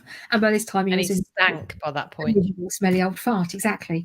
So anyway, so there was this thing that she had a bit of a thing for Seymour, and maybe he did for her, and possibly that was the case. So now we have this supposed romantic reunion. Henry's dead. Catherine maybe thought that she would be part of a wider protectorate. Thomas Seymour definitely thought, there's too many Seymours, can we give him a nickname or something? Well, he's one of 6, don't you know? Let's call him number 4. Let's call him number 4. So at this point, you know, there's this, what people like to have seen as a romantic reunion between number 4 and the Dowager Queen Catherine Parr. But now that's become a little bit questioned. Was this kind of like a power move on both their parts? Maybe there was a little bit of I quite fancy a bit of that. Right, so maybe a combination of all these things anyway, with some indecent, what is considered particularly indecent haste, bearing in mind she is a Dowager Queen. About 4 months after Henry dies, and I'm sure everyone was really sad, they get married in the secret, obviously, on the QT, because there's no way that this would have been agreed to. So the council don't know, the Regency Council don't know, the king doesn't know. It's all a bit hush-hush. Of course, when it comes out, it's a scandal. Everyone's very cross. They're in trouble. Edward's disgusted. Mary's disgusted. I mean, she's always disgusted. Yeah. Mary, she's quite, but yes. And in fact, and we know that Catherine was particularly close to the young Elizabeth. She was her stepmother figure. Mary even tries to say to Elizabeth, you need to stay away from Catherine. She's not a good role model for you. Now she's married this idiot. Now she's married. So, anyway, basically, end of the day, after a while, this kind of blows over, and Thomas, I think, manages to persuade Edward, and it all kind of, but he's not on good terms with his brother, Edward Seymour. His brother's wife, I can't remember her name. She is cross and a bit grumpy. So Catherine Parr's not stolen all the jewels and wants to keep them. Exactly. So Catherine Parr's not getting on with her or her husband, and it's frankly all a little bit fraught. But Thomas wants this power. And again, I'm not going to go into this too much because Kat will talk about it. But the whole of the way through the Protectorate, he's digging at Edward. He's trying to undermine him because he wants at least a very decent sized share of the power that goes through this role of protecting an underage king. So Thomas moves initially into Catherine's house, which is Chelsea Manor in London, and they have the 14-year-old Princess Elizabeth with them. And this is where one of the Cat's face, that tells you how this is going to go, just in case you're not sure. So obviously this is a young, vulnerable young lady. She's been in an unpleasant position at the loss of her mother and how she lost her household, but you know, she's not had the easiest of trots at this point. But Catherine has been a very positive influence in her life and a really wonderful mother figure for her. She's lost her dad, swings and roundabouts. And so what's going to happen here? So in theory, she's got this then stepfather figure in Thomas Seymour. This doesn't go well. So he was seen many times coming in and out of her chamber. She's a young girl in her room in the early hours of the morning. Apparently she even started trying to get up earlier, trying to avoid him. But he would often only be wearing his night clothes, bare-legged, just in his nice shirt.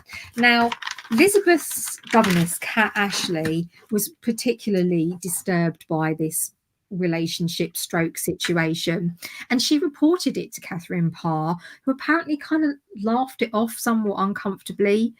He would tickle Elizabeth, he would slap her bottom.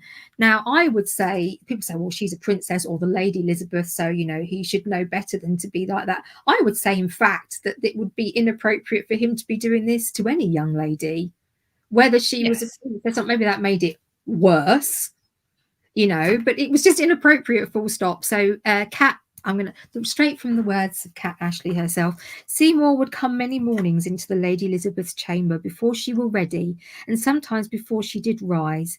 And if she were up, he would bid her good morrow and ask her how she did, and strike her upon the back or on the buttocks firmly, and so forth through his and so forth, going through his lodgings and sometimes through to the maidens to play with them and go forth.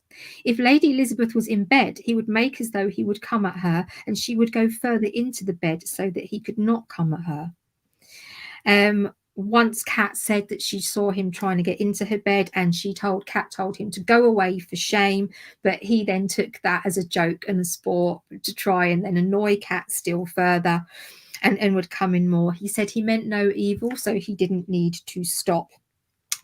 I think Kat breathing.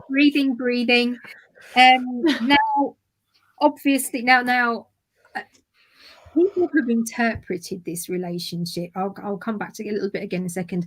Over the years, so some people said that it was a mutual relationship, and it has been betrayed in some fiction, non-fiction, written, televised, as a kind of almost romanticized thing that stopped because Elizabeth was too young. She's 14. He's nigh on 40. It was what was that word just now?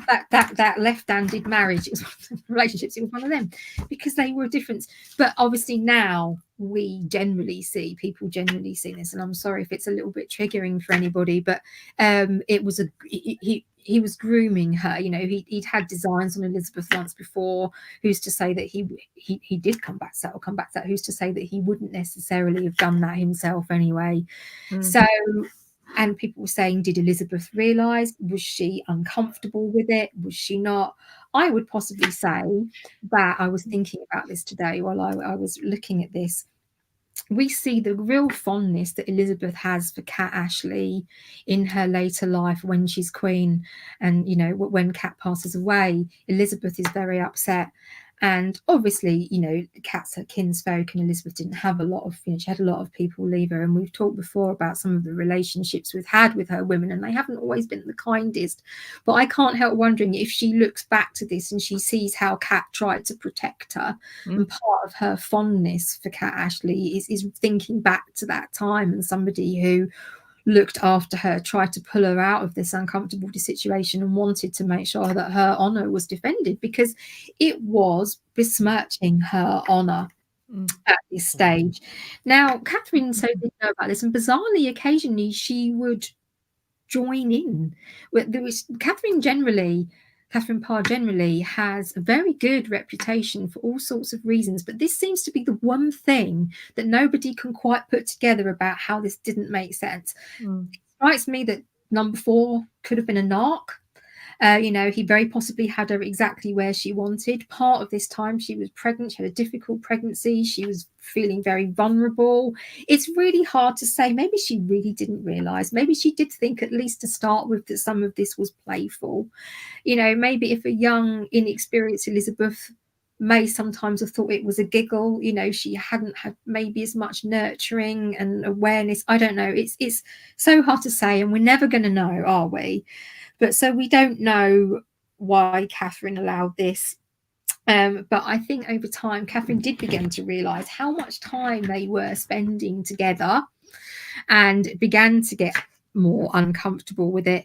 And then we have the awful episodes where we describe there was a time when he cut her shirt into pieces and sort of almost exposed her a little bit, and another time in the gardens where Catherine helped to, they say held her down, I would say use the word restrain her, and he cut her dress into 100 pieces. And this is behaviour which I think that is really hard to explain in any, maybe not his behaviour. It's horrible, and it's abusive, and I don't want to say understand it from him, but we can maybe see why he was doing it. But for her, I really, really struggle to see what was going on with that. Anyway, there comes a point where Catherine is pregnant. She's having a difficult pregnancy. She, for whatever reason, decides enough is enough. Maybe part of her was realizing that this was going to have an effect on Elizabeth's future as well. But she does send Elizabeth away. And later, Elizabeth writes to her to basically thank Catherine for all she had done as a stepmother figure, to express her love and gratitude for her. But she does note that she was very sad to leave her, and she was concerned about her health. And in fact, they never saw each other again, which is pretty sad, to be honest. Now, in the interests of occasionally doing something reasonably decent, as Baron Sudeley, he does inherit Sudeley, and he takes some time to prepare the castle. Spent quite a lot of money on it, so it's about £1,000 back then, which is probably about 3,500-ish grand now, to make Sudeley beautiful for her to go and have the baby. He's convinced, obviously, it's a boy, which makes a difference. So he goes and he has a lot of work done to the place. It would have been quite magnificent when Richard of Gloucester had it before he became king. So he spends a lot of money, and it becomes a beautiful environment, which probably was a really nice place for Catherine to be. At some point, they had Lady Jane Grey in his wardship as well. And he seems to be sort of supporting her, loving her, and being quite a good husband at this point. Believe as much or little of that as you like, I don't know. But to all intents and purposes, from the outside looking in, he's excited about the baby. He's made a nice home for his family, and he wants to be there. So around the 30th of August of whatever year that is, 1548, I'm going to say. The year after Henry dies. Yeah. They have the baby. It's a girl. They have the baby. Well, probably actually Catherine did that bit, but it's a little girl. So not the son, of course, that he was hoping for. And they name her Mary. Now, Mary's story is a little bit lost to us, because obviously her mother dies, her father disappears pretty much straight away, and when he is executed, spoiler alert, she goes into the wardship of Catherine Willoughby, who had the fortune to be married to Charles Brandon, Duke of Suffolk, when she was about 12. Anyway, it was nasty. And she wasn't ever really wanted. And then when she's about 5, little Mary disappears from the records. So we assume for that reason that she passes away, but she was never really properly wanted or cared for. It was more really a financial burden. It's such a sad story. I just want to hug that little girl. It really is quite sad, but she's born, she's a healthy baby, but very soon afterwards, Catherine starts to show sign of puerperal fever, and it's very obvious very quickly that she's extremely unwell. Now, apparently, in part of her delirium, she's saying Thomas is mocking her demise, and he doesn't care. The person who reported this was one of her women who didn't like him, and apparently he did spend quite a lot of time with her. He held her hand and he tried to reassure her. So how much benefit this was, whether or not she did believe that he was doing right by her, again, we probably won't ever know. She makes a quick will and she leaves everything to him. Yeah. Which would suggest... Again, was this an act of real love because she admired him so deeply? Was he digging it in? It's so hard to know. I mean, it seems likely, I suppose, that she would leave everything to her husband, I guess. Leave everything to him, and also insinuate that he would continue the fight for getting her jewels back from Edward Seymour's wife, whose name I can't remember. It's almost, Philippa, like you're insinuating that number 4 was a bit of a chancer who might have sort of tried to tip this situation in his favour. Well, I'm wondering about the Elizabeth situation, whether he is basically lining Elizabeth up. Yeah. He is. He does make out like he's very upset, and he arranges quite a lavish funeral for Catherine. But it's best to make sure they're in the ground. Well, yeah, you want to make sure. Is she definitely dead? Can I just check? There's also an element to which, burying a dowager queen on your property that you have been married to, she's quite the ornament for his house. But he doesn't attend this funeral. He's off because he thinks, right, Elizabeth, I'm going to have another crack at that. So, you can imagine Elizabeth's reaction to this. Fuck right off. From Kat Ashley's description, though, of her kind of cowering away from him in the bed and trying to get up earlier and earlier to prevent this, it does sound like she was, completely uncomfortable with it, but aware that this was not a normal thing. All this kind of romanticizing it is people kind of when people try to apologize it away, this behavior, they say, well, it's not uncommon in this period, particularly for people of this rank, for there to be that great of an age difference between husband and wife. But he's married. He's married and she is in the care of his wife. That is completely out of bounds. And then they give the example of Charles Brandon and Catherine Willoughby. That was also a scandal. They talked about how they thought that Brandon's marriage to Catherine Willoughby, the shock of it killed his son, who was supposed to marry her. So it is shocking. I think it ties into this notion that they didn't have a concept of childhood, which is also factually incorrect. They wouldn't have allowed, for the most part, a person's majority in this time, when they're seen as being an adult, is 21. Kings might take the government of the realm into their own hands at 18 if they're exceptional. But for the most part, the expectation is there will be some kind of Regency Council, some kind of training wheels until they're at least 21. The notion that a 14-year-old would be thought competent to contract a marriage in secret or be in any way leading it appropriately with a nearly 40-year-old is unfathomable. What's baffling to me is that after the death of Catherine Parr, when he starts rounding back on Elizabeth, it's weird to me that Kat Ashley supports it.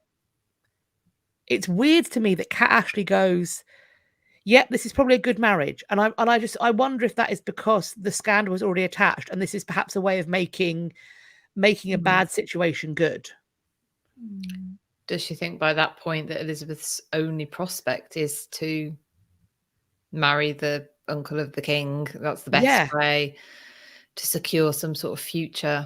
There were people who were saying that they had slept together. So maybe Kat was thinking, well, if that's happened, then this is what she's going to get. This is the only way to save her honor.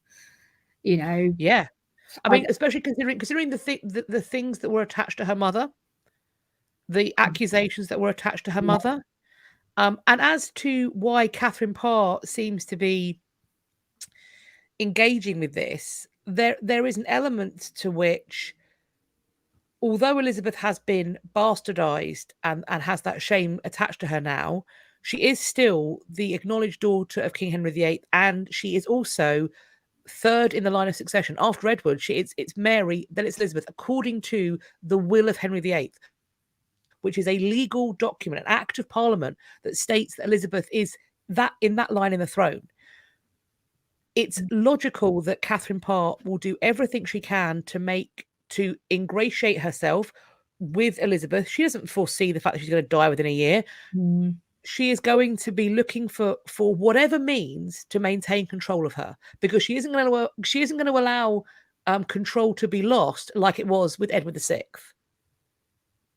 She wants control, and I think there's an element to which there could be something orchestrated with the whole dress cutting. It's compliance testing. Well, it's humiliation. It's compliance testing. It's making her compliant to them, because they're, the control, the just breaking down any kind of autonomy in the girl, any kind of teenage bravado, whatever it is, just breaking her down, breaking her will. And in that vein, I think it's perhaps also a mistake to see let's call him Soodley, number 4. It's also a mistake to see number 4's behaviour as being purely driven by lust. Let's not forget who Elizabeth is. This is about naked ambition. Yeah. Oh, and he just wants to get naked with Elizabeth. Like that's the way to do it. If he can find a way to marry Elizabeth, the sister of the king, in the line of succession, he's safe. He's set. Yeah. And he's a good challenge, isn't he, to anybody? Yeah. I was just going to finish with a little bit, just talking about how he managed to get himself executed, but in terms of his relationship with Edward and going after Elizabeth at this point. Did you want me to show that, Kat, or have you covered that? I'm going to cover that. Okay. So basically, I will just say that he's pursuing Elizabeth. She does leg it to Hatfield, and tries to stay out of it, and when he is condemned for treason, as Kat will talk about in a little bit more detail, a lot of people are questioned along with that, and Elizabeth is one of them. So he really dragged her through the mill. But that really is a large part of why we believe number 4 was a git. Yes. And judging by the odds and sods I've seen in the bits of the comments that I've seen, something from all of them, that seems to be the general consensus. Lottie Rose is a literal sex pest. Yes. Yeah. Also, apparently, he's a direct. Andrew Lloyd Webber is a direct descendant of him. No, of Catherine Willoughby. Oh, Catherine Willoughby. Oh, okay then. He was on Who Do You Think You Are? So it might actually be true.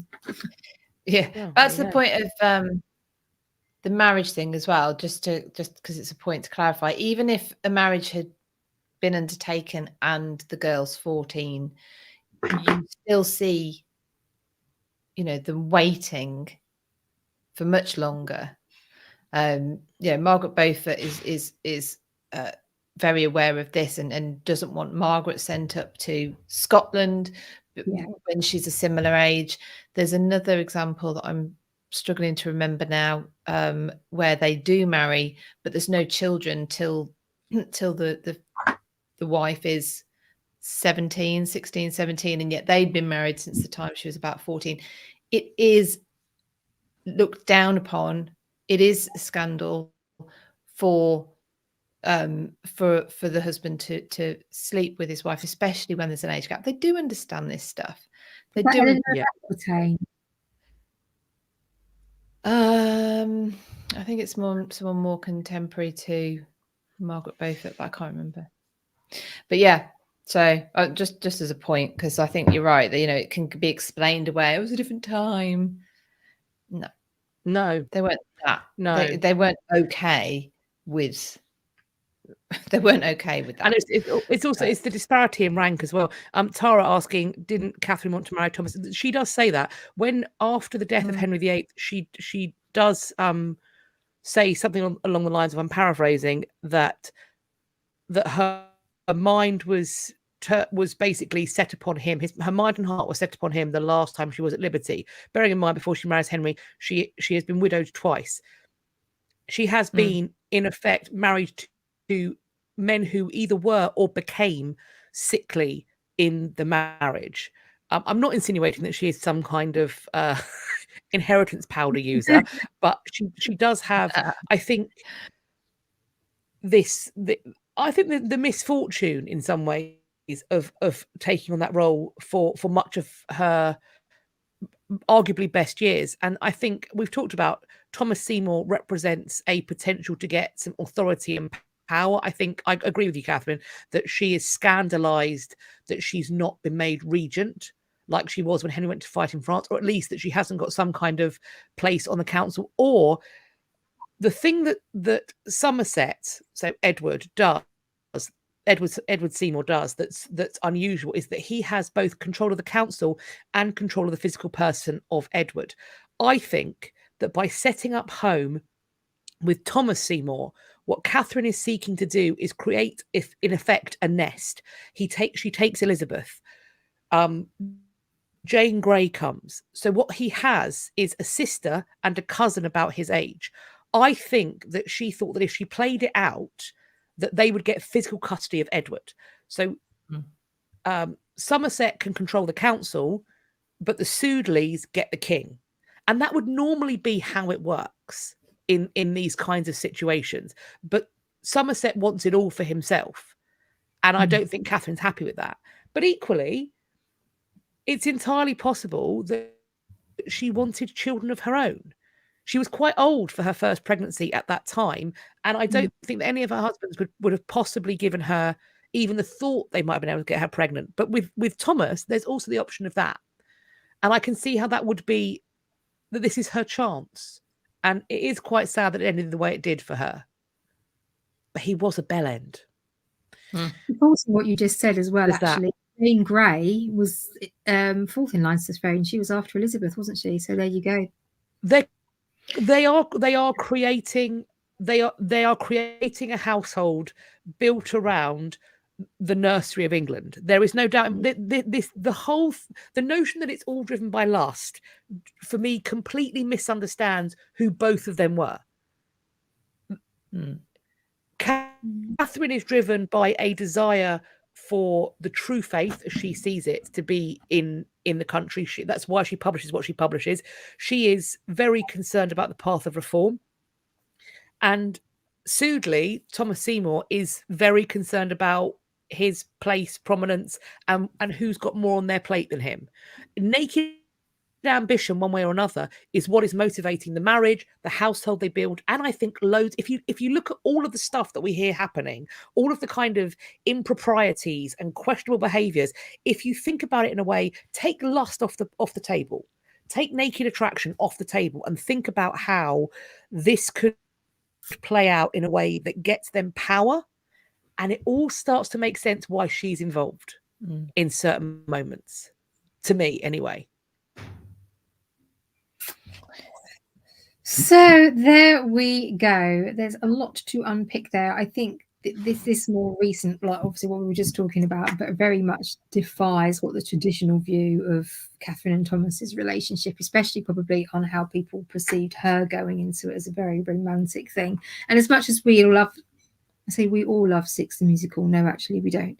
But as much as many people love Six the Musical, that's the Catherine Parr you see. So she's the one going on about the girl power, and we're not just going to be seen as one of Henry's wives and nothing else. But in that role, she's very much, oh, Thomas, I love you. I want to be with you. So I don't know. Anyway, is it time? We go on to the leggy bits.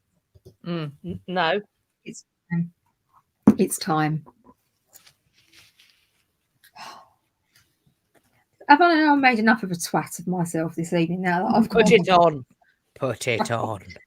Put it on at once. I've got it stuck behind me here. There we go. Have you got any issues?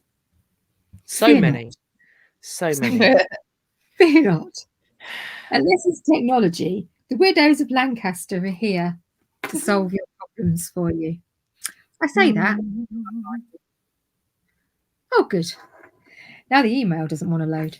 Of course. Oh, of course it doesn't. Okay, this thing gets right on my tits. Dear ladies, I am at a bit of a professional crossroads right now, aren't we all? For the past decade, I have had a highly successful career procuring certain highly desired items, such as wine from France, that were extremely hard to obtain due to political tensions between England and that country.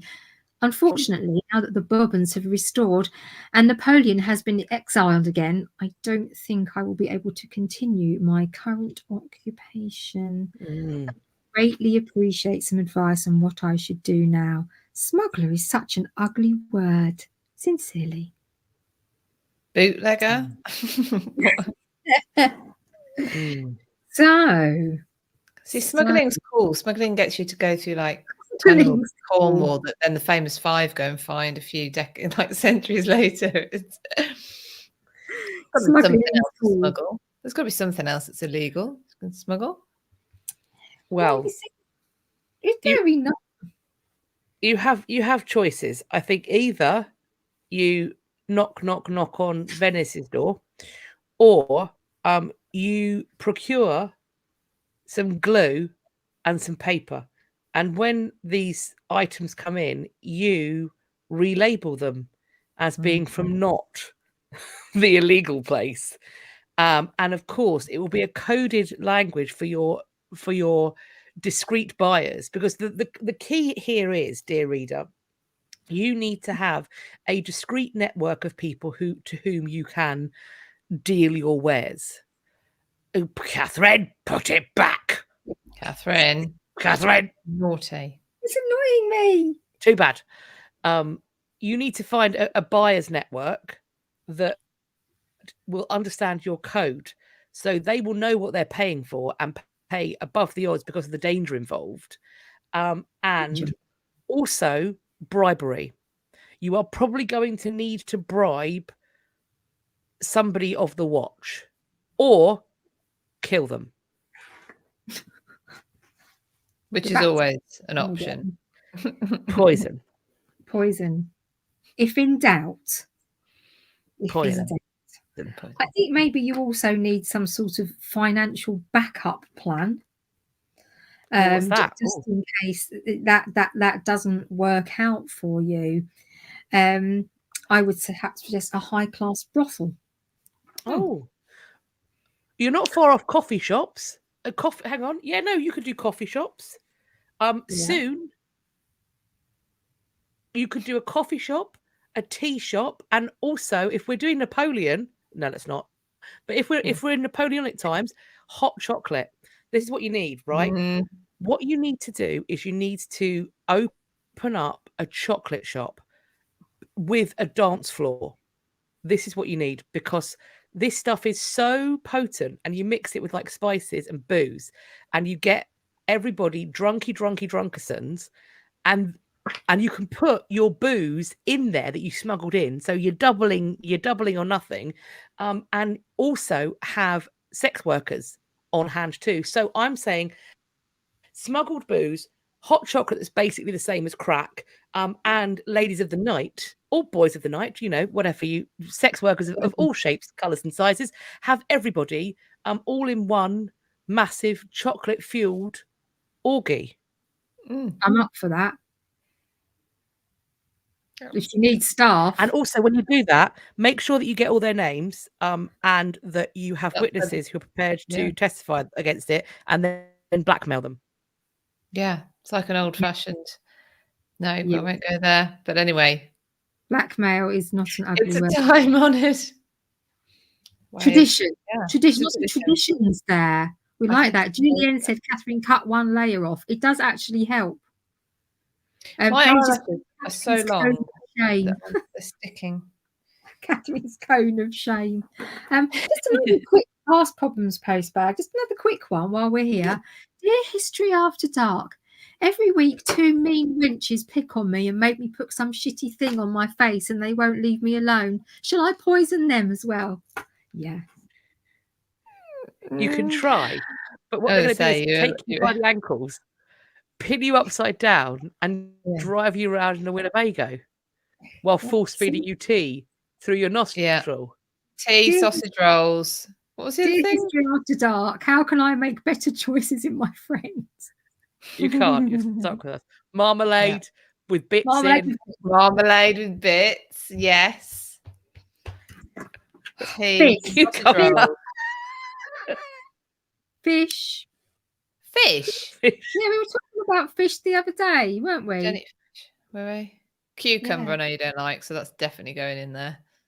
Who was I talking about? Fish? Why don't you like fish? Oh yeah, Maybe it and you're wasn't. also going to be made to ride a horse as well. I Strap you am to a not horse. riding a horse. I am not riding a horse. I think you'll find I you am are. not riding. Oh, Right. yes. a horse. Someone's we got a done hen with- do are we- coming up. Are we done? Oh, we're done. We're done. The winners will be back next time. Riding a horse. So is it time Horses for some are leggy scary. bits? Let's leggy it. Let's do leggies.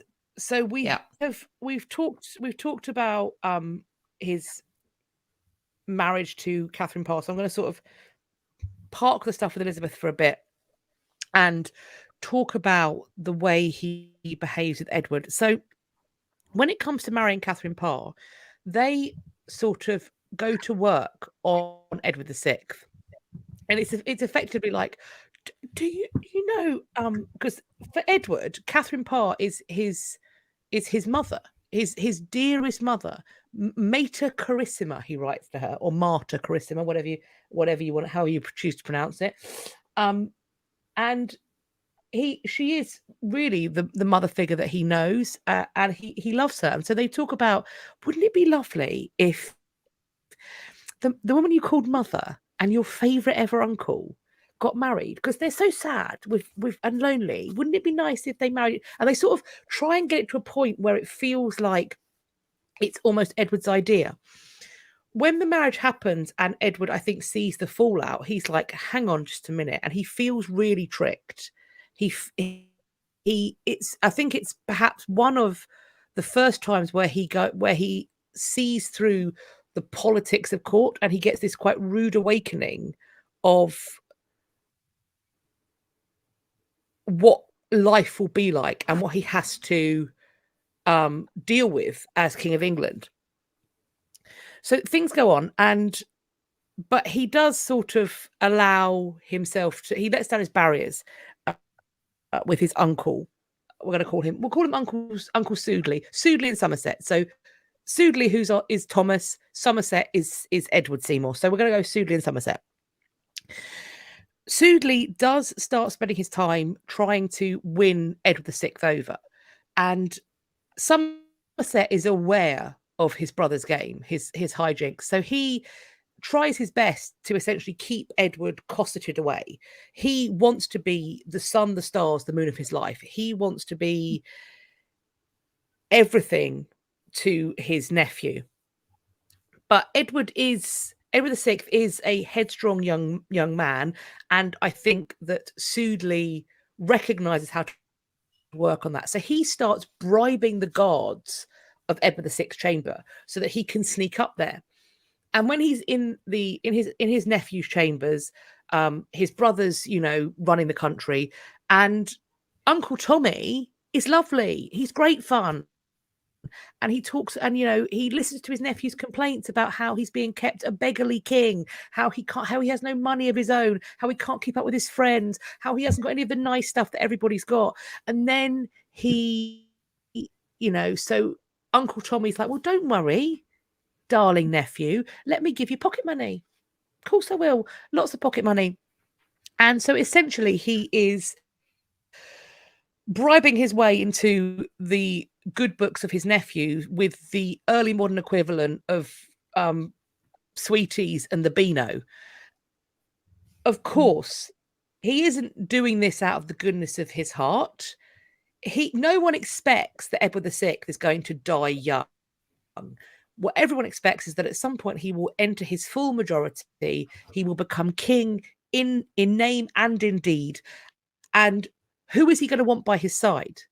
Mean Uncle Somerset, who won't give him no pocket money, or lovely Uncle Tommy Tom, who bought him lovely nice things and was very kind to him and made him feel special? I think we know what the plan is. Paige, what is it with Thomas sneaking into kids' room? It gets worse. So allegedly, Somerset finds out about these sneaky visits, and he is not happy. So he finds the guards who've been being bribed. They are gone, and they are replaced with unbribable guards, at least as far as Somerset thinks. Sudeley is not happy with this chain of events. So the story goes, one night he sneaks past the guards under cover of darkness, and he gets up to his nephew's chamber. What he doesn't know or doesn't expect is that Edward's little dog is sleeping outside of the chamber. And so the dog gets quite excited and starts barking at this stranger approaching his master's rooms in the middle of the night. And if we understand how the court works, so for example, at Hampton Court, the king's rooms, so Edward's rooms, are on the middle floor. And during his reign, because the protector is there, normally the rooms above would be for the consort, so his wife, but Edward has no wife. So it's actually Somerset who's in those rooms. So when this dog starts barking, it's the floor below Somerset. And the story goes that seeing this, Uncle Tommy kills the dog and then flees. Now, what he's done there is he has presumably drawn a weapon within the prohibited distance from the king. That's treason. I don't think Edward's going to be best pleased that his doggie's dead. They then start to layer onto it. They say that actually the plan is that Uncle Tommy wanted to get into the bedchamber, kidnap the king, usurp his brother as head of the council and in control of the country and in control of the king's person. That then it goes a step further, that actually the plan really is that they're going to kill Edward VI and Uncle Tommy's going to marry Elizabeth, and together they are going to become the king and queen, having killed Edward. So it does sort of become quite over the top, and they're sort of layering accusation upon accusation. We've heard that before with other people who are judicially murdered in Tudor England. It does for Thomas. That's enough. He is arrested. He is taken to the Tower. He is interrogated. He is determined to have been a traitor, and he meets a traitor's death on Tower Hill. Edward VI talks about it in very muted tones in his diary. He's encouraged to keep a diary by his tutors. He very much states the facts that, the Baron Sudeley was executed this day on Tower Hill. And people have said that this is because he's lost affection for his uncle. And possibly, I think equally it's the case that he's writing this document as something that's intended to be read. And so he's not going to write it full of emotion. He's writing it almost as a chronicle. Potentially apocryphally, Elizabeth said that today died a man of much wit but little reason. And after his death, after his accusation, things look really dicey for Elizabeth, because, as we said, he does, after the death of Catherine Parr, circle back to Elizabeth. And Cat Ashley supports it for whatever reason. He then tries to go forward. Elizabeth says, I will consider this, but of course, my brother's council must be the ones to confirm it, because she's very mindful of the succession. And as part of her father's laws, for her to be able to sit on the throne, she can only marry with the council's consent, even as queen. The same for Mary. Imagine telling a Tudor king that they could only marry with council's consent, but that is the provision he puts in place for his daughters. So for that reason, and also because marriage to somebody with that level of proximity and that amount of royal blood without royal permission, particularly when you yourself have proximity to the throne, looks quite a lot like you're trying to create rival heirs. And that does not tend to go down well with any monarch, especially not with Tudor monarchs who don't have heirs of their own body yet. So Elizabeth is dragged in and questioned. Cat Ashley and much of the household are dragged in and questioned. It doesn't look good for any of them. There's real sort of danger and jeopardy. Elizabeth is they want Elizabeth to confess to something. Elizabeth is she braves it out. She starts counter complaining, saying, I've heard about all of these rumors that I am pregnant with Baron Sudley's child. This is a great shame and disgrace for me. How dare you allow these rumors to persist? You must allow me to go to court and show myself as I am, to scotch these rumors. My honor is at stake. She is just desperate. She is separated from Cat Ashley, her mother figure. It's going to be a while before they're back together. Cat Ashley is terrified. She's in fear of her life. So the aftermath of Thomas Seymour being in your life, whether you're Catherine Parr, Elizabeth, Cat Ashley, whomsoever, he is. It's a swathe of destruction that's just running through. And in terms of the legacy of the man, we have this daughter who he thinks little for her when he goes about his frankly dubious behavior. He doesn't think about protecting her because she's really, I think, mostly because she's too young to be useful. He's very concerned with having control of valuable young princelings and princesslings. That's what he is concerned about. He's concerned about having his hand on the tiller of the future of the throne of England. And what motivates that, we could talk about for years. And maybe it all starts from a rivalry with his brother. Maybe it's because his brother shuts him out when he could have made this a family affair. And let's be clear, things don't end much better for Edward. His imperious nature, his belief that he should have everything in his control and everything should be at his command, ultimately leads to his destruction. And so I think there are some character flaws in the family in general, and we do see that playing out. I think that's what I have for you in terms of his legacy, his endy and leggy bits. It is interesting what you said there about, like, we could discuss forever what would his motivations be. Because I'm like, what? Yeah, but why? You know, it's like the ambition gene is given as if that's full stop. Yeah, but why? Like, why is the control over the throne the important bit, not, you know, being an admiral in the navy? Like, why? And, you know, being an important courtier. Why is that not enough? It doesn't make sense. To me, anyway. I've never heard a good explanation as to, for someone who's not born to expect a position either, why does it become so important? And Yeah. so dangerous, and it's, you know, by this point it's clearly a dangerous thing to do. If they knew any of their, you know, recent past history. Well, I think we've said this before, haven't we, about, you know, the House of York. You know, a lot of people say, well, you know, Henry Tudor shouldn't have ended up being king. He was, you know, he didn't have the right. I mean, you know, he was a usurper. His claim was very tenuous. You know, the Beauforts were bastards, even though they were legitimised. But if the Yorkists hadn't basically all killed each other, I know that's a bit broad, then Henry wouldn't have had a chance anyway.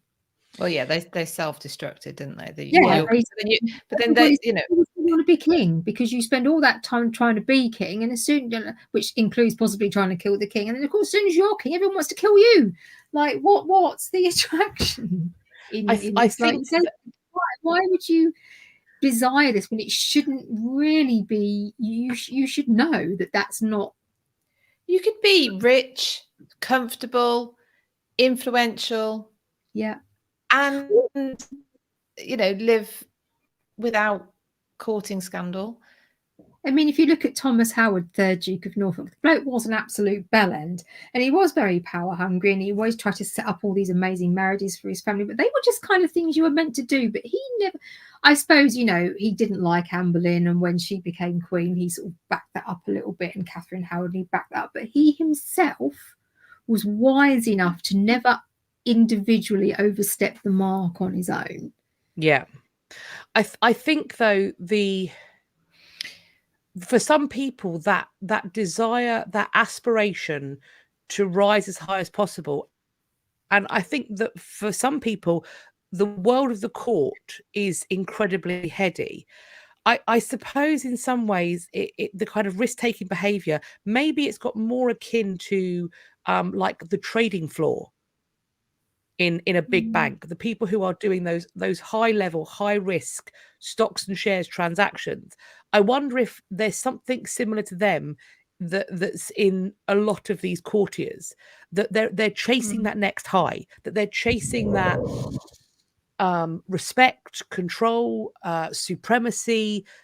The higher they rise, the more impervious they are to the threats of faction around them.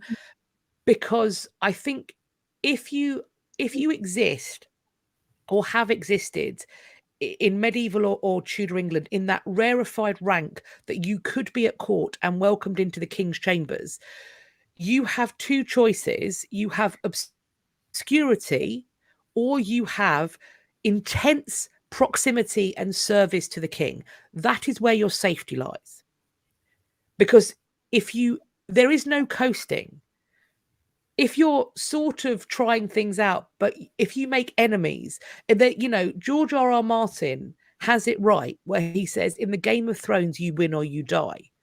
And having the wrong blood, namely royal blood, coursing through your veins, for some people is sufficient to raise them up to the absolute highest ranks and even highest seats in the land.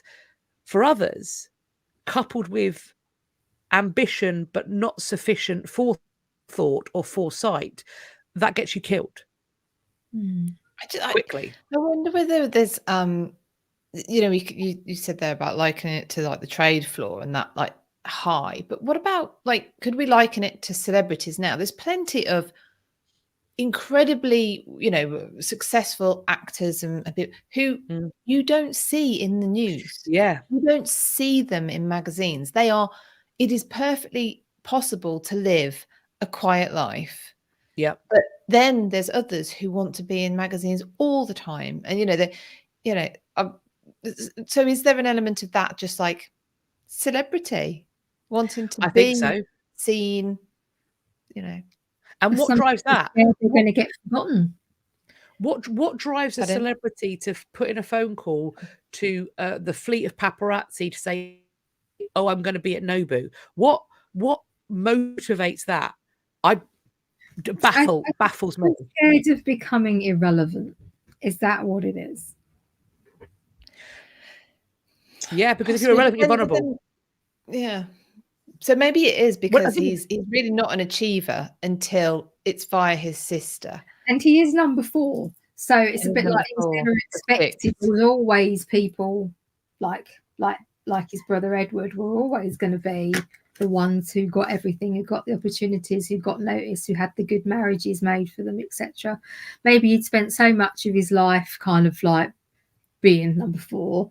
It was like this, I was doing all right under Henry VIII. Actually, I was starting to get, some responsibilities and some good jobs. He was taking advantage of the piracy, that he shouldn't have been doing when he was working in the Channel and stuff like that, and getting a bit of a good name for himself and everything like that. So maybe it had pushed to that point. Henry died, and he thought the sort of what he'd been getting and building on should have continued, and then it didn't, and he got a bit pissed off. How 5 and 6 must have felt, God knows. No. What happened to them anyway? I don't know what happened to 5 and 6 or 3. Was Edward 1? I don't know whether he was 1 or 2 actually. So Hang on. well, Fine. presumably two of them didn't live because that didn't happen, did it? There was a brother that was around but didn't come to court. Yeah, so there's Edward. He's born around 1500. Edward Seymour. Then there's Sir Henry Seymour, born in or on or before 1503. Then we've got him Bit of a gap then. born on or before 1509. So where's number 3? Where's 3? So Well, he 3 disappeared into Could have died obscurity. young. Could have died young. Could died young. Yeah. So yeah, I don't know. There's something in his personality. I think we would see it if we could pick out someone living now and see it in them. That might be a little bit easier to understand. But I don't know. Just Yeah. I mean, in the same way, there's so many of these where I go, what were you thinking? What was Wolsey thinking when he went, I will get you I will annul your marriage, and then he went and asked permission from the Pope? What was he was papal legate. He could have just held the trial, annulled the marriage, and then sought forgiveness. And yeah, he might have to do penance for it. Never ask permission. It's easier to ask permission. What was Cromwell thinking when he made the marriage with Anne of Cleves airtight? What was he thinking?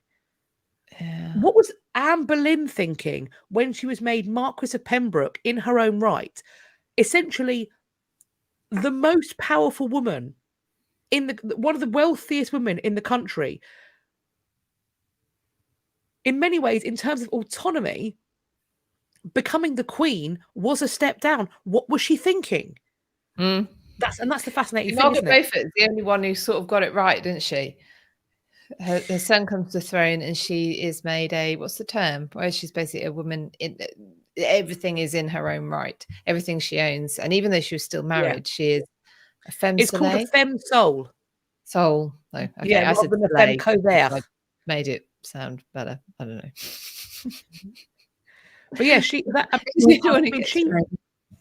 Margaret Beaufort, we think of her as a success story, but if you think about how the stuff she does and the risks she takes, and the dances with outright, overt, clear treason,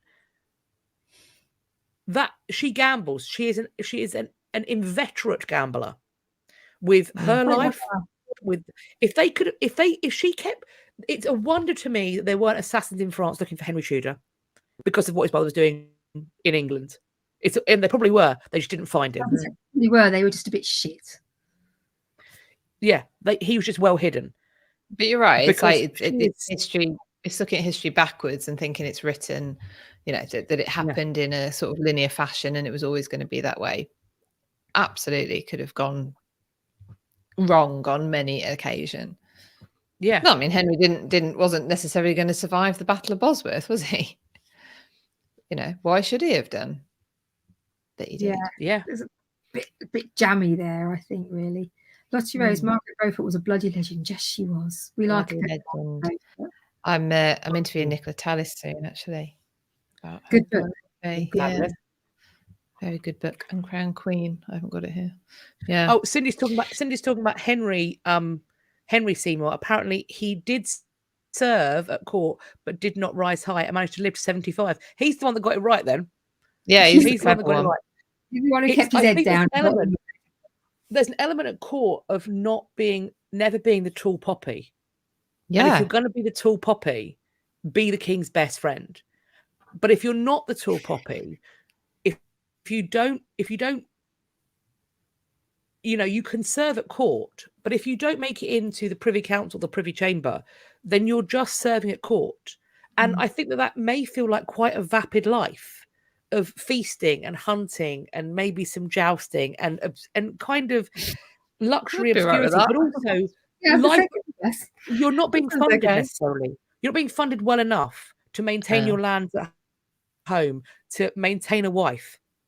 If you are in obscurity in that way at court, it's an incredibly expensive place to be without perks or monopolies, the stuff you get from being a tall poppy that wins favour. So all it is just spend, or you have a pretty kind of dull life, I think.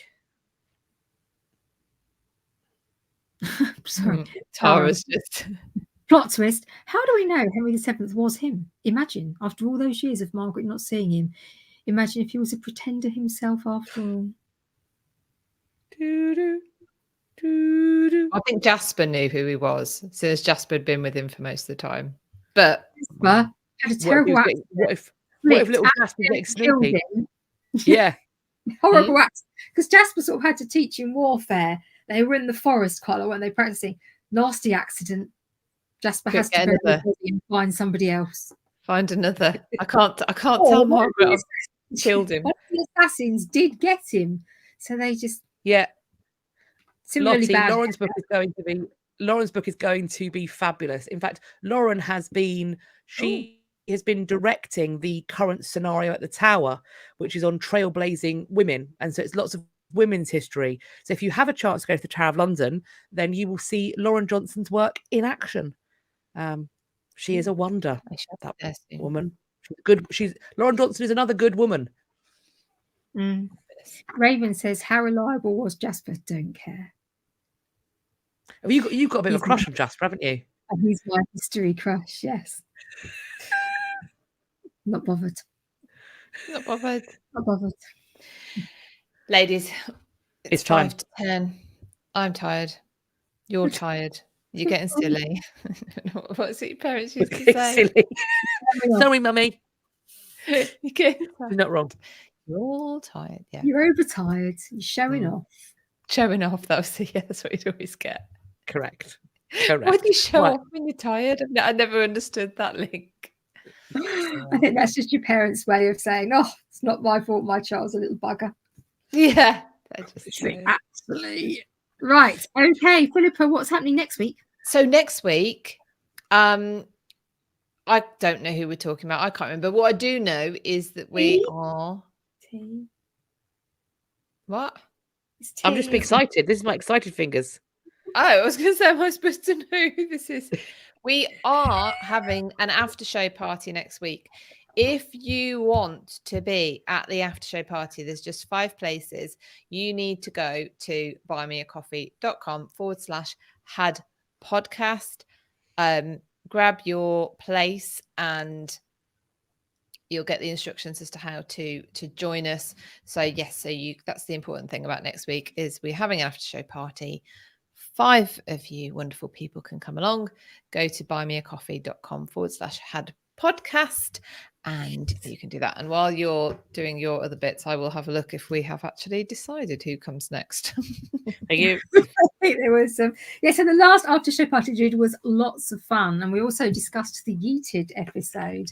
So we did the kind of discussion that you get. Yes. So whilst Philippa is delving to see if either any of us were. Does that yes, we picked somebody and it's worth talking about, or is it the?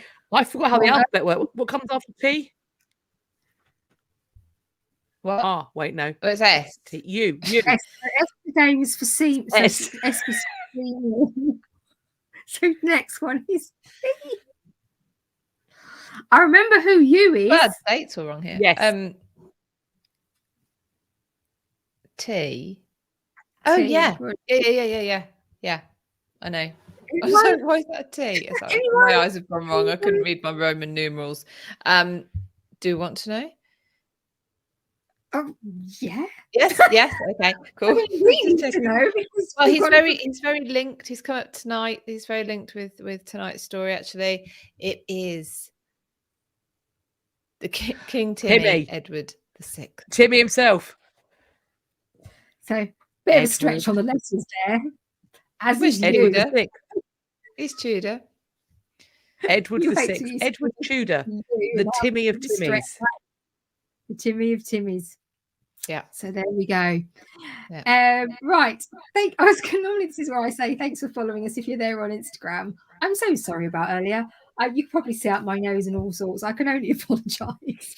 But Normally, we are on Instagram as well. If you don't follow us on Instagram, it is history.after.dark, where sometimes you get a little bit of extra content. And in theory, we haven't been very good. So if you are on Close Friends, we can only apologise. But you can also join us on Close Friends, where you get all sorts of strange happenings. And you can join us on Close Friends by going to www.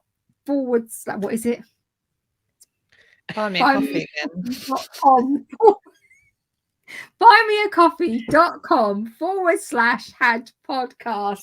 And you know what's really exciting is you actually buy us a Winnebago, because I managed to change the icon, and I've been very excited about it ever since. Love it. Because the hatred and the bullying never ends. But you can support us there. It's very much appreciated. And you can join Close Friends there. And of course, this is where you need to go to get your ticket for next week's after show party. Okay. If you have any past problems, please do send them to us at Past Problems Postbag at historyafterdark2021@gmail.com. There it is. It's going across the screen because Philippa is on it. Is there anything else? No, my daughter hold on to your knickers. And if you want to come and do some Shakespeare, hold on to your pants, because Philippa's going to be releasing places for our shenanigans, our Shakespeare-based shenanigans in Stratford. Shakespeare Stratford shenanigans. Yeah. Last weekend in June next year. Kat and I, Shakespeare in Stratford. Catherine will be coming along as well. Kat's doing a series of talks. We're going to see all the places associated with Shakespeare. We will be going to see a Shakespeare show at the Royal Shakespeare Company Theatre on the banks of the River Avon. It's going to be fabulous. And so tickets go on sale to members of my Patreon on Monday, and then on general release the following Tuesday, because the Monday is bank holiday. It's also my birthday. Just thought I'd mention that. So it will do general release on the 29th of August. But I will make the webpage live. It's another thing I haven't done. So everyone can see the details ahead of it being released for sale. Very exciting. In the meantime, please make sure you have liked this video, as well as being in the live chat. Make sure you put a comment in the comment section also. Please make sure you are subscribed, hit the bell icon and select all, and share this with your friends. And hopefully at some point YouTube will think that we are in fact safe for advertisers, and then they'll share it more widely. Well, if not, we need to stop talking about implements. I think it's actually more to do with those forms we haven't filled out. That's why. There were, however, before that, one or two videos where we mentioned whatever it was we mentioned. I know. We mentioned how Elizabeth Woodville persuaded Edward IV not to violate her outside of marriage, and you're not allowed to talk about implements. That's sad. Implements. Very wrong. That's implement. Yes. Yeah. Which you may find in a kitchen drawer. Yes. A pokey wafter. Mm-hmm. A pokey wafter. That is the name for them on this channel. If we say a pokey wafter means an implement that you might find in a kitchen drawer and use to cut chorizo, like I've got here. A pokey wafter means an implement. Well, I hope that's clear. Yeah, everyone, you got that? We have our own code. We have our own HAD dictionary. Yeah, that's Not look out for it in bookshops. HAD dictionary. An item of cutlery. An item of cutlery. That's indeed. what it is. Thank you, Hadrian. Yes. They don't deserve to. Right, shall I count us out then? Yes, do it. Right. See you all next time, friends. It's 3, 2, 1. Bye. Body, here we are again. It is Wednesday. Hello over there on YouTube. Hello over there on Instagram. Now, as you know, on YouTube, we are all here straight away. On Instagram, we are not all here straight away.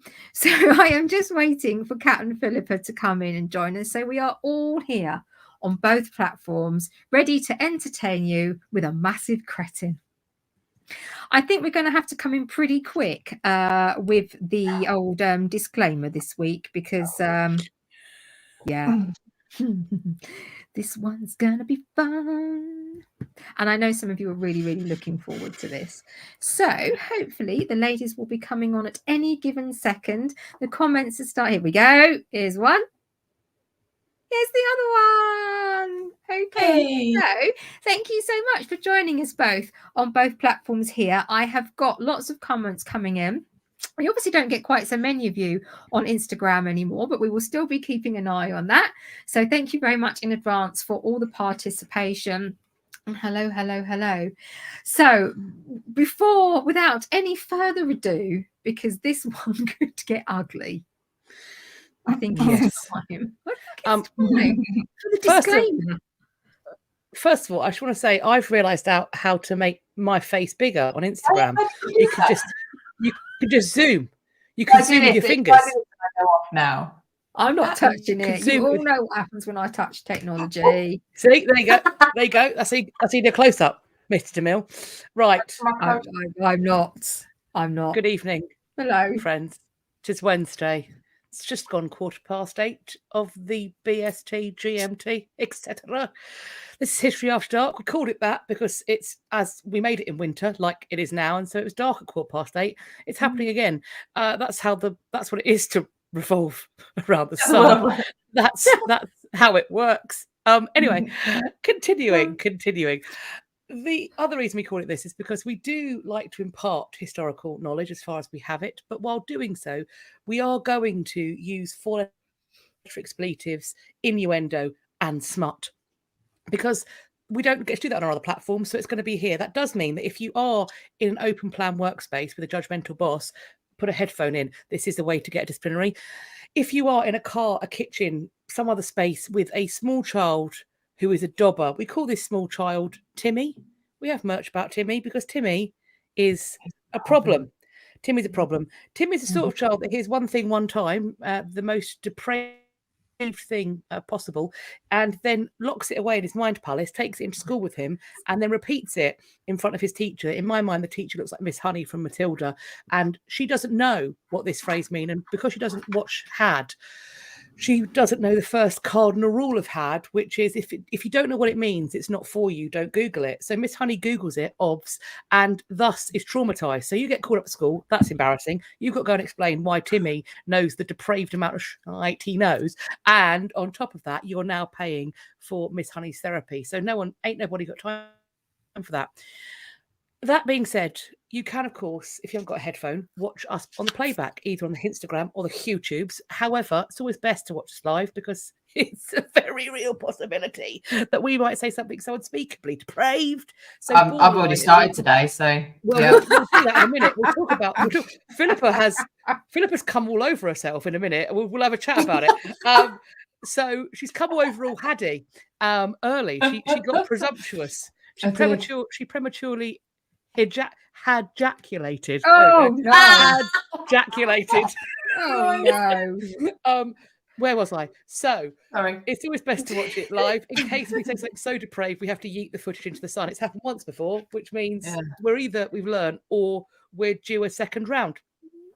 Probably other rules are that we hope to the sweet baby Jesus or whichever gods or demons you pray to, that you are all adults. So while this is not a drinking game, we don't approve that message. None of this is medical or legal advice. We can't stop you, but we don't approve it. We are thinking of your renal function. And on top of that, if you do say something ridiculous in our comment section that's intended to get us to pin it and mock you publicly because that's your weird fetish or kink, you know who you are because you've been in the comments and we've just ignored you because we know what your game is, because kink is fine as long as their consent is there. If no one is consenting, that's just weird. Those are the rules I've had. Let us begin. We also reserve the right to take the piss out of someone if they are. Oh yeah, we can if we want. But Philippa, what did you do today that got you when your premature ejaculation? Bobby says here, sorry, Bobby's put on Instagram, I had to rewind earlier to be sure I heard Philippa correctly. I must admit, when she sent it to us, I went, oh, like that cat. And I think you probably every sphincter in my body David, and that's contracted. what he did as well. Hence my tagline. I clutched some pearls. I was on my fainting couch with my smelling salts. What happened today, Philippa? Tell us. I got an Karen isn't listening. I got an actual Karen. I haven't. Yeah, she basically started slagging me off in the comments while I was live. So I told her to fuck off. Literally. But I don't normally do that. I don't swear. I actually said the word.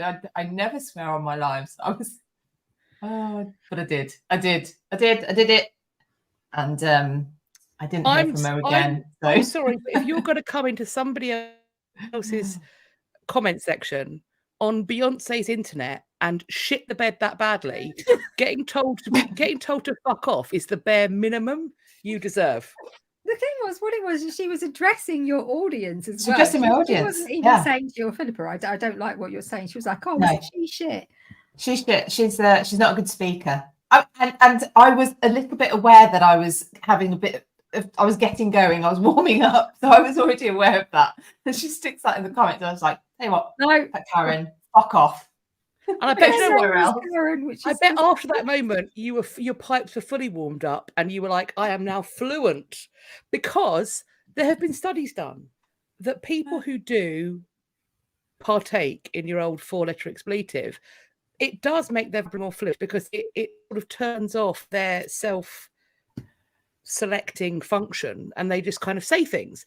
It also, so they're more fluent, their vocabularies tend to be better, and also it releases stress. They have tested it. Saying fuck reduces your cortisol levels. It's basically stopping you having a heart attack.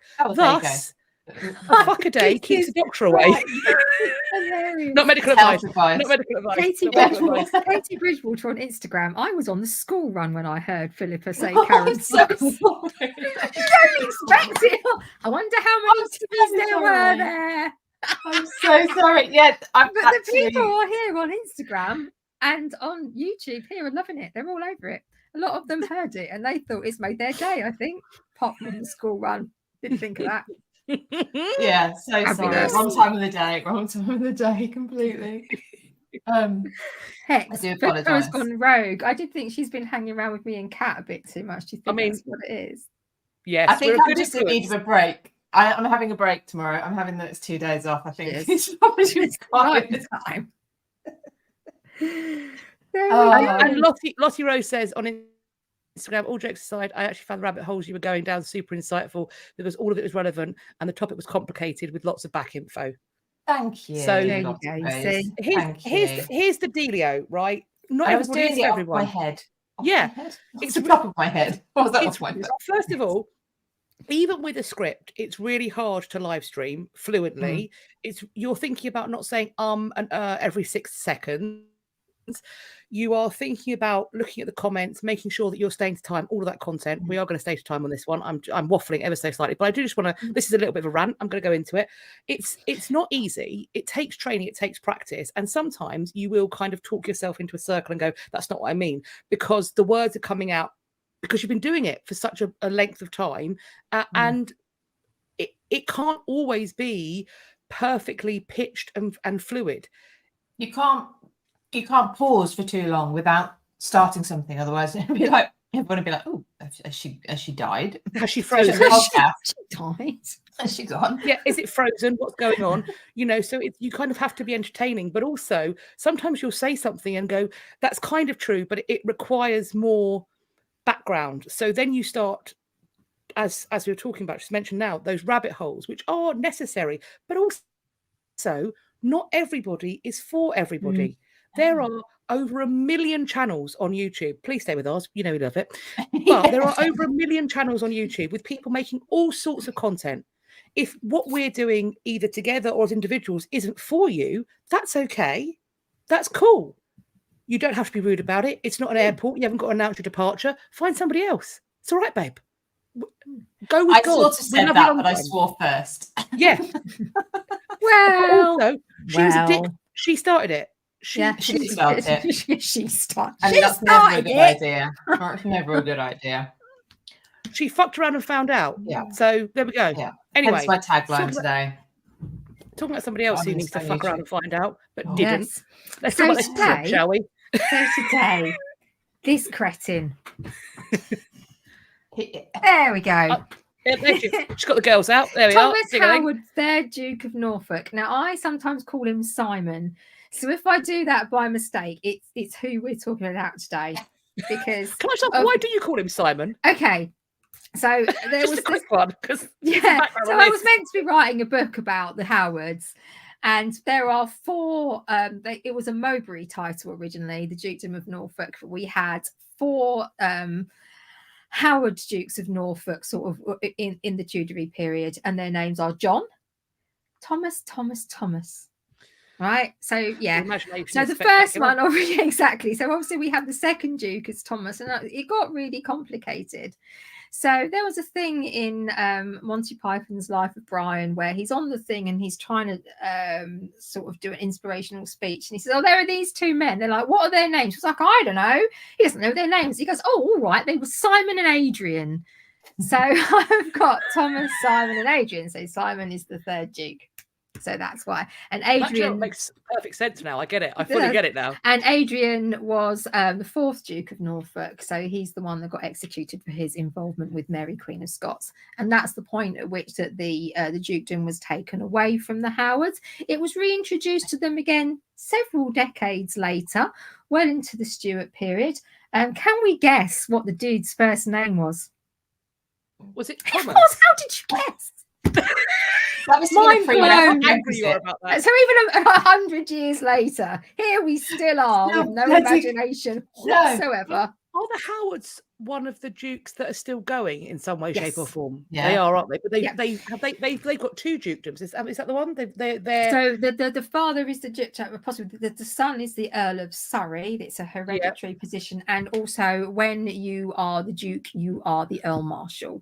So if the Earl Marshal is the duke that organises both coronations and funerals of monarchs. If you watch the funeral, of Her Majesty Queen Elizabeth II, you go through all the and then you'd see him break the staff of office and put that to be interred, because that's signifying the end of the duty to that monarch with their passing, and then picking it up for the next monarch.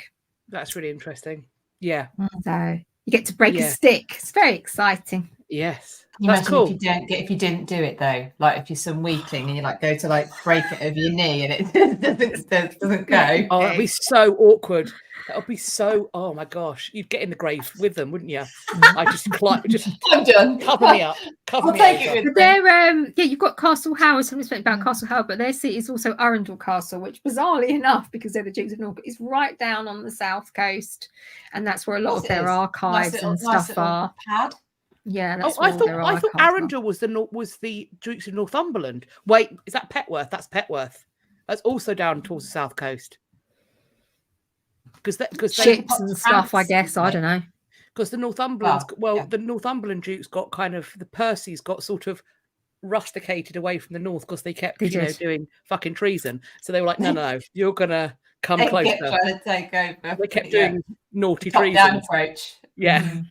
I would like to say that I did a massive family tree. It's down there of the Norfolks. Before I was going to write this book, it took me like 100 hours. You should probably publish that anyway. Just because I've done it. Because you've taken the time, Am I right in saying that they are reckless breeders? They've done well. I mean, I don't know about more recent generations, but that they certainly went for it. It's still a Howard holding the title, so that speaks to the fact that there's been a lot of most children. Most dukedoms die out, don't they? Because they have to go through the male line. Yeah, so many are extinct, but not now. So let's talk about his early life. Tell us all about him, Catherine. He sounds like a bellend. Okay. Go for it. So this is a little bit difficult because obviously, because I've done all this research, I find it really, really hard to leave something out. So I'm going to try and go through this sort of as quickly as I can. Family tree, for fuck's sake. We'll be here all week. Oh yeah. So as when we were talking about this earlier, Philippa said, it's actually quite important to go back. You have to look at a little bit of the history of the previous generations to make it make sense. And one of the things about Thomas Howard, Simon, if you know him, is that he's very haughty, he's very stuck up, he's very self-important, and he really, really feels that him and his family are a cut above and beyond. But actually, if you go right back to the beginning, we can start tracing them from the 14th century, and they were minor gentry. That's what they were. They weren't anything to write home about, if for want of a better expression. So the earliest one we have a prominent family. They were a prominent family, in fact, in the 13th century, not the 14th. And you see a guy called Sir William Howard of East Winch, and he lived there, and his father lived there, and his father lived there. But basically, I'm trying to bridge this. They made good with good marriages. So it wasn't necessarily that they were always fantastic in what they were doing, although sometimes they were. Some of them had good careers in law and became sheriffs of different places. So rather than dukedoms, just sheriffs of Norfolk and Suffolk. But they made good marriages, and those marriages would bring titles or like earldoms and things, and or they would bring land and property. So this was building up over time. We had a couple of centuries of all this going on. And there was some Plantagenet blood in the line. There was some working in the household of Edward I and things like that. There's lots of it mixes in together. So there was some good lineage there going on. Now, you get to the point where what happens is that this has been building up and building up and building up. And then we get to the point where the baronies are being given over and it's going really well. But then there's only a daughter. So what happens is that we get to the fourth John in the line of all these people. And John the fifth, John the fourth marries a lady called Joan Walton. And they only have a daughter called Elizabeth. So all this time they have spent building all lands and everything up is now going to get passed on to her husband. So John de Vere, 12th Earl of Oxford, and you might recognise the name de Vere. You see the Oxfords come up quite a lot. And his grandfather was actually fought at Bosworth with Henry Tudor because there was some beef between the Oxfords and Richard III. It's complicated, but it was unpleasant. It was unpleasant. So they kind of lost all these things. So they had to take a period where they had to try and recuperate what they've got. And because when John's father died, the fifth Sir John, he actually got pretty much nothing from his father, or all of that he'd been taken away. So you see the family's ebbs and flows of fortune, basically. However, he had two sons, Henry and Robert, and this is where it starts to get interesting. It does. It starts to get interesting because Robert did a good one. He married a posh bird. Well done, Robert. Well done, Robert. And this is what turned the family's fortune, because he married a lady called, I can't find her name now. Oh no! Why is it just escaped me? Posh bird. The family tree is the Margaret. size of a Margaret. Her name was Margaret. It's either going to be Margaret, Mary, or Catherine, isn't it? Let's be True, honest. It's one of the above. But she was the sister of the Howard Duke at that time. So, and Robert had been in the service probably of the Duke at that point. So it's not directly clear exactly what he was doing. But Robert had possibly been with the Duke when he'd gone over and fought at Agincourt. And so it wasn't what he was doing, but certainly he was probably in the household of the Duke. And that's how he met his sister, Margaret. And she inherited the dukedom of Norfolk. So it got them back on the map. You know, he married her. She was above his station, but for whatever reason, we think it's a possibility that because of her age, she was a bit on the shelf. So they were like, well, you know, he's a good military man. He's a good sort. You know, you've been there a while, love. So let's just marry you off. So that's one theory as to why she sort of married quite late, and she married sort of below her station in terms of him. So the Duke Thomas Mowbray, and he was descended from Henry III and Edward I. So, you know, he had some good pedigree going on himself. Now, The 17th of January, 1746, John Mowbray, the 4th Duke of Norfolk, dies. He dies at Framlingham. And so trouble is when he dies, then the titles die with him. So you've got the Dukedom of Norfolk, the earldoms of Essex and Surrey and Warren, and the hereditary office of Earl Marshal, and the huge estates were unclaimed and there was no male heir. So basically all these things, reverted back to the crown. And so here you see the start of the problem again, is that all these things are going begging. And as you know, this is going to create problems. Speaking of problems, Edward IV doesn't care. He sees these people as a minor gentry family. Now, they were absolutely staunch Yorkists from start to finish. And this is really important. So the fact that they were kind of discarded like this is pretty crappy, but they remained really staunch Yorkists. And John, now by this point, we see the first, the guy who's going to be the first Duke of Norfolk eventually, we see him as a really, really staunch Yorkist, and he supports Edward no matter what. So when Edward dies, he continues to support Edward no matter what. However, what has happened here is that Edward's gone, oh, this stuff's gone begging. And he decides that what he's going to do is find a way to keep this for the crown. And he looks at his little son, the youngest, Richard of Shrewsbury, and he says, I'm going to marry her. I'm going to marry her to the heir of all these bits and pieces, little Anne. And then either he gets all that stuff and the crown gets it, or when she dies, he'll get it. So one way or another. So little Anne dies. She's aged only 8. And so it all reverts back to Richard of Shrewsbury. Now, we get an argument here of why were these things taken away and given to John Howard, who becomes the first Duke of Norfolk, if Edward might have been dead. So when he dies, this is another whole complicated thing. I shouldn't really go into that. But it's questionable over if people didn't believe the princes in the Tower were dead, why did all those titles of Richard of Shrewsbury's come up if he was still alive? People must have thought he was dead in order for them to be passed on to other people. So it's just a little bit of something else to be pissed off about and argue about. So there we go. So when she dies, there's John Howard, who becomes the first Duke, and another guy called William Lord Berkeley, who also descends from the sister of the second Norfolk Duke of Mowbray. So they are two people who have a claim to all of these things. And all they get, because Edward IV took all this stuff and gave it to his son via this marriage between little Anne, because she was the only heiress left that John had, was some minor lands, minor sort of buildings and lands, nothing major, no titles, no nothing. But still, John sticks with him until he's one of the people that rocks up outside of Sanctuary to demand that Elizabeth Woodville hands over little Richard.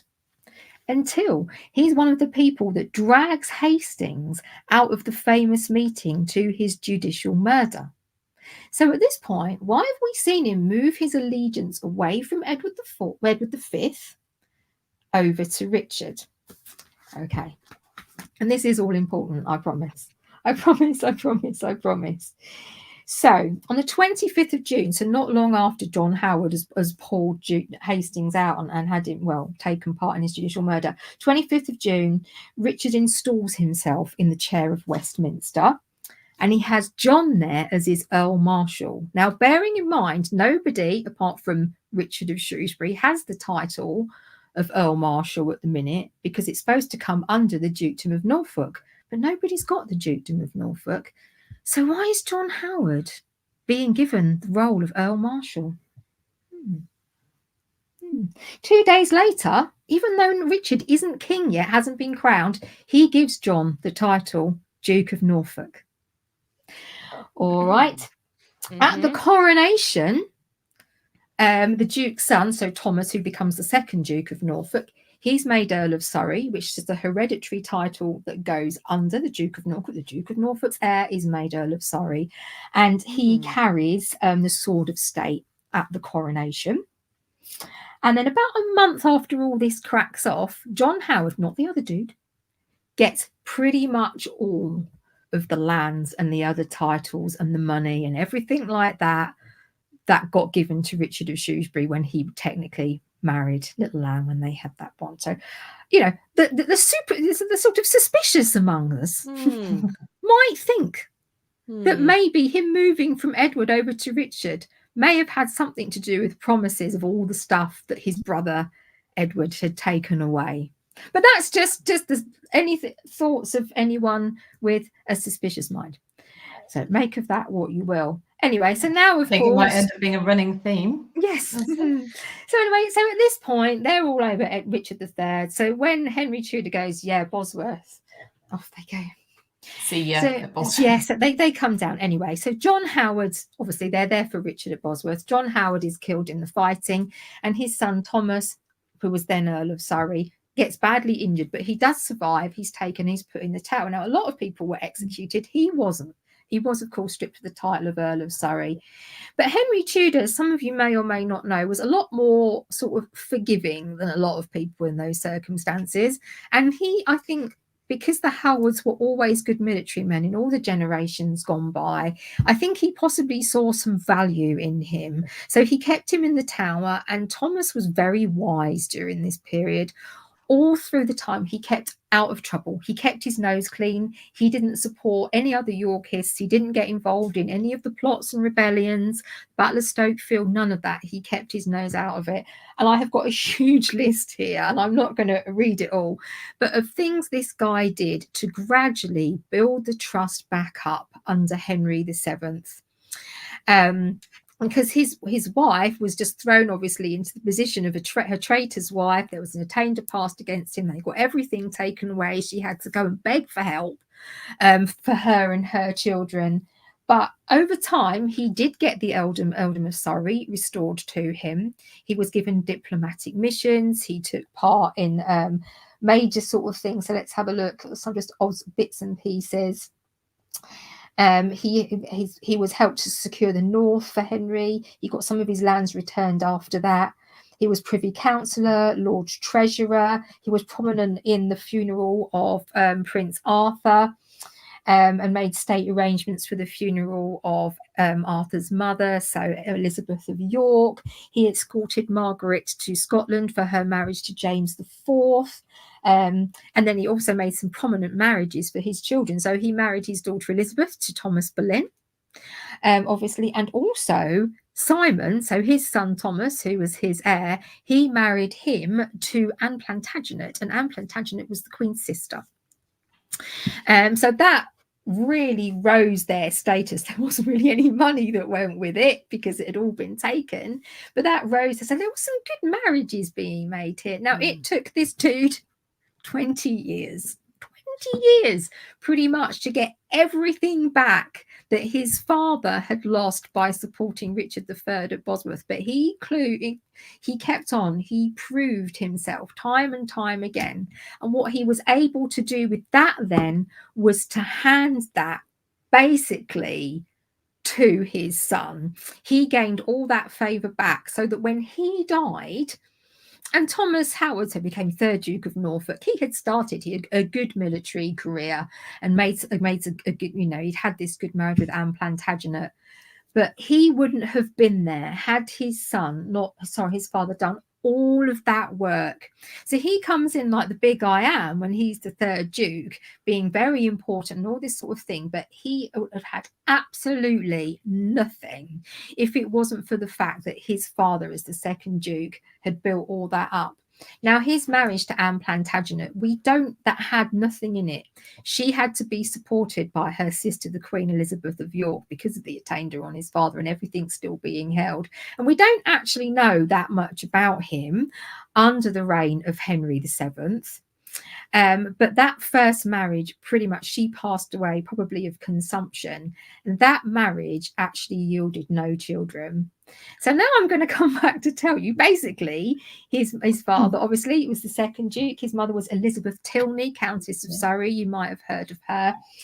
He was born the 10th of March, 1473. So obviously around the time that Edward IV passes away. He died on the 25th of August, 1554 at Aholes. Obviously, Kat will talk about. His siblings were Edward, who was a favourite of Henry VIII, and Henry VII. He had another brother called Edmund, who was Catherine Howard's father and a bit wayward, terrible with money. Elizabeth, his sister Elizabeth, who married to Thomas Boleyn, another sister called Muriel, and 5 others who probably died quite young. So you read different things about the number of siblings he had, as I know, because I spent a long time on the family tree. Depending on, there was up to 11, depending on where you read, but they're not all necessarily named and given dates for. So she died, as I said, and there had been some children in that marriage, but there was one son called Thomas who they had a couple of years married. He died at about the age of 8 or 9, and possibly a daughter called Elizabeth as well. But none of those children survived. So obviously he needed to get married again. We're going to talk about his wife, Elizabeth. She was 19, he was 40. We always like a little bit of that tastefulness going on. And they did have a number of children, including some notable children and children that made good marriages. And he married a lady called Agnes Tilney. You may recognise her name. She was a Dowager Duchess of Norfolk, and she ran badly the house in which Catherine Howard went to for her sort of deportment and education and how to become a young lady, and where, of course, she met Francis Derham and who was the other one? Mark Henry Manox. Thank you very much. Yes, not Mark at all. So, but yeah, they had with Agnes children. He had a daughter called Anne, who, lucky her, she was the one that got married to Fitzroy, Henry VIII's illegitimate son. She was really happy about that. They had a daughter who was married to a guy called Rhys ap Griffith, who, just out of interest, was the grandson of the Rhys ap Thomas that many people believe struck the blow that killed Richard at the Battle of Bosworth. A son called William, a son called Thomas, who you may know as Tom Truth. And he was the one that had the fling with Lady Margaret Douglas, Henry VIII's niece. And she got let off, basically, because she was like, oh, no, my little girl, I didn't know what I was doing, fluttery eyelashes. And he basically got chucked in the tower and left to rot and died there. And the 2 other daughters called Dorothy and Elizabeth. So they are good breeders then, basically. They did well.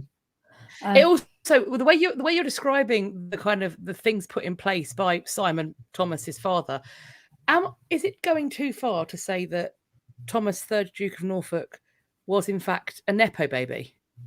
Yeah, I think so. Yeah. A massive Nepo baby. Yeah, pretty much. Notably, the Earl of Surrey, someone else is going to turn up as well. His eldest son, Simon's eldest son, wasn't Adrian, the 4th Duke. It was actually a guy called Henry Howard. He inherited his father's enormous sense of self-entitlement. The only thing he did worth of note that probably kept him going as long as he did was he was very good friends with Henry Fitzroy. I believe it was his master of the horse. He was very upset when he died, and he was actually charged, along with Simon, the 3rd Duke, in arranging his funeral. But yeah, he ended up getting executed because, well, I think Philippa might touch that. If not, we can come back to it. So it was actually the 3rd Duke's heir to the title was the 4th Duke Thomas, was his grandson. And as we mentioned, he was executed for his role in plotting against Elizabeth with Mary, Queen of Scots. But yeah, he had a terrific military career, as all the Howards did, really.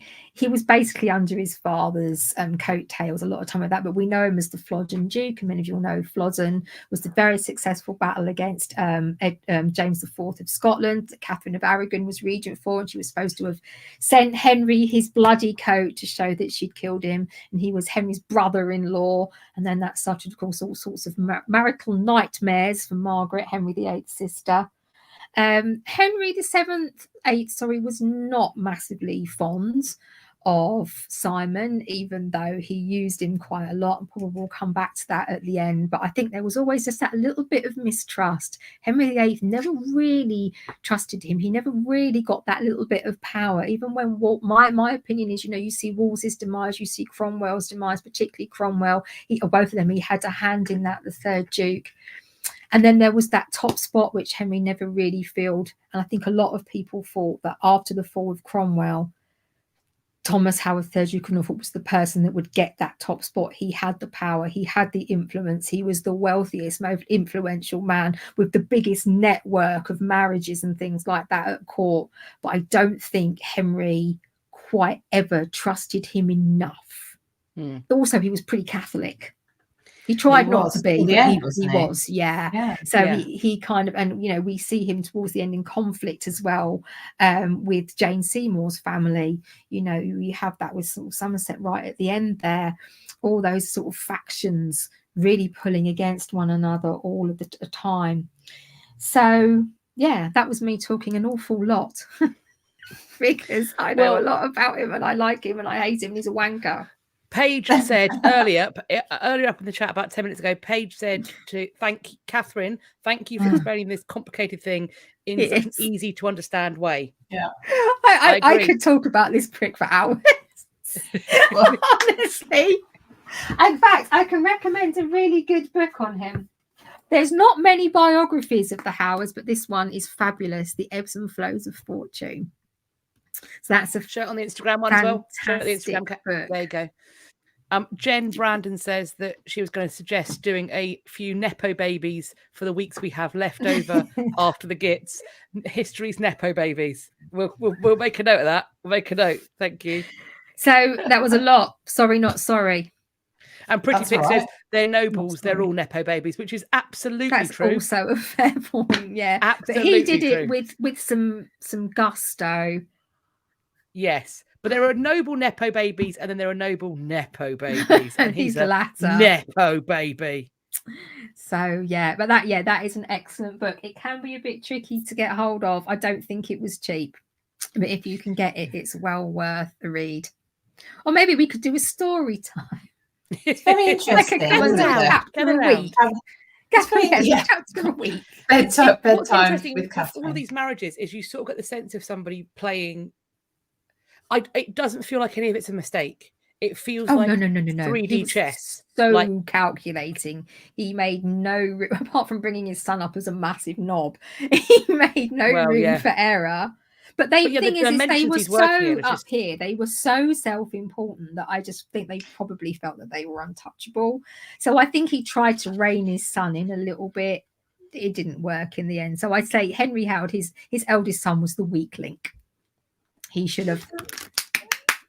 Yeah, it's amazing actually how haughty they were when you know it's not really that time. Yes, it's not that far back that they're on the wrong side. Well, not second Duke. It is. Do you know what? It is get the dukedom for amazing. A long time. Hence why that book is called The Ebbs and Flows, because you really see all the times you think that would be it, and it would go wrong. The Dudley family a bit.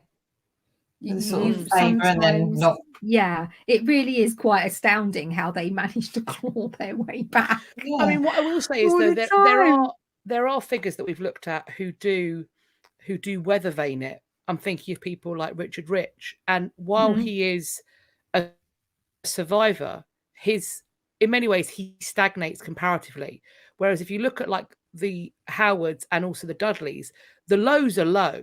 But good God, the highs are high. And I think there is a risk in weather vaning that it doesn't actually get you where these people want to be. There is something, and I don't know what it is because it doesn't actually make that much sense. But there is something about being an immovable object against an irrepressible force that seems to be, it is a kind of kill or cure.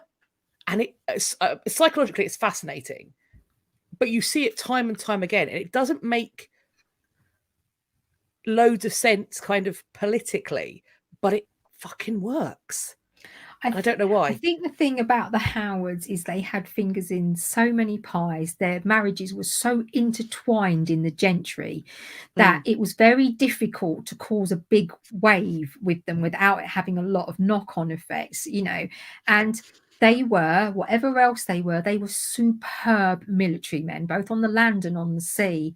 And that's an asset. They were an amazing asset in that capacity. Clearly must have been respected to be able to make those marriages, to be able to not be sidelined when... You know, I don't think Elizabeth Howard was like, oh, yay, Thomas Boleyn. But for the Boleyns, and, you know, whatever people say about, oh, Thomas Boleyn got his daughters in with Henry to rise. No. Thomas Boleyn was a rising courtier in his own right. He was already very successful. So that marriage, Elizabeth Howard to Thomas Boleyn, although Boleyn's was seen lower than the Howards, it was very advantageous for both parties.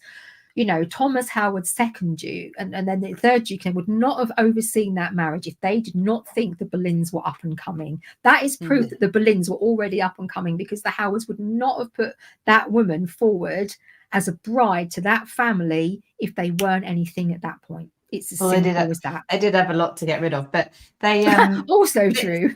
The idea that so they have made it where they are through advantageous marriages, like you explained earlier, and yet then when it comes to them being on top, they don't like people like Cromwell, do they, for his rise to power and influence.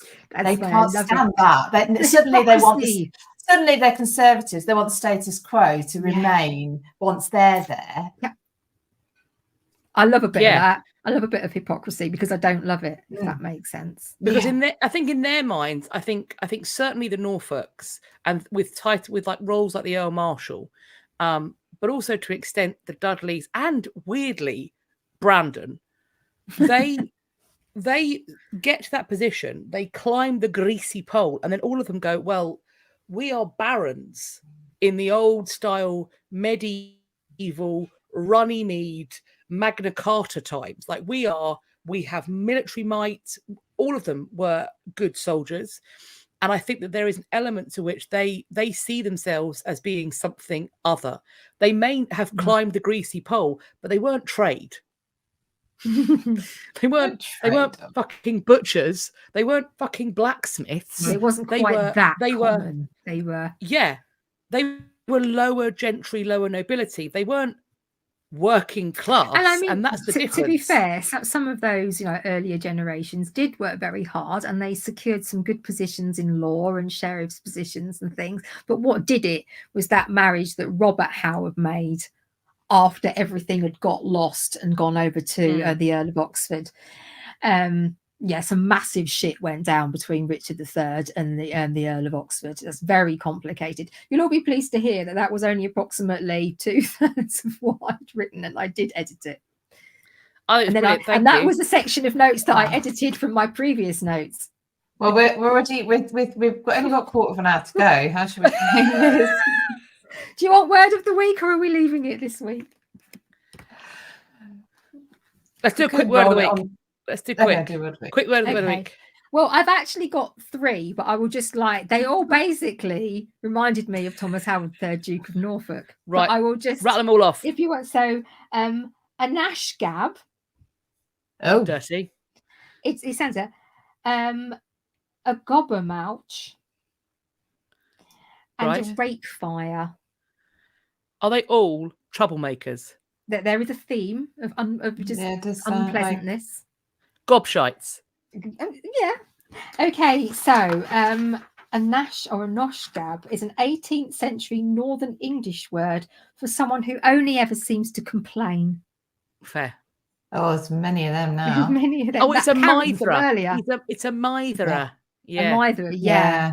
And not happy unless they're unhappy. A gobbermouch or mooch is a nosy, prying person who likes to interfere in other people's business. Curtain twitcher.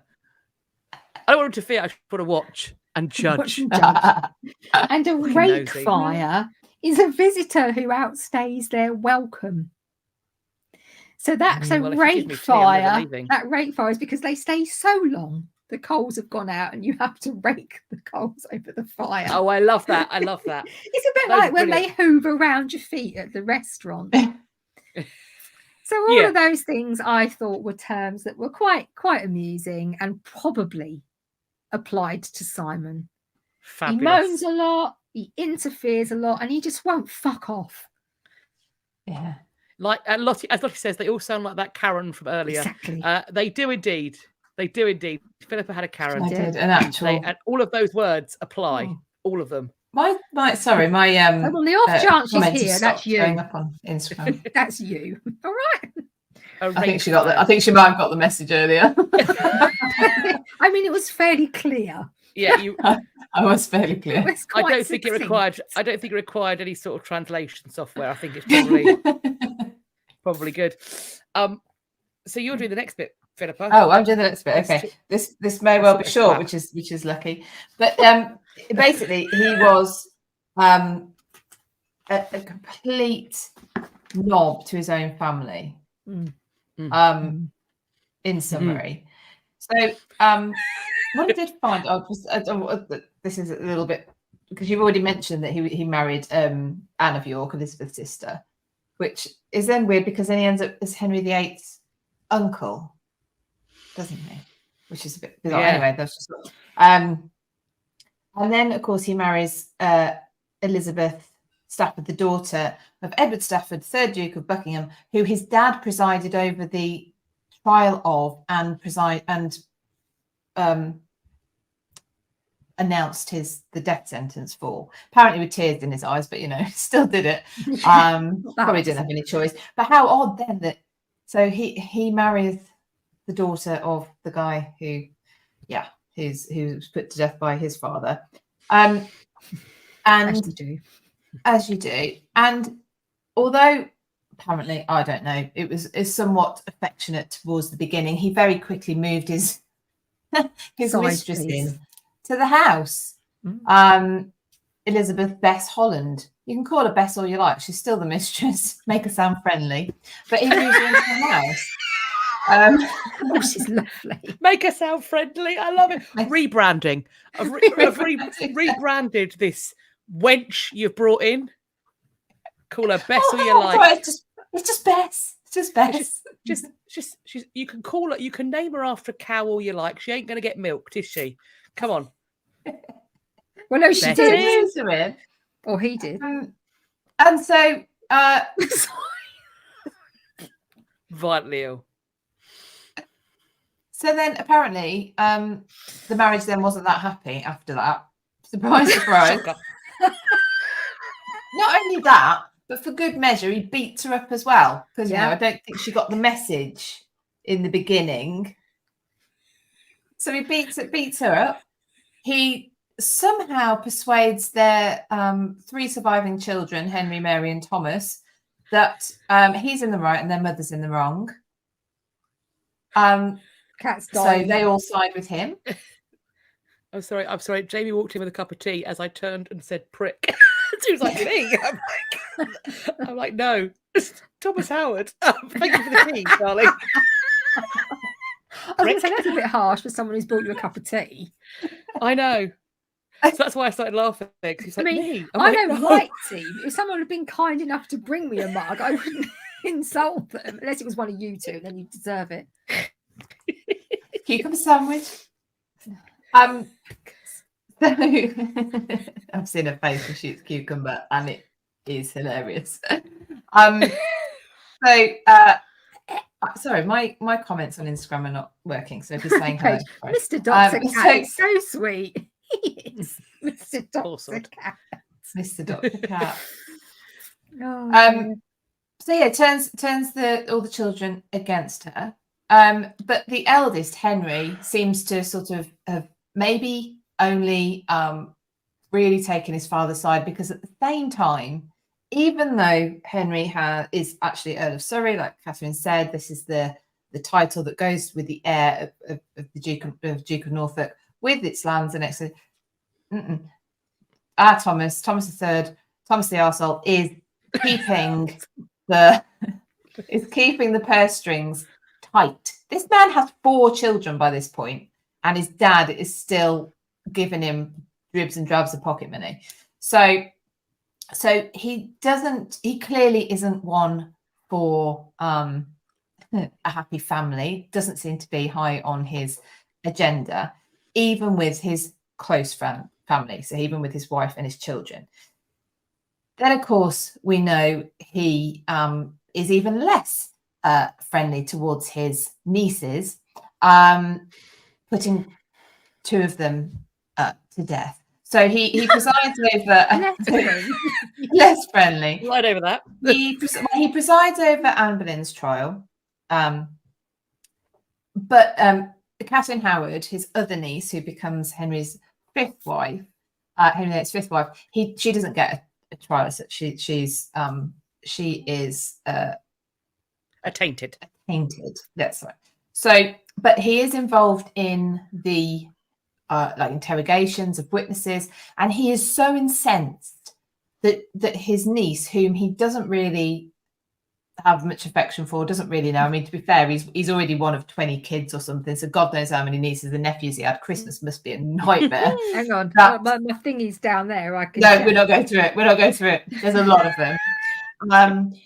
He's incensed that his position is threatened by the actions of this niece that he's not bothered by. So much so that Shackle-free actually, in one of his correspondence back to the Spanish court, mentions that the Duke wishes for the Queen to be burnt alive.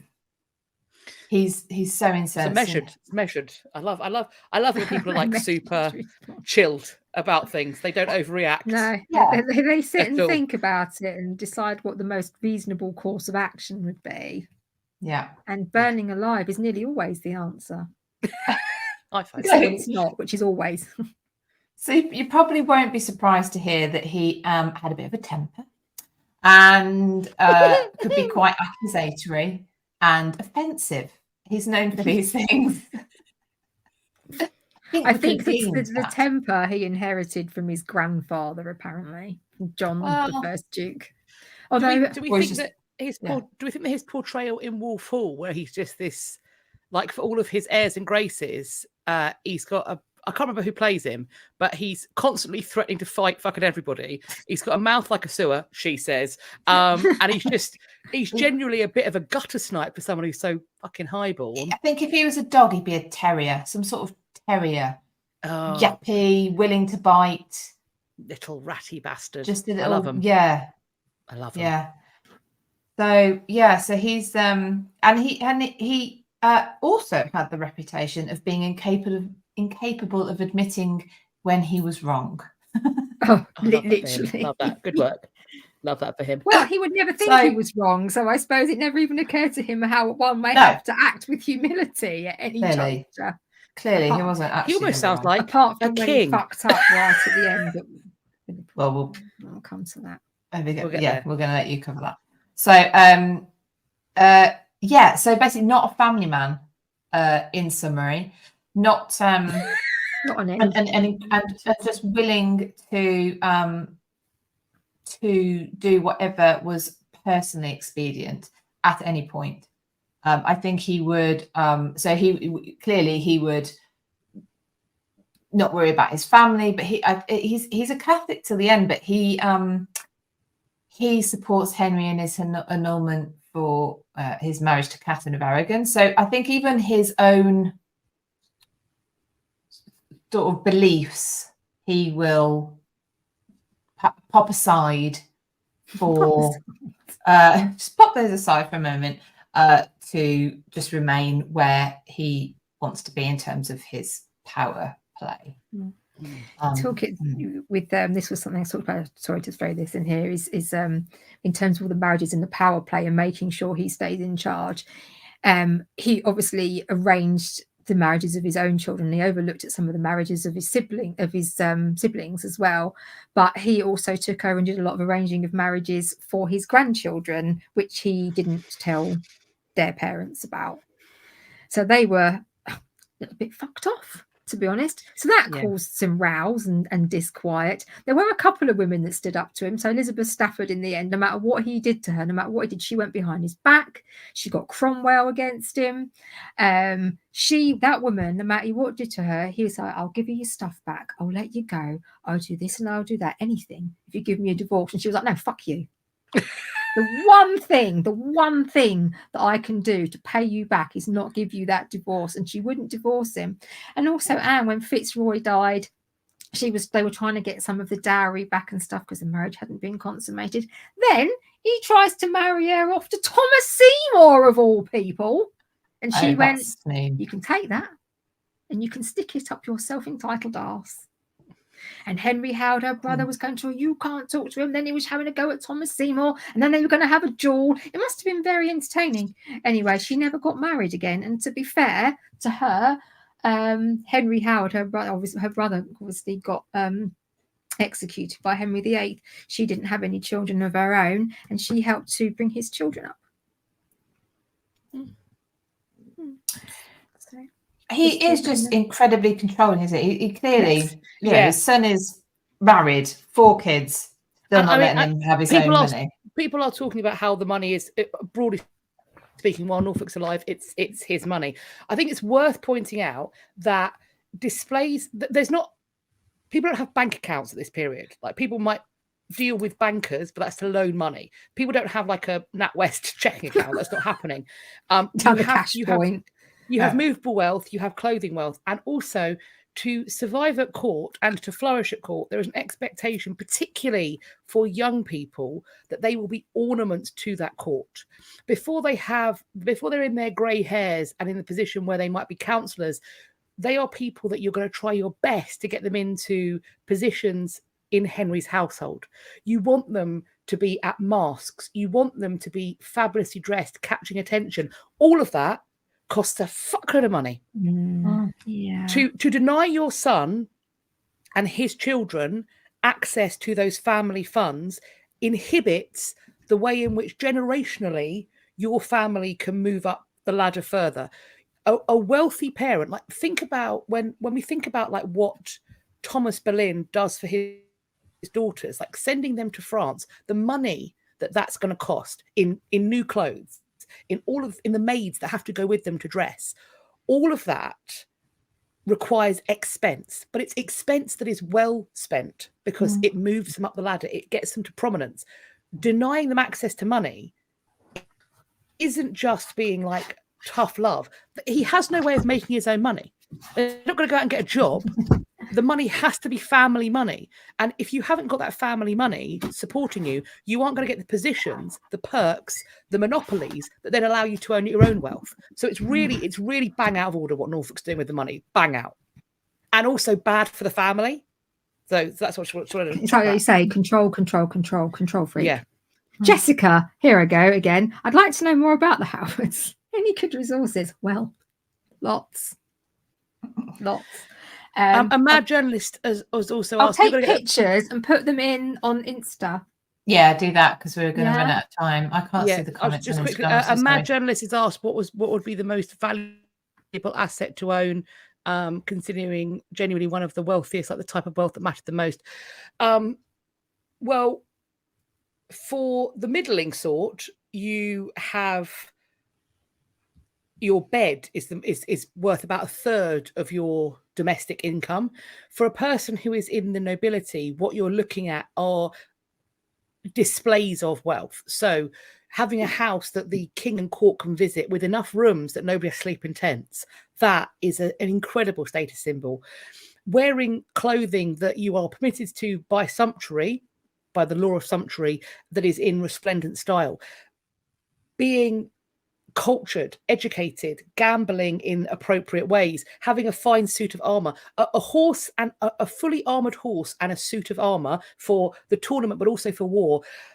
I think the maths worked out that a fully armored knight with training perhaps is the equivalent cost of a Harrier jump jet today. So that's the sort of thing.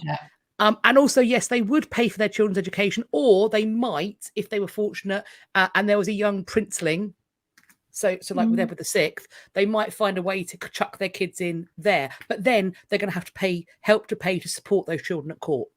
Sorry, those are I will shush now. Well, I'm finishing my bit because I think that's all well demonstrated. So, Kat, I'll leave the last bit. Jessica says, is that why Catherine's Howard dad was a poor? So basically, Catherine Howard's dad was quite a long line down in the kids, so he's sort of less important. He was a bit feeble. Health was a bit. He was one of the only hands that was a really poor effort when it come to being a military man. I mean, it was quite tragically sad, the effort or the lack of the effort. It was painful, and he was just terrible with money, just like terrible with money. So he was always in debt. So he always had people chasing him. So always a little bit like trying to hide out the way and then borrowing money. And then people were annoyed with him. So he was just a bit of a waste. And that's how she ended up with the Dowager Duchess, because he needed somewhere basically to sort of bring her up and give her an education, because her mother died. Joyce Culpeper, who was related somehow to Thomas Culpeper, who had an affair with Catherine Howard. That's another discussion. So yeah, basically he was just a useless prick, really. Yes. So Anyway. are we going to skip over PPP this time for time? I think we probably should, right? Yeah. Okay. In which case we'll do 2 PPPs with the next one. So, and you'll see the widows then, or maybe I'll do my final bit in the widows reads. We can do that. Yeah. So let's can, just whistle stop tour through the endy bits. So we're looking at the as the 1540s into the 1540s. So we're winding up to the death of Henry VIII. His health is failing. He, by this, certainly as we get to the mid to latter 1540s, even he has to be in some degree aware that he is probably going to leave behind a boy king. And while he had a horror at the thought of leaving behind a woman, because of course Matilda, the Empress Matilda, is an example of how terrible that goes. Let's be clear, boy kings, there have been more of them and they have fared worse. Statistically, they have fared worse. So Henry is at this point, I think, trying to shore up control. Edward's uncles, the Seymours, do have some role in the ascendancy. At this time, Henry, towards the end, Henry then gets married to Catherine Parr. So there is a more reforming drive in the court.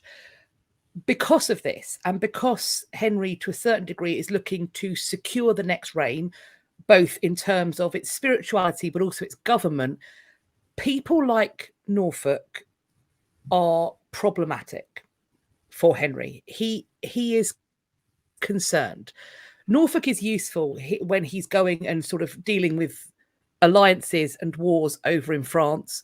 And certainly he does spend the 1540s trying to figure out what's going on with there being a Anglo-Spanish alliance. Are they going to fight the French? What's going on? And obviously, having Henry has left Catherine of Aragon in the early part of his reign as regent. He then goes again to fight in France, and he leaves another Catherine to be his regent for that. And having Norfolk on hand and his military might is useful. He does have his purposes. However, it isn't just a warfare time. It is the political temperature, the religious temperature is at fever pitch. We've got people, as we start to go into the latter part of the 1540s, we've got people trying to move against the Queen, trying to have her arrested and presumably executed for heresy. We also have the jockeying for power of the Seymours. We have these aggressive and empowered court factions of reformers and conservatives, of old guard and new, and that's been happening throughout Henry's reign. He's been really fostering these factions, and now I think he realizes that while that benefited him, when it comes to his son Edward, that's a real problem. Having these very powerful factions, his child, and he is still very much a child, is not going to be able to have his hands on the reins of that in a way that's going to be effective. So how this comes about and what's happening and why it all comes to light is that as Norfolk is trying to safeguard his interests, he talks about marrying, as you said, his daughter to Thomas Seymour. This all falls apart, not only because she says no, but also Henry Howard apparently starts fucking around and finding out. Henry Howard, who at this point is styled Earl of Surrey, we've talked about how he is arrogant and all the rest of it. He then, we are told, starts buggering about with his armorial style. So the achievement of arms that he has. And what he does is he quarters it with designs that are reserved for royal arms. So he essentially quarters his arms with arms of royalty, which very much looks like you have monarchical aspirations. And when you're leaving behind 2 bastard girls and a boy king, that is really dangerous when you have this young buck trained military leader who is quartering his arms with the royal arms. Now, technically, he has the right to it by bloodline. Doing it without express permission is audacious. So it's almost like he's seeing what he can get away with. He's the raptor testing the fence, but in this case, the fence is Henry VIII, and he is now a full tyrant. So he's not testing the electric fence, he's testing the full tyrant, and he's going to find out this is a problem. So this gets talked about, and Surrey and Norfolk are sent to the Tower on the 12th of December. Norfolk is writing to the king. He is pleading his innocence. He's saying, Henry, take my lands. He's, throwing everybody he possibly can under the bus, as is his style. But the king, I think, by this point is done. And really and truly, the king Henry is thinking, I've got it now, and it would be far easier. They've done sufficiently. Their houses have been searched. We have incriminating evidence. I can do them for treason. We can wipe the board clean. And so when it comes to my son ruling, he isn't going to have to deal with this. Norfolk starts going, please give all of my lands to Prince Edward. However, while there are people pleading for him, Henry's giving him no mercy. There is going to be evidence given against him. His members of his family to give evidence against him. Obviously, his estranged wife gives evidence against him. The Dowager Duchess of Richmond, Henry Fitzroy's widow, gives evidence. Also, his mistress, Bess Holland, Friendly Bess, evidence against him. Friendly Bess. Isn't it 27th of January, the 1547. karma train came, it ran him over, and then it reversed. Yeah, he is attainted by statute, so he isn't given a trial. The king the clock is running out. He gives his assent. It's done by dry stamp, presumably because he's too unwell to actually sign it himself. His son is executed. Norfolk is supposed to be executed, but Henry dies just before the night before Norfolk is supposed to get the chopperoo, and so there's now a new reign. Thus, the people who are dealing with Edward VI coming to the throne don't want to start the reign with bloodshed. They think this is not the way to start a boy king's reign. We'll leave him alone. So Norfolk then spends the rest of Edward's reign in the Tower. Even though she gave evidence, the Dowager Duchess of Richmond is making petitions to get his release, presumably because with him in the Tower, there ain't no money coming down the track, and he has been attainted for treason. Bishops of Lincoln, Rochester, St. David's, all evangelicals are sent to him, and they are trying to, I presume, convert him. This does, of course, fail, and he holds out until the accession of Mary Tudor, who releases and pardons him in 1553. He becomes a Privy Councillor once again. He's Lord High Steward. He's there for the trial of the Duke of Northumberland, so he sees him out the door. He bears the crown at Mary's coronation, and he's assisted by the eldest son of Surrey at the coronation, another Thomas Howard. He supervises the coronation banquet, and then, following a petition later that year, his attainder is nullified, so he's no longer a traitor. He also goes and does battle against Thomas Wyatt's rebellion in 1554. For me, I think the most offensive thing no, maybe not the most. The thing that I think causes me the most rage when it comes to I know what you're going to say. Simon. Yeah. Is the fact that this absolute swine fucking dies in his bed. The fact that this fucking swine dies in his bed at Kenning Hall in Norfolk, his lovely home, right? And the fact that he does it when he's about 80 or 81 years old, if nothing else, and he's a lot. The absolute cheek. The absolute audacity. But also, he is proof positive that only the good die young. Because this motherfucker is old like Ahab. And there he is for the time. He is this bloke that he goes through all of what he has so many near scrapes, and he doesn't get fatal smallpox or the sweat or, a bit of malaria or a broken bone that gets infected. He doesn't even get dysentery and shit himself to death. This motherfucker didn't do the noble dies of old age, and I'm livid about it. The noble I'm livid about it. I'm just dying somewhere.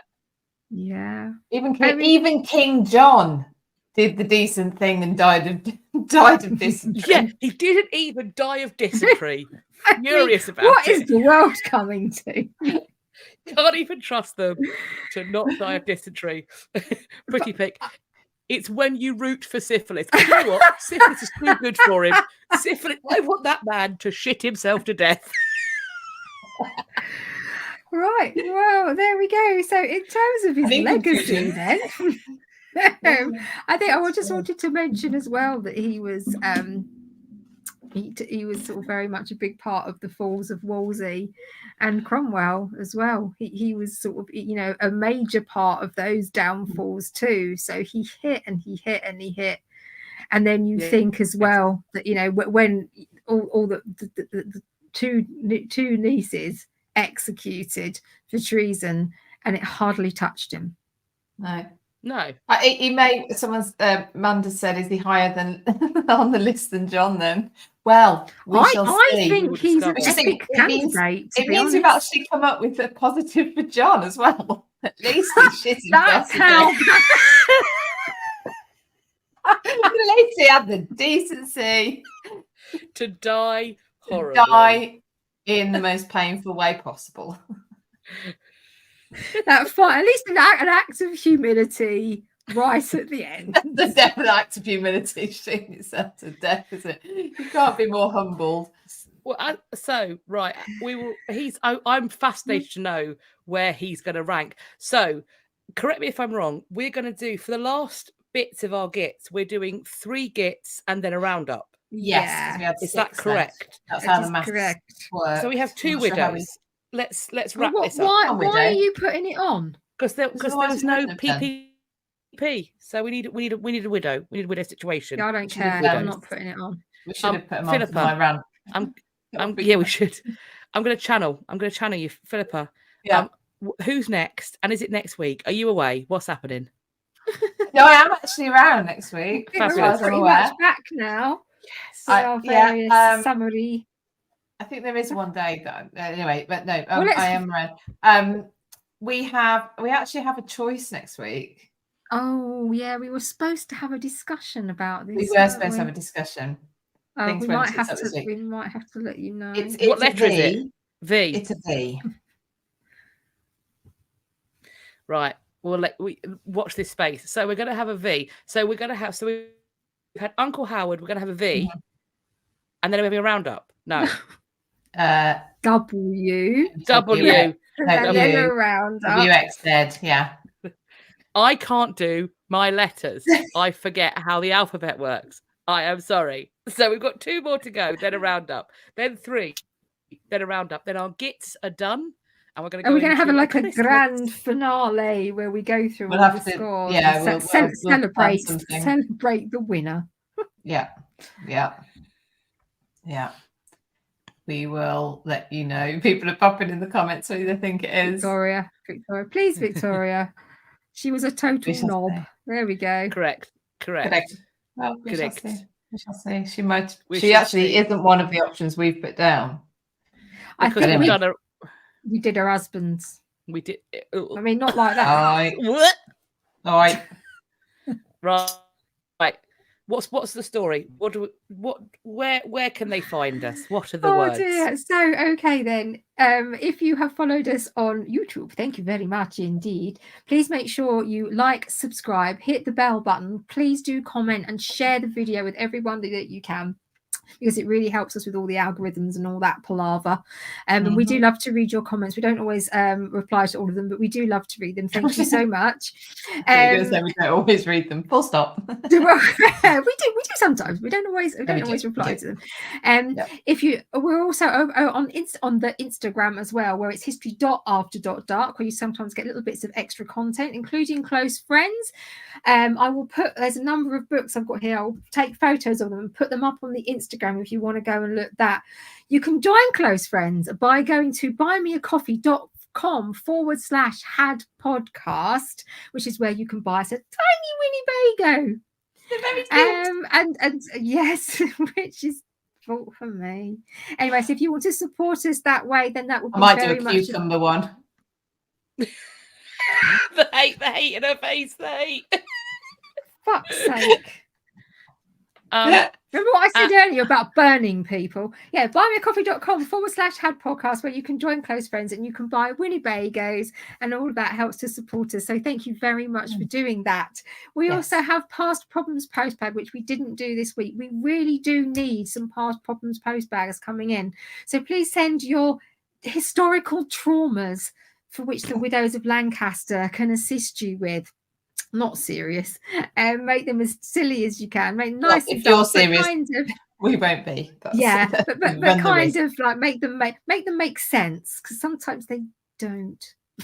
Please send those to historyafterdark2021@gmail.com. It's going across the bottom of the screen on YouTube. historyafterdark2021@gmail.com. The final thing you can do is sign up. What the hell is she laughing at?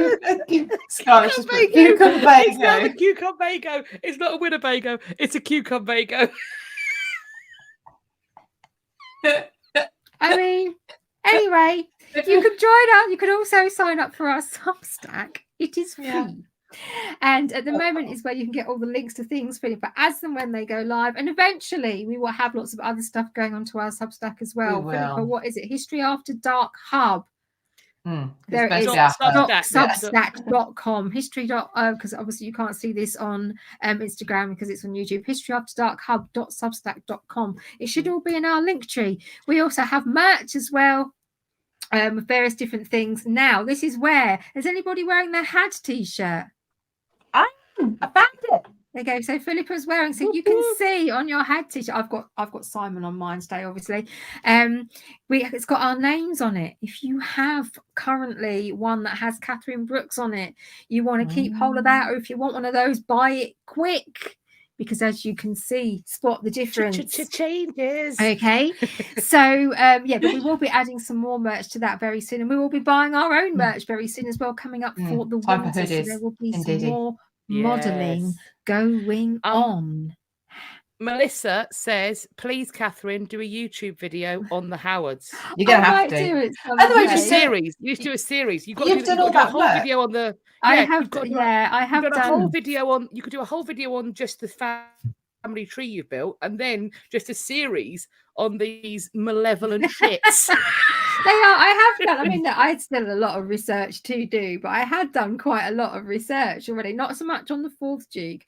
I hadn't really got around to him, but so certainly, obviously, on the family history and the first three, they are quite interesting. So yeah, maybe. Do we have another t-shirt color for people who don't wear black? People, let's maybe like a dark brown or a navy blue. No. We can add them quite easily. We have a white. I think we have a white t-shirt.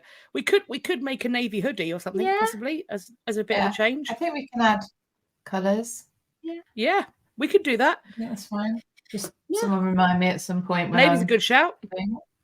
Okay, thanks, C McG. Kat, where can we find you when you're not here? You can find me on Instagram, TikTok, Threads, and also yeah, I heard elsewhere on about YouTube, reading the past or some version of my name, which is either Cat Marchant or Katrina.Marchant. I've got a link tree. Cats Follow it, or you can come everywhere. to my website. And sometimes you might even see me on the telly box. So Yeah. Cats everywhere. there you are. It's like On occasion, I it's might like the pop up. plague. I am. Shut sweaty I'm like the Scottish, plague in I am. Cat You in just sweat. pop up. turns up. I make you all Causes hot and havoc. bothered. Yeah. Yeah, that's it. Okay, Philippa, where can we find you? You can find me on Instagram, British History Tours. You can find me YouTube, just / British History. And where else have I said? Oh no, that's probably the main places. And you can also sign up to my Substack. All the links are in my bio. Okay, I am. And Catherine, what about you? I'm the historical collaborator on YouTube and just historical collaborator over on Instagram. I'm a bit useless. I don't really do very much at the minute, but apparently I've just been commissioned to do a full series on the Howards. So and watch also, this.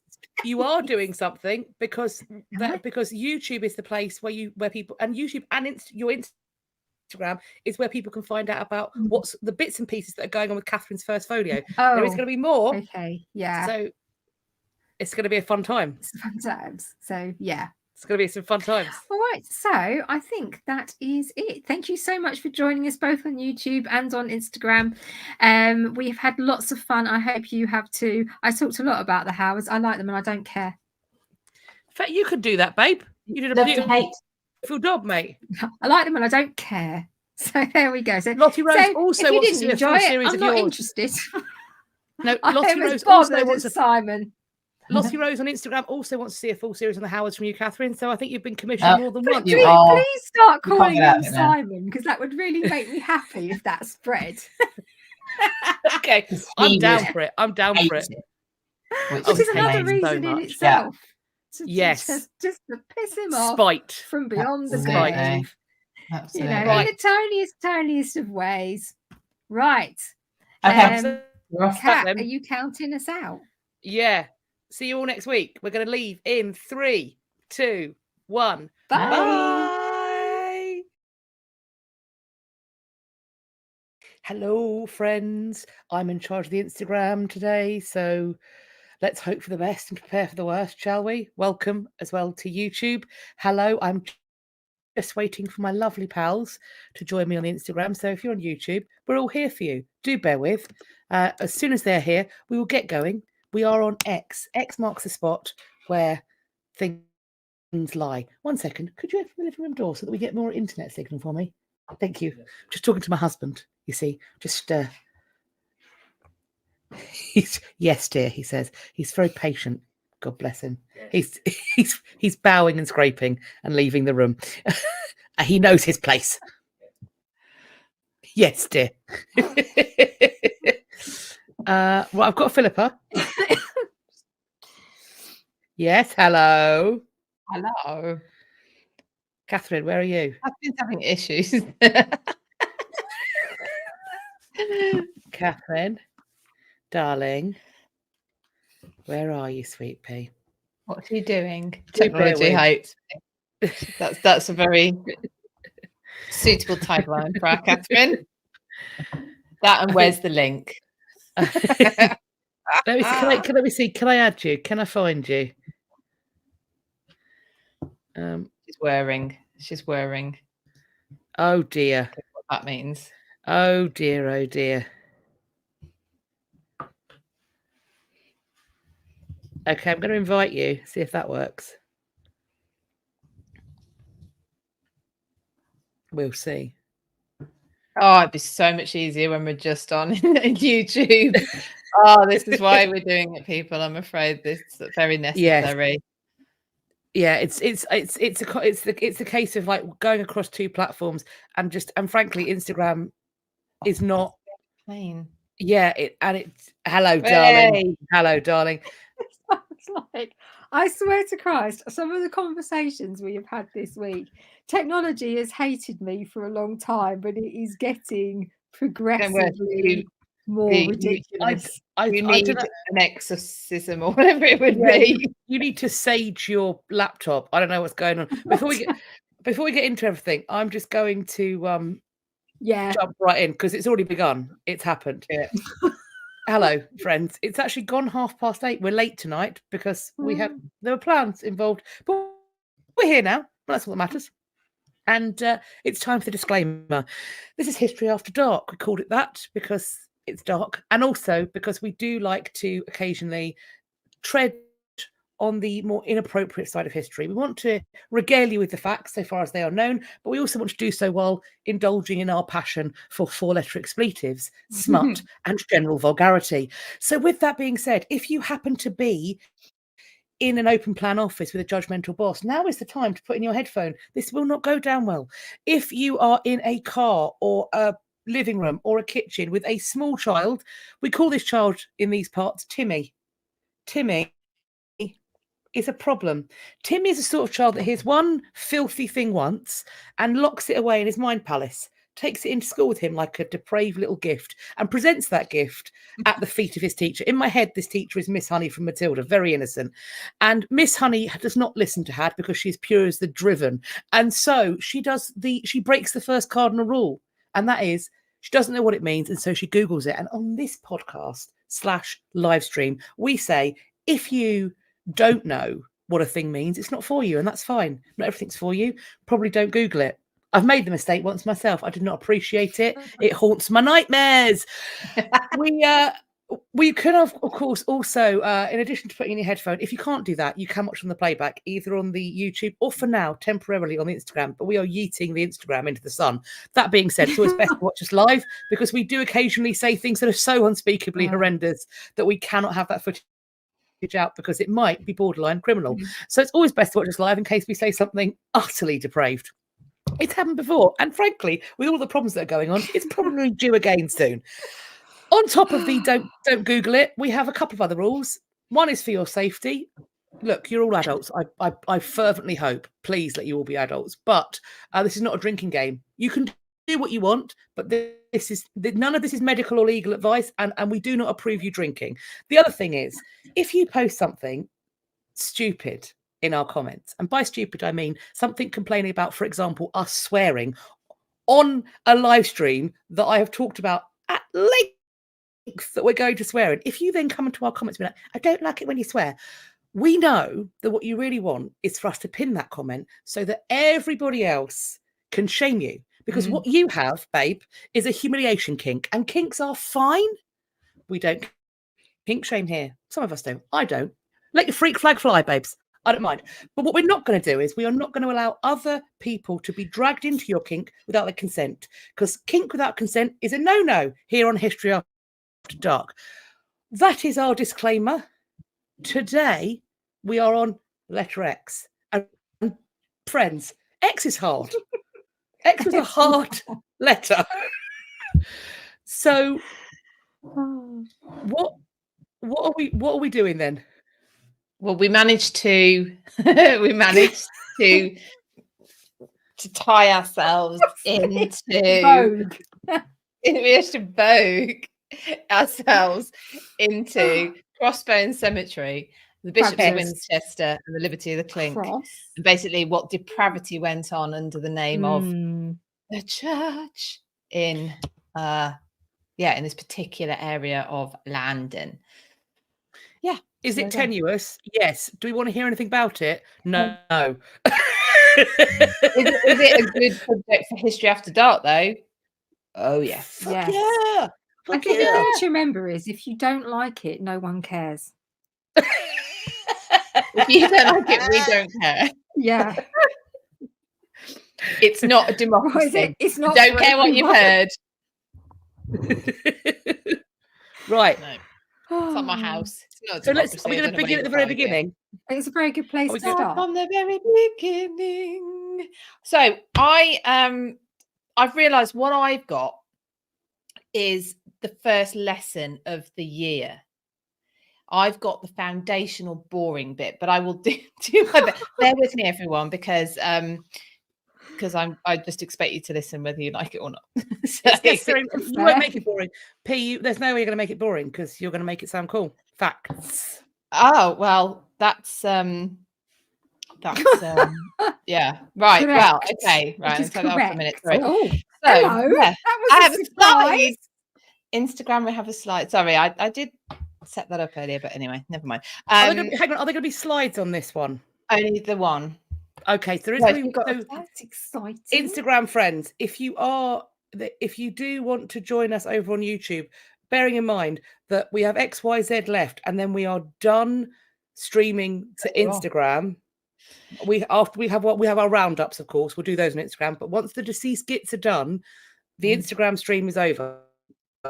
You may enjoy YouTube more, and as we have the chance to do it, we're going to start increasing the pictures because we can. We can do slideshows. We can talk about things. Them, not me. Well, no, Catherine's not Philippa allowed. will be in charge of it. Catherine's Philippa will be in charge of the slides. Because you have to be this while you're selling it, Kat. So well, no, she has to be because she's in charge of the StreamYard. So she has to. Oh, that's true. Right. So if you want to hop over now, there is one slide. You can see what life is going to be like after the deceased skits ends. Yeah. Right. Carrying on. So. Okay, so I want to let you know. Well, so we're talking Bishops of Winchester and Crossburn Cemetery, but the important context for this is an area of Southwark, actually, known as Liberty of the Clink. So it was actually the London estate of the Bishops of Winchester, the Liberty of the Clink. Sounds all very odd, so I want to take you through what that is. And it's about 70 acres. This is where my slide comes in. You ready, everyone? Woo! Look at that. For those of you on Instagram who haven't come over to have a look at this, what we are looking at a Google map of the area around London Bridge, where you have. So Philippa has searched Winchester Palace on Google Maps. So basically, this area down here that I am circling on where am I on YouTube? So it's an area of Southwark. It's about it's probably less than a mile west of the Tower of London, but on the south bank of the river. So there you go. And St Paul's is sort of off to your left on the other side of the river as well. So that's just gives you an idea of whereabouts we are. And it's about 70 acres, like I say, was occupied by the Bishop of Winchester, and it's better known today probably for the Globe. Really, that's probably the best known place there. That's so because there's hardly anything left of Winchester Palace, but I'll come back to that in a minute. Now, a Liberty was an area, basically Liberty, it was free, of the jurisdiction of supposedly like the wider government, the monarch, or whatever. So it came into the jurisdiction of the lord of that manor, and it became a liberty in 1127 when Henry I granted it. Well, he granted the Hyde of Southwark to Bermondsey Abbey, Bermondsey Abbey had lands everywhere. They had their fingers in all the pies, and the Hyde of Southwark was one of those. In 1149, the Abbey, decided to sell the manor of Southwark to Henry of Blois. How do you say it? Blois. Henry of Blois, who was Bishop of Winchester, and also the brother of the King Stephen at the time, who'd been king since 1135. So 1149, it passes into the hands of Henry de Blois, the Bishop of Winchester. And King Stephen approves this transaction, but he approves it to the See of Winchester. So not to his brother in the person, to the See of Winchester, so that it would be basically so every subsequent bishop, that would be their palace in that area. And it's so that the Bishop of Winchester has a London residence. The pipe rolls actually of 1189 to 90 show a payment of £6 from the bishopric to the monks of Bermondsey. So quite a long time after, so maybe even up till the dissolution of Bermondsey Abbey, they're still taking effectively a rent off the bishops, which is interesting because you've got the two religious houses involved in the things that we're going to be talking about. So Henry of Blois built his palace. Obviously, it got the name after his title, so that's why you have a Winchester Palace, not in Winchester, in Southwark, in London. What is remaining of it now, because it was obviously changed and altered and expanded over time, is so if you go to Southwark now, you will find there's more floor level sort of remains, but one wall, the west wall of the Great Hall, 14th century Great Hall, with its really amazing and pretty rose window. Yeah, cool. It's really cool. If you ever go, it's like photogram it. So the grounds of the palace, as well as he built a beautiful palace, and it's there for entertaining dignitaries and pleasure, I suppose. So he's got tennis courts, he's got a bowling abbey, he's got a prison for men, he's got a prison for women, because and there you go. So Quality.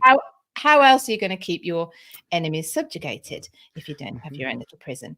And so he does that. And so with that transfer of liberty, obviously everything that area already has this freedom, and that freedom therefore transfers to Henry of Blois in his position as Bishop of Winchester. Now, the Bishop of Winchester obviously has that spiritual role, but is nigh on all the time more political than he is spiritual. And many of the bishops of Winchester have also held either the title Lord Chancellor, the position of Lord Chancellor, or Lord High Treasurer as well. So really, he's a politician in an episcopal role. And as I've said, with the location where he is, it is a London base. He's on the river, so he can pop off down to Whitehall. He can pop over to the city, but he's out of it. But he's also got his own rules. So and you can tell that it was a great palace because of the people that were hosted there. So Thomas Becket was hosted there just before he got murdered. And The two are related. No, I don't think so. And then so that's in 1170. In 1424, I want to say. Yes, 1424, James I of Scotland and his new wife, Joan Beaufort, who's Margaret Beaufort's aunt, had their wedding reception at the palace to Winchester Palace, because her uncle was Henry Beaufort, who held the position Bishop of Winchester at that time. Henry VIII and Catherine Howard were also entertained there by Stephen Gardiner when he was bishop. So officially it's the liberty of Winchester. So how do we get liberty of the clink? Well, that goes back to the twin prisons that I mentioned. And clink is a colloquial term, basically, for the prison at Winchester. And the first known reference that we have to it as the clink is a 1530 letter from Sir William Paulet to Wolsey, who was also, he held all the positions. He had them all. But it was probably in, well, as it's been written down, it clearly was being used verbally for a long time before that. And it's not known actually where the name comes from. It could be the name of an onomatopoeic name based on the sound of the chains. People are the people that are chained up in the prison. It could be the sound of the chains actually being secured around a prisoner's wrists and ankles. Lovely. There's another theory, but I'm not sure about this one. That comes from a Flemish word for door latch, which is clink, K-L-I-N-K. But I think the Flemish, certainly Flemish people moved into the area and lived in the area, but later than it was probably referred to by that. But anyway, you never know. So, so the prison, we've talked about guests of the palace. Guests of the prison include people like Sir Thomas Wyatt the Younger. So he was held there in the reign of Mary I. You had in Elizabeth's time, venerable, the venerable, that means to be revered, and Richard Lee, who was arrested. He was arrested for keeping a copy of My Lord Leicester's Commonwealth, this pamphlet that was published, which the spurious pamphlet about Robert Dudley that questioned his scandalous. Yeah, questioned his mucho scandalous. His reputation and his intentions for the Queen and around the Queen. So yeah, and so that was enough to get you in prison. This one might be slightly interesting, maybe to our American viewers. So 1593. So still in Elizabeth's time, you start to get Protestant separatists. So the Protestant sort of Reformation religion is it starts to schism itself because people disagree on what that Reformation really should look like, I suppose, in a nutshell. And there was 3 what they call Brownists who followed a preacher called Brown. They're really predecessors to the Puritans, and it's their successors who they were all actually put to death, but their successors were some of those who went on to the Mayflower in 1620. And then during the English Civil Wars, it was used. Well, in fact, the prison. The prison and the palace was used as a prison for Royalist sympathisers. So you can imagine it was not well looked after. But actually, it had to be rebuilt twice already by this point. The Peasants' Revolt in 1381 attacked it. Jack Cade's rebellion of 1450 also attacked it. So it also already had to be rebuilt twice. But yeah, during the English Civil Wars, the bishopric was abolished. The palace was used as a prison for royalist supporters. And then when the Republic was actually established at the end of the English Civil Wars, it was privately sold off.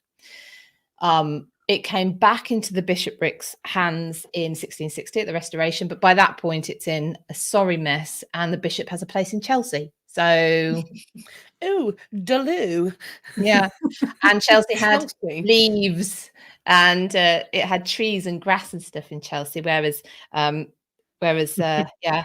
Winchester don't have that. So they had theatre gambling, prostitutes, and bears baiting. So I think he was like, no. God, that sounds much more fun. That's why I love Southwark. It's brilliant. Yeah. So Love it. Sounds like a great place to visit, maybe not to have your palace. So, and then it fell foul of another set of rights, the Gordon Rights, in 1778. So it got attacked a lot, it turns out. And then finally, the liberty of the clink became no more in 1888, where there was something called the Local Government Act was enacted, and the entire region and an area became part of the new County of London. So that is how we get liberty of the clink. That's why we don't still have the liberty of the clink, and that's why we don't have the palace. So hopefully, I told you I had the boring bit, but hopefully that is a good grounding for what comes next. Yeah, sounds amazing.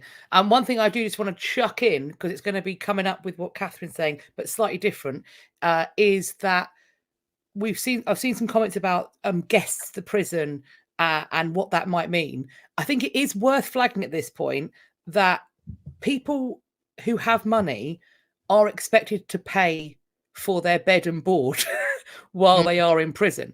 And so being in possession of a prison is a way to earn money. And people can have very luxurious lives in prison. Even in the dread fortress of the Tower of London, we've got a King of Scotland who's got 2 barbers with him while he's in prison in the Tower. So you can have a lovely life if you can afford it. So guests. I mean, I was being sarcastic, but yeah. but it's perhaps closer to a hotel in terms of what you're expected to pay than one might expect.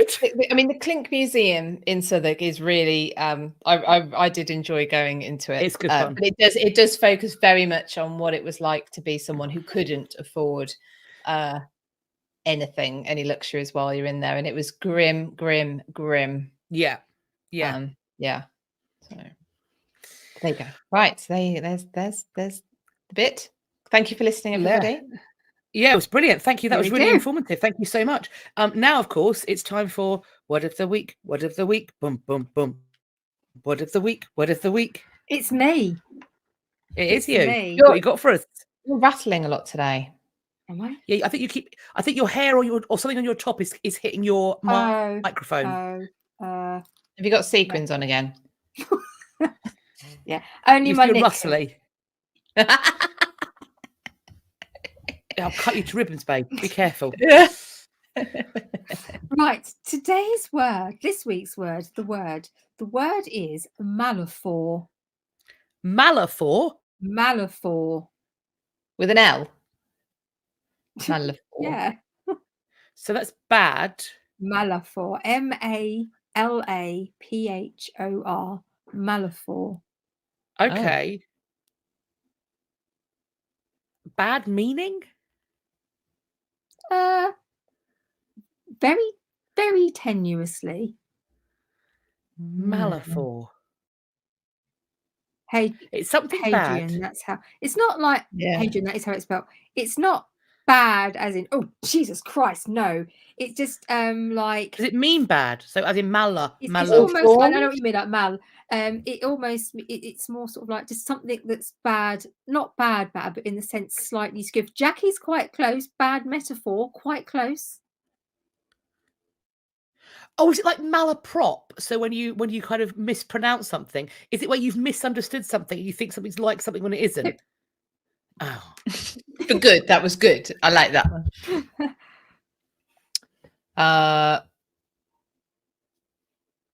anybody got them coming up, Catherine? Lottie Rose is close. It's a line when you take two phrases and the result is nonsense. Close.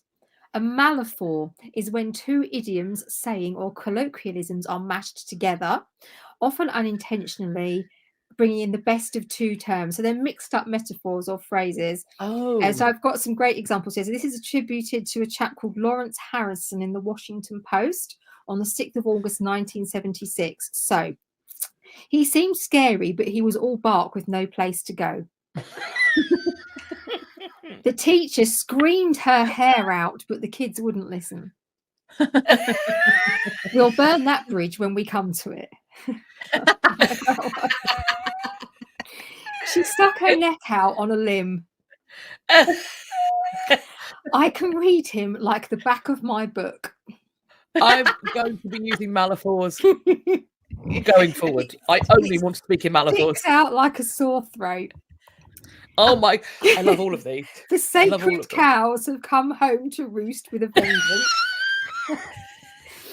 It's not rocket surgery. My fave. You've opened this can of worms, now lie in it. And last of all, I mean, there's loads of these. You can Google it. You can Google it. You can Google that. You can Google malaphor. And last of all, it's as easy as falling off a piece of cake. I love all of it. I love all of those. Malaphors are my new vocab. That's literally, that is my speech from now on. Only malaphors. Thank you for that, Catherine. That is amazing. I think my favourite one is we'll burn that bridge when we come to it. I'm not going to say the There's original some one. people who would live like that. There's some people we know live like that. So there you go. This bitch lives like that. What are you talking about? Some people, this bitch. I'm like, oh, you want to have a conflict? Let's escalate this situation, shall we? Okay. Let's escalate this situation.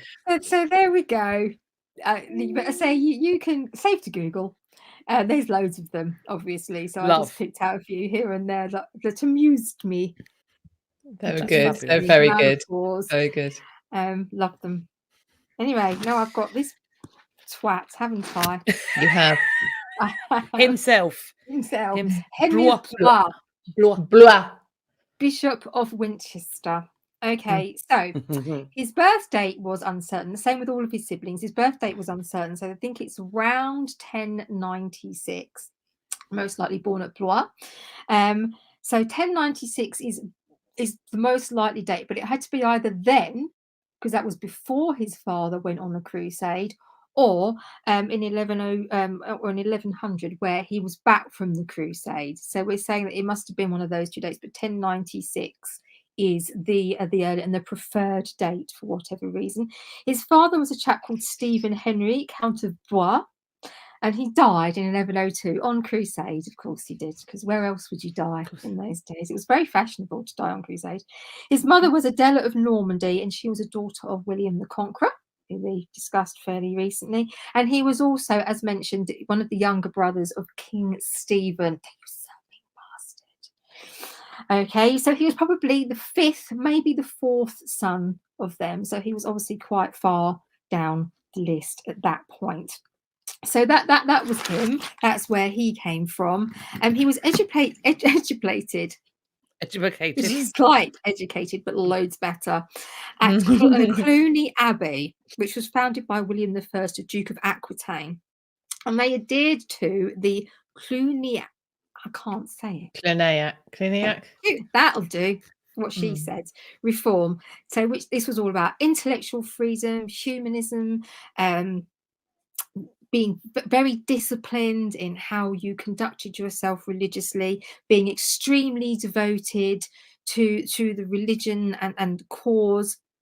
And it was established around 950, very sort of big around that sort of period, 950 to 1130. They did have that air of liking all the posh, shiny things. They liked a bit of that. But it was a huge religious movement at this time and in Europe. And they also supported lots of peace movements. So let's remember how much he loved all the being kind and stuff, and fair, and being devout, and all those things. I like the idea of what did you say? Educational freedom. What did you say? Learning around the learning. Really? Yeah. I bet that had a certain. Oh no, intellectual freedom. Intellectual freedom. But as long as you stay within the intellectual within these lines here. Yeah, it's all good in the hoods. Yeah. Anyway, so I had a list of some good stuff about him. Well, I'll mention if one, we have time, or two, we like him enough to try and be a bit fairer. Anyway, he became abbot of Glastonbury in 1126. Ooh, nice place. So nice. We like that. And even when he was given the bishopric of Winchester, he actually loved Glastonbury, and he kept his position as abbot there for all eternity, and he would often go back. He didn't really want to relinquish it. He really, really did love the place. So he kept that, and he returned, and he had work done on the abbey, and he kept it in his heart. He did. You might have to not touch your mic.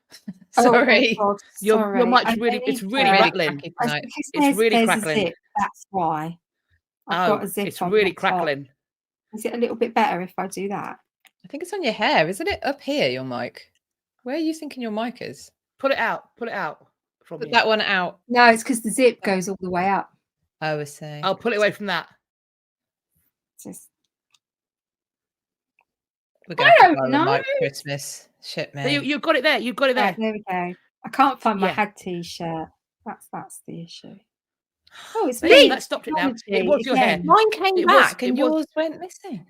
It was your hair, Catherine. It was your hair, because that's now not right anymore. Don't touch it. Okay. We'll get her there, people. It's all right. Don't be optimistic about that. Anyway, he was consecrated as Bishop of Winchester on the 17th of November, 1129. Was she laughing or yawning? I did a little giggle because Amy just said, "Take your shirt off." It's mad. Sorry. No one needs to see that. Anyway, at one point he had bishops. Did he? Cheeky monkey. Nearly said something eatable then. At one point he had ambition to be the AB of C, the Archbishop of Canterbury, as you do in that situation. The ABC. The AB of C. AB of C, love it. Nice. And but his brother, King Stephen, as Philippa said, was like, no. This came back, in fact, to bite him on the bum, because it caused some bad blood between him and his brother. So when he went, Matilda, you're not being queen, I'm going to jump in on that. He he didn't support his brother, and he had a lot of power and a lot of money behind him. It wasn't, then he turns out, I quite like Matilda, no, she's annoying me as well. So he did kind of go backwards and forwards between the two, but he was an extremely wealthy man. And when he was passed over as Archbishop of Canterbury, he went to the Pope and he was like, I'm not really very happy about that. And the Pope went, that's fair. So Pope Innocent II made him England's papal legate. So in fact, that gave him more power than the AB of C, Theopold of Bec. And so actually it worked out quite well for him in that respect. And it also meant that when Stephen wasn't around, and which nobody really cared about. So when he was off on the continent doing all the things he needed to do to continue being a usurping asshat, he was probably the most powerful man Henry was at the time. And he certainly had the money from all the various fingers he had pies in. So what do rich and powerful people do when they have money and opportunity? Twattery. Yeah. Is it buttery? Funnily enough, Is it evil? Is it schemes and plans and evil and make more money from I evil? was going with bellendery, but Ah. twattery is just as good and Fabulous. possibly more amusing. So yeah, because you have to do these things because it's just what you do. One of his opportunities for this. Do they get bored? Yeah, they're like, I've got loads of Like, money. what I'm else can bored. we Let's do? do some crimes. Yeah, Time let's for some just, crimes. let's just do some shit. Time for crime. I'm bored. Good. What can we do? Let's do some crimes against humanity. Off we go. Bit of embezzlement. Off we go. I'm bored. It's time Oh. for crime. It sounds like Time a for segment crime. on some sort of really shit daytime TV, doesn't it? I mean, let's not go into the daytime TV criminality because we'll be there all week, mate. No, this is potentially eating. So let's not. No. Okay. So Philippa has talked about obviously the Palace of Winchester and why it was there. So it was built so the Bishop of Winchester, whoever it may be, but obviously to start with, it's Henry, has a London residence where he can do business. We're meant to believe this is just churchy type business, but you know, it's time for crime. And around I mean, he built prisons for himself, so he clearly was other like, people's crime. I've now got this area. This is mine. I'm gonna lock people up for something. Like, he's like a South American drugs lord. I'm going to build my own bloody prison. Like, what is happening here? Yeah. What is going on? One for women, thanks. You know, It's just like apparently people wanted a T-shirt that says it's time for crime. Let's do crimes. I don't know. I'd be careful with that if I'm being honest. I've also seen. I had an email asking somebody wants a T-shirt saying "not a drinking game." We'll make that T-shirt. I mean, that's doable. Yeah, that's safe. That's doable. In fact, it's good advice as a general rule. So he built there in around 1149 in Suffolk. Philippa mentioned Bermondsey Abbey and that surrounding area, and this was his liberty. So as Philippa also touched upon, the south of the river was a happening place. It's the whole shit went down. of all sorts of descriptions, and so it was seen as very unruly. It was a place where you could get away with stuff. It was the place that was a little bit and where the place for disreputable practices is perhaps lots of churches though, by the way. Lots of churches in charge. Those like I things said, are not mutually exclusive.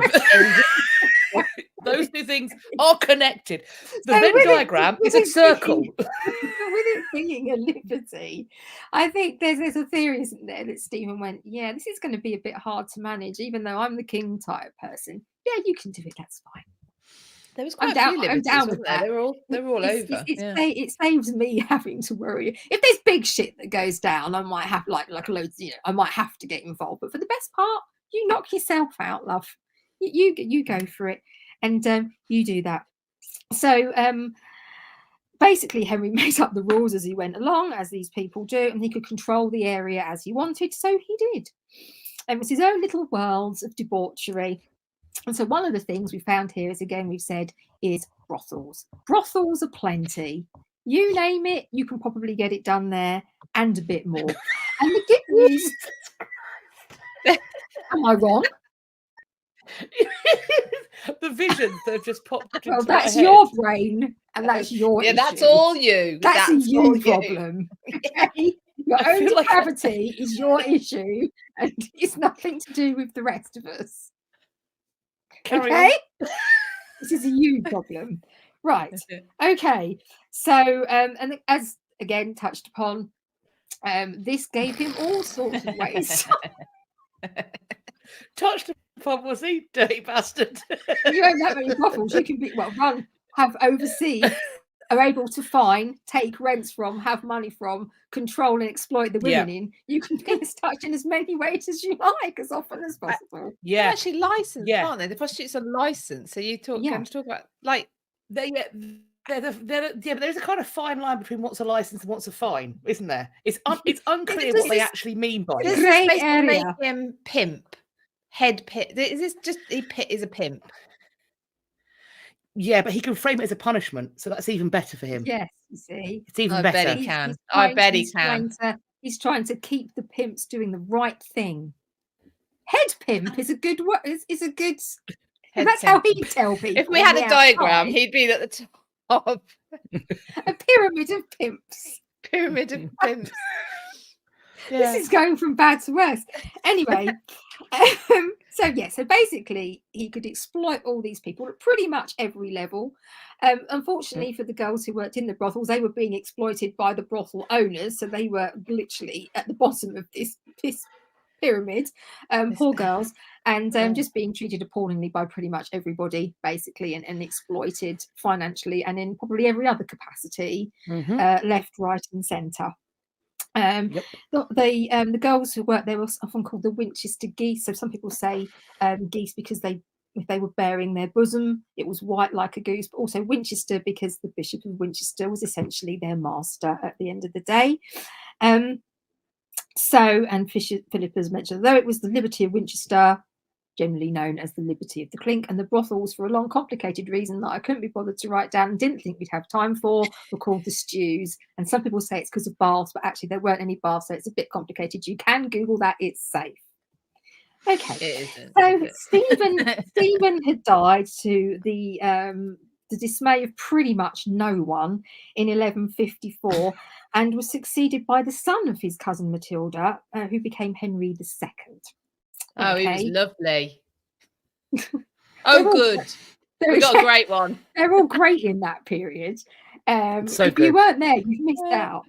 Pope Innocent had also died. He died in 1143. So a lot of Henry IV's power, or the Bishop of Winchester's power at this point, had been very much depleted.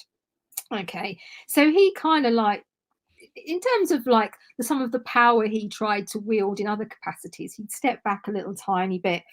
Anyway, in 1161, Henry II, as Philippa says, also the hero no one knew they needed, decided that this area needed tidying up. It needed sorting out. This was not good. This was bad times all round.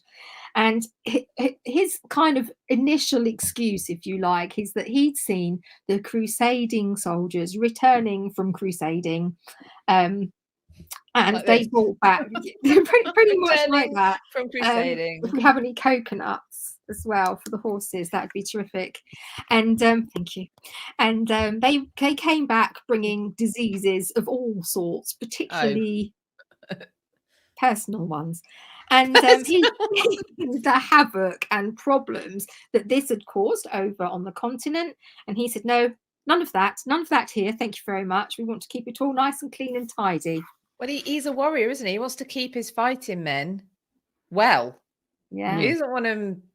If people are going out to the field, they don't want to be worrying about knob rot, is what we're saying here. Indeed. They've got enough to deal with. They have. Anyway, so he signed into law the ordinances touching the government of the stew holders in Southwark under the direction of the Bishop of Winchester. So another catchy title, as these things generally have. So he was basically saying, so that this is a quote: "The customary rules displeased God and hurt him," because he cared a lot about God and God's word, "and would be the undoing of those who lived there, especially with the amount of sin with the single women," because it was only their sin. The people doing this with them were a bit less sinny, but they were still sinning. Lots of sinning. Okay, there were 39 of these ordinances. Again, safe to Google. But they fell into the following categories, which were protecting 1, the girls, 2, the church, 3, the customers, 4, the other businesses, and society. So protecting all of those things. It was also to do with fighting corruption. Marvellous. And then the section for general admin and miscellany. Miscellaneous section. All right, now you'll be astounded to hear at this point that there was still quite a lot of corruption. Who knew? I don't know. It's difficult. Every time they bring in anti-corruption laws, they work. What? Let us know in the comments if that surprises you. Yes. So the constables and bailiffs, for example, would be quite happy to take a bribe. Again, unusual. There were more girls who wanted to work than there were rooms available for them to work. So that caused fights, arguments, overcrowding. And these were all things that everybody could be fined for. Again, if you're fined as a brothel owner, you're taking that money one way or the other from the girls. This one was cocking stalls. Okay. So instead of, if you think about when they used to dunk the witches like that, but instead there were certain things that the girls could be punished for, such as having a partner, a boyfriend or a lover of her own, where you would be dunked like that, but in raw sewage. Oh, what? So obviously that's disgusting. And of course, hygiene wasn't high on the list of things that were important at the best of times, but this could often lead to serious illness or death, as I'm sure you can imagine. So this is happening to these poor girls, and prison sentences in the clink, fines and all sorts of and they could be beaten, and I'm sure probably assaulted quite seriously in all manner of ways. So part of this was supposed to be, we are keeping the women safe. I mean, yeah. And it's about regulating everything, so everything is better run, people are better controlled, and so on and so forth. So in theory, these ordinances were to help keep everybody in every echelon who have played any sort of role or partook in any element of this society, or however you want to deem it, safe and better. All safe. Okay. They're safe. I will just say, so I came across a lady called Lucy Coleman Talbot, who's a PhD at the University of Winchester. And the whole thing is an interview she did. But she just said that it was widely, I don't know what Kat thinks of this, and this might not be the time to talk about it because of how much time we've got, but it was widely accepted that in 1161, the bishop was granted the power to license sex work in the Liberty. But Henry II, but this document was signed and dated at this time. But there suggests that there is evidence that this wasn't the case. It was actually created in the 15th century. So it was backdated to make the behaviour look more acceptable further back. There's a whole, so that's Lucy Coleman Talbot. So if anyone's interested, I can put a link into that or somewhere, because it was just obviously something a bit different. So, yeah. I mean, anyway, that would be a potential. If that was happening, we are talking about the kind of rise of calls for reform in the church, and questions of corruption that's really starting to ramp up. Is that a belt and braces response to it? Actually, this is fine, it's been licensed by the king. I mean, that's really, I haven't heard that. That's really interesting. I mean, it was just something I came across. So anyway, because in 1503 Henry VIII tried to close it all down. 1519 and 1546-47 Henry VIII did the same, and under the Commonwealth the liberties were reclaimed from the bishops. And as Philippa said, 1888, the local government abolished the liberties. So, yeah. Thank you. Winchester. What a prince of the church. What a prince of the church. He was. Anyway, it's time for the next thing. My veil's down there. Hang on. Talk amongst yourselves. Go and get it. Go on, off your pop. Paige, I see your question. Are the girls not part of society? That is going to be pretty much the area of my conversation, showing the ways in which turns out they weren't going to be, and it's vile. But yeah, we'll get there. Thank you for the question. I missed a question, but I can come back and ask later. So it is time for. I hate this bloody thing. You're all right. Go for it. Scratchy. Oh, for God's sake. Shh. Yeah. The widow should deal with the bishop and all his abusers in the Liberty. We should. Yes. Anyway, dear widows, I find myself terrified and unable to sleep at night. In my life, I have experienced discomfort and cruelty at the hands of many people. I bore my crosses as bravely as I could. Until recently, I felt I could take no more. I had no one to turn to. But then I stumbled across you, ladies, one evening many months ago, and my life was transformed. For every letter you read, a parallel in my life jumped from the screen and in turn offered me the solutions to my woes. as you can imagine, I've worked my way through quite a lot of poison recently. Good fact, girl. Trying to keep up with my orders, the old man supplying me fell, hitting his head as he tumbled to the ground and died. Oh. The poor chap was only a fortnight from retirement. He is incandescent with rage, and my terror is due to the fact that he has decided to haunt me as a punishment. The last thing I heard before I ran screaming from my house last night was, "You can't poison me, you bitch. I'm already dead." What on Nightmare. earth?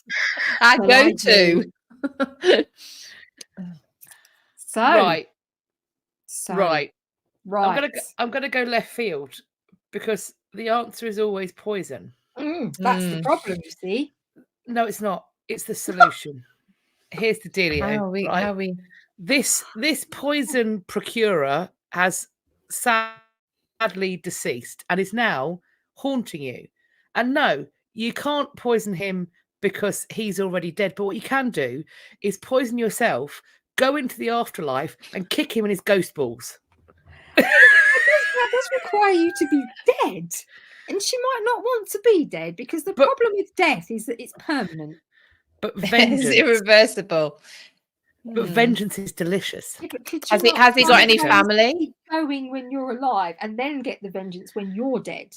Okay, You have will one of still be those, like- dead at some stage. You could do it that then. Do some of the Juliet poison where it looks like you're dead, but you're not really. Trick the ghost into thinking that you're dead. Kick him in his ghost balls and then come back to life.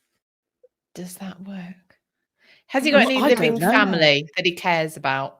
A cat Yeah, or a that dog, might, I maybe? think that might be a better way. yes. Go I like your sideways. thinking, Philippa. Go Yes. sideways. 5D Think chess. naturally. 5D Yeah. chess. Poison his wife. Poison his Poison his wife. wife. Yeah. Because Yeah. either he'll be sad, well, either way, he might be like, no, don't harm her, or he might not like her and not want to have to Ooh, haunt there eternity you with go. her. Or she dies and he likes her, in which case he'll be Well, or either way, those he'll be thoughts do. he'll be occupied. Or I've got an idea.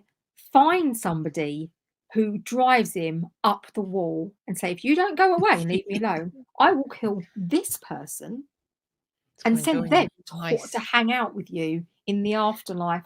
And then you're literally will. You Mm. thought you thought 2 hours down the pub was bad.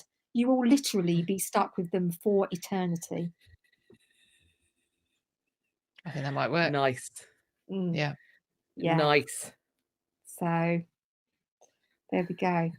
Great. So I hope that Another one helps. done. Another piece of realistic, practical advice Yeah. where we were able to poison somebody even though they were already dead.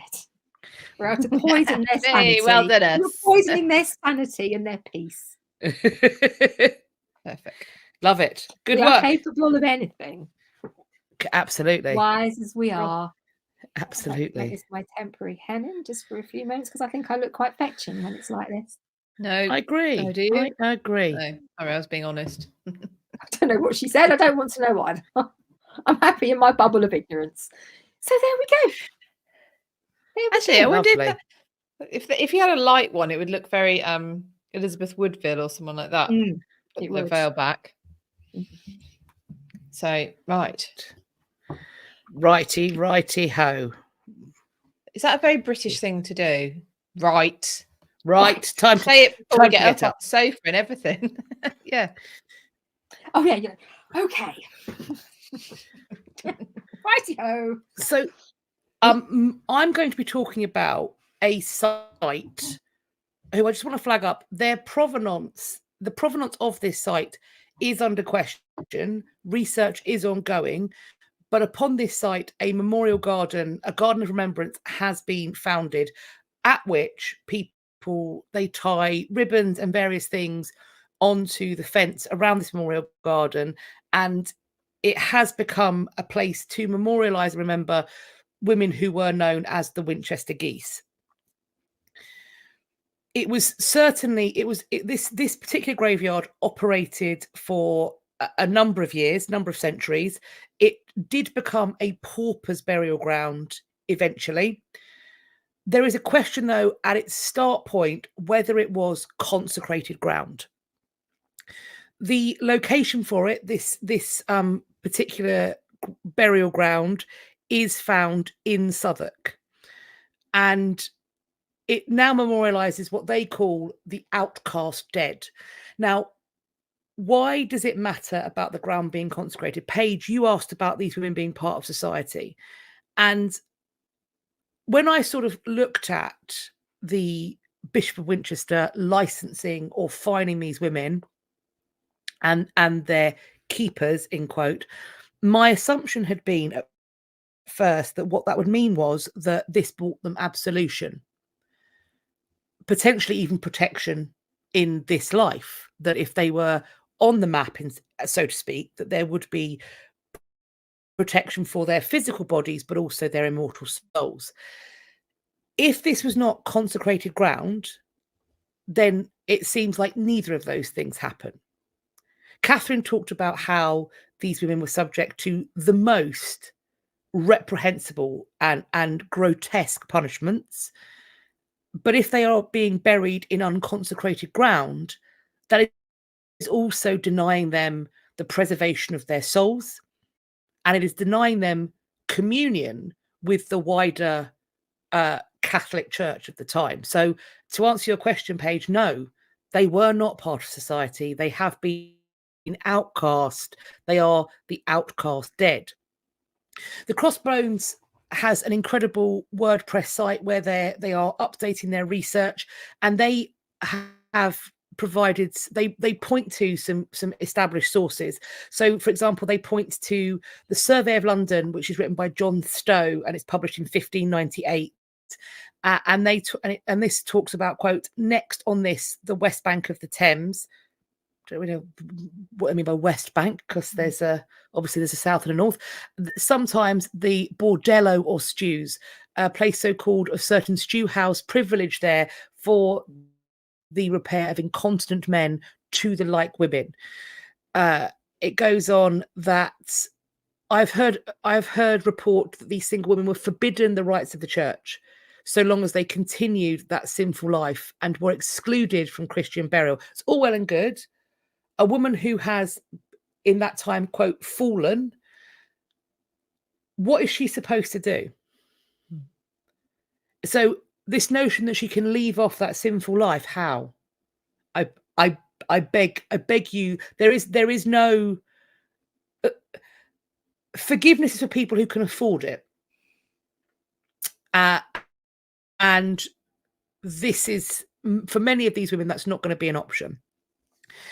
Stowe talks about that there being they were, in addition from being removed from the church, they are excluded from Christian burial if they were not reconciled before their death.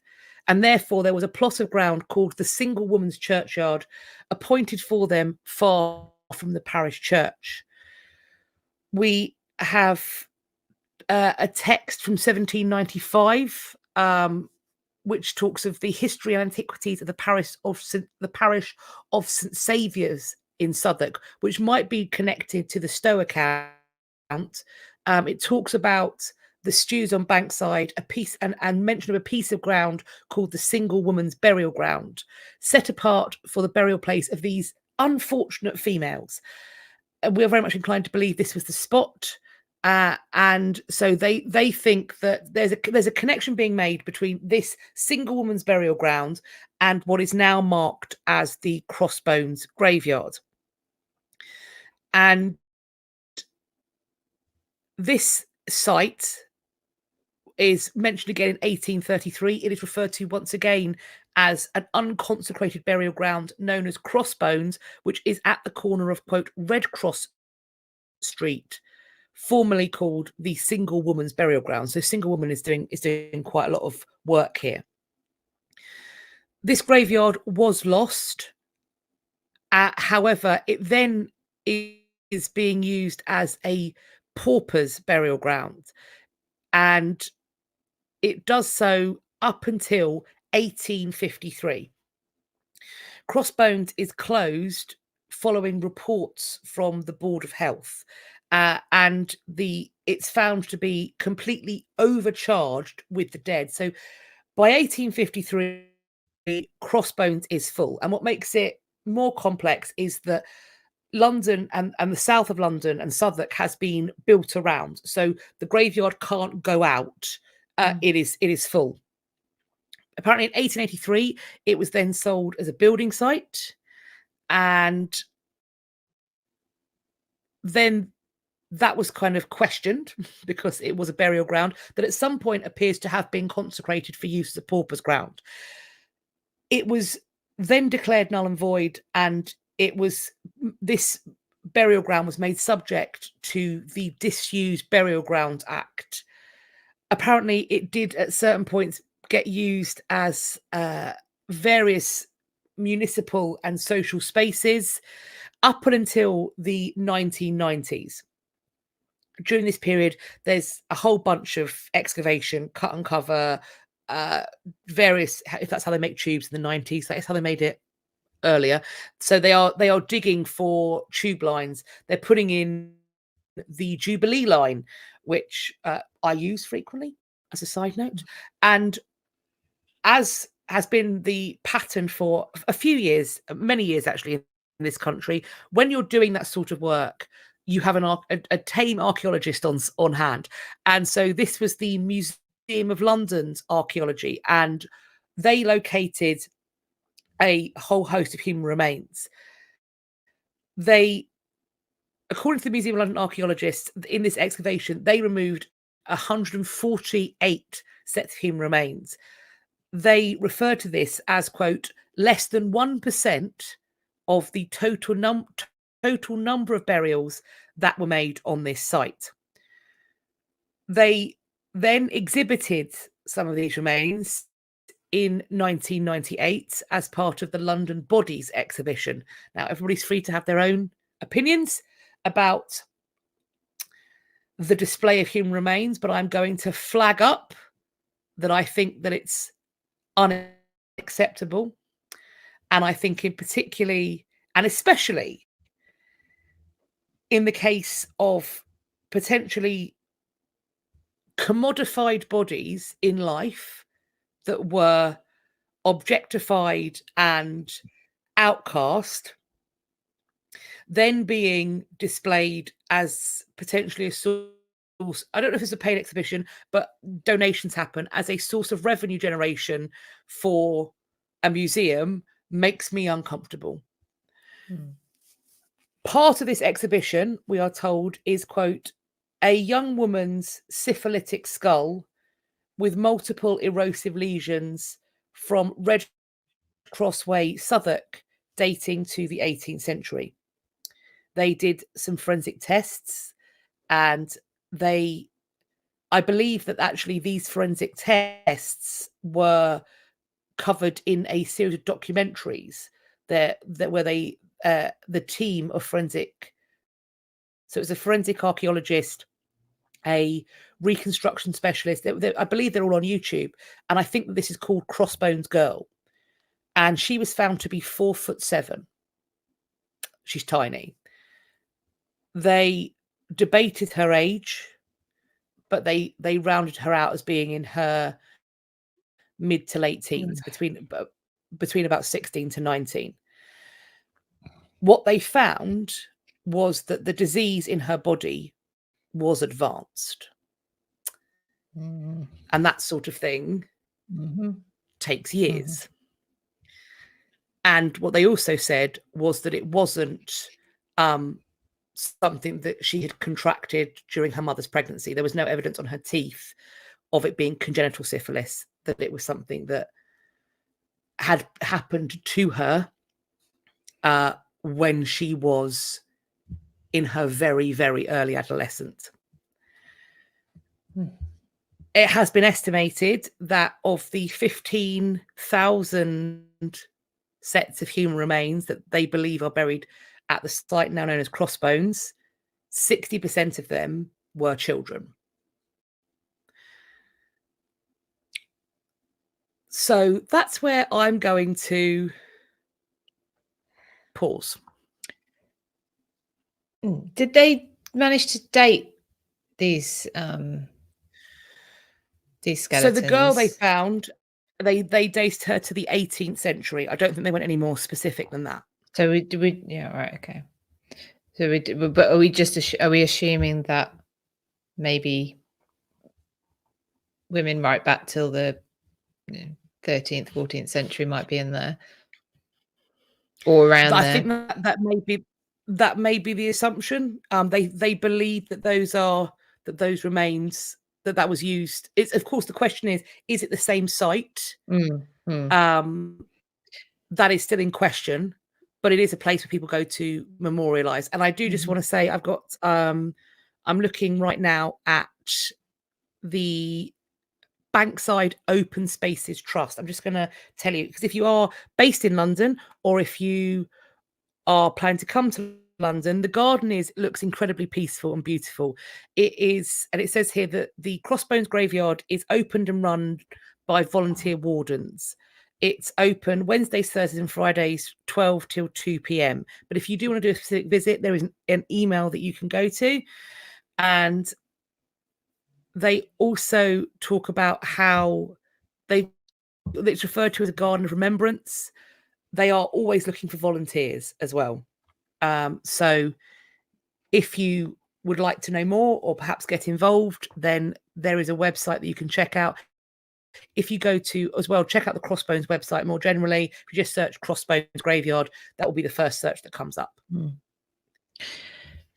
Something you were saying there, though, about they're buried in unconsecrated ground because of their trade, which we also know they've been licensed for. But then they were actively punished for potentially getting out of that trade by having a relationship with someone who potentially could have taken them out of that trade and looked after them.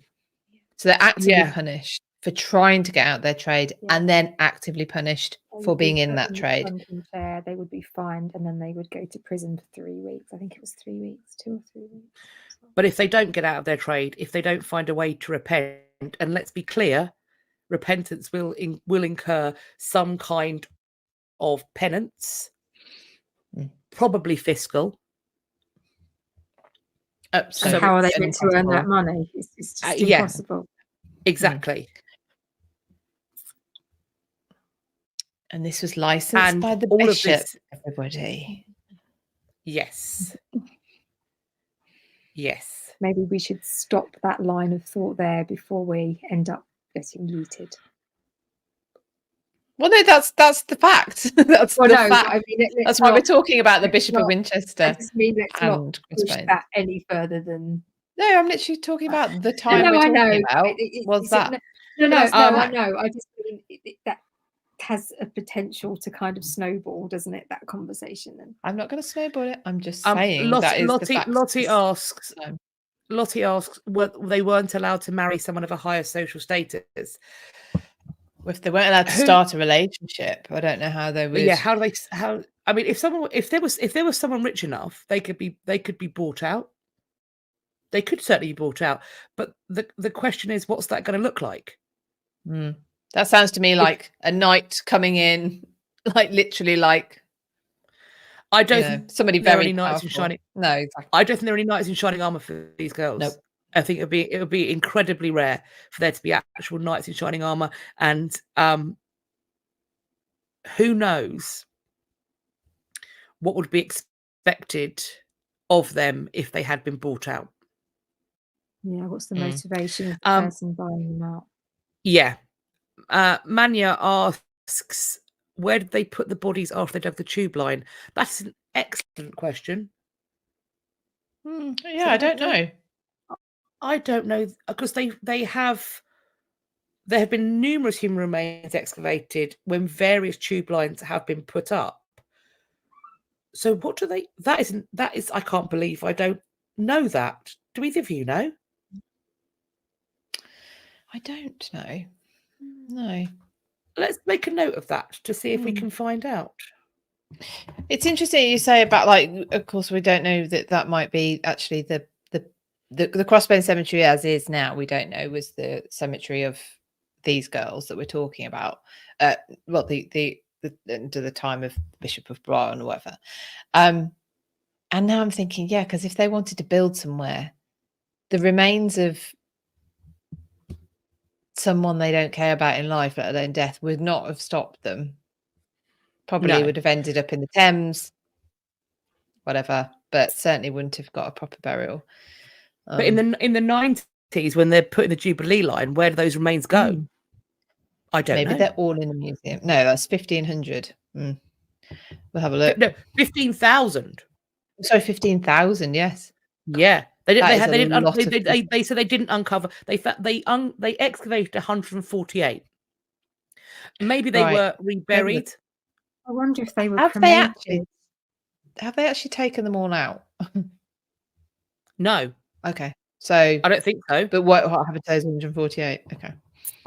And I almost certainly think, Catherine, they would not have been cremated, because that would have been, if they have, that would be so far out of bounds of of what that person would have expected or wanted for their burial, that to me, to do that to a early modern or medieval person who had desperately wanted a Christian burial but was denied it, to burn them would be for them a desecration. I understand, of course, that cremation is not desecration today, but that would be a desecration for them. Yeah.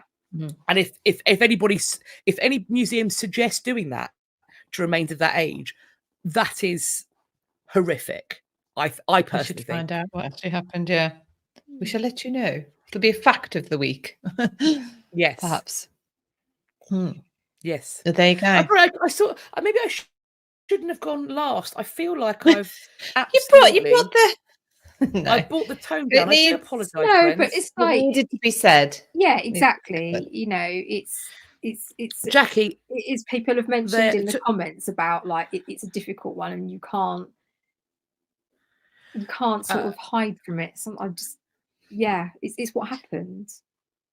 As awful as it is. Jackie Barnes says, "Can we crowdsource an appropriate memorial for them?" Well, what I will say is that what is going on at the site that is called the Crossbones Graveyard and Remembrance Garden is an absolutely beautiful site.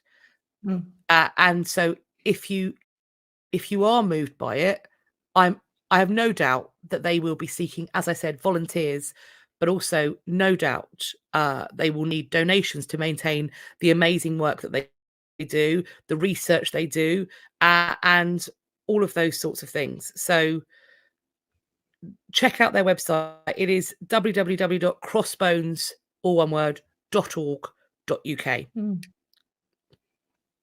So that is the memorial garden, and yes, it is beautiful, and I think it's fitting. So keep up with what they're doing and buy their stuff and fund them. Yes. Okay, so I hope everybody's okay. There's some comments going on, mostly on YouTube, saying obviously people have found that quite upsetting and a little bit distressing. So I hope everybody is okay. As Kat said, there will be ways to support that if you want to. We will put the link in the description box. So, but I hope, obviously, it's sort of a real mixture of sort of different sort of attitudes and emotions and things that have gone on this evening. So I hope you all enjoyed the discussion. I think we all have. It's given us all a lot to reflect on and a lot to think about. Philippa, what's happening next week? Next week, we are on to why. This is a good one. We've done well here. And on our spreadsheet, that Catherine's just asked for the link again for the 10th time. Only 10? I'm sure it's more than that. No, actually, it might be more than that. Is Richard of York and his paper hat. That is exactly what it says. So we will be covering Richard of York. Richard of York, as in the guy who tries to take the throne off Henry VI. Maybe we'll get into that, and sort of the founder of the Yorkist dynasty, who his son was Edward IV. Blah blah blah. Anyway, so that Richard of York, potentially controversial, depending on which side of the. We're just gonna spew the facts. They're just the facts. Okay, what other things do we have to tell you? You can support us, and we are very grateful for everybody's how we've had so many bagos this week. We have. Sorry, yeah. Yes. Yeah. Thank you. Was it Amy? Just realised I needed If to. it's not, but we will let you. But thank you. So it's www.buymeacoffee.com/had podcast, where you could buy a tiny little Winnebago for the Torture Catherine Fund. So yes, so we do appreciate all your support. Thank you so much indeed. You can also sign up to our Substack. It's super free. I can't remember how you do that, Philippa. That's because it hasn't scrolled across the bottom of the screen yet. Just bear Was with. there earlier? It was there earlier. It is there. It's coming. It's like here it comes. Here it comes. History After Dark Hub at substack.com. I can never remember that one for some reason. But that's where you get all the links to these things when we go live. And over time, with all these exciting plans we made last week, we're going to be putting some more stuff through for you. If you're still following us on Instagram, thank you so much. It's history.after.dark on Instagram if anybody wants to come down. As Kat mentioned, we are be moving across to YouTube soon, so do think about making the hop across. It's very close. It's only about that far from where I'm sitting, so it won't take long. So do think about that. We will still keep that open as a page on the Instagram, so there will be bits and pieces go up, but the lives and so forth will be here, and you get to keep all the comments, which is super fabulous. Somebody asked the other day, there is a delay, so the live stream comments take sometimes a day or so to come up, but they do come up there, so keep an eye out for those. If you are on YouTube, thank you so much. Please like, share, subscribe, make comments, click the bell, do all of those things, because they really, really help us, and the algorithms do things, and it's fabulous. So please do support us like that. We really, really appreciate it. Next week, Richard of York. Exciting. Anything else, ladies, before we go? I think that's a lot. Shall I give the count out? Right, we're going to leave you in 3, 2, 1. Bye. Bye.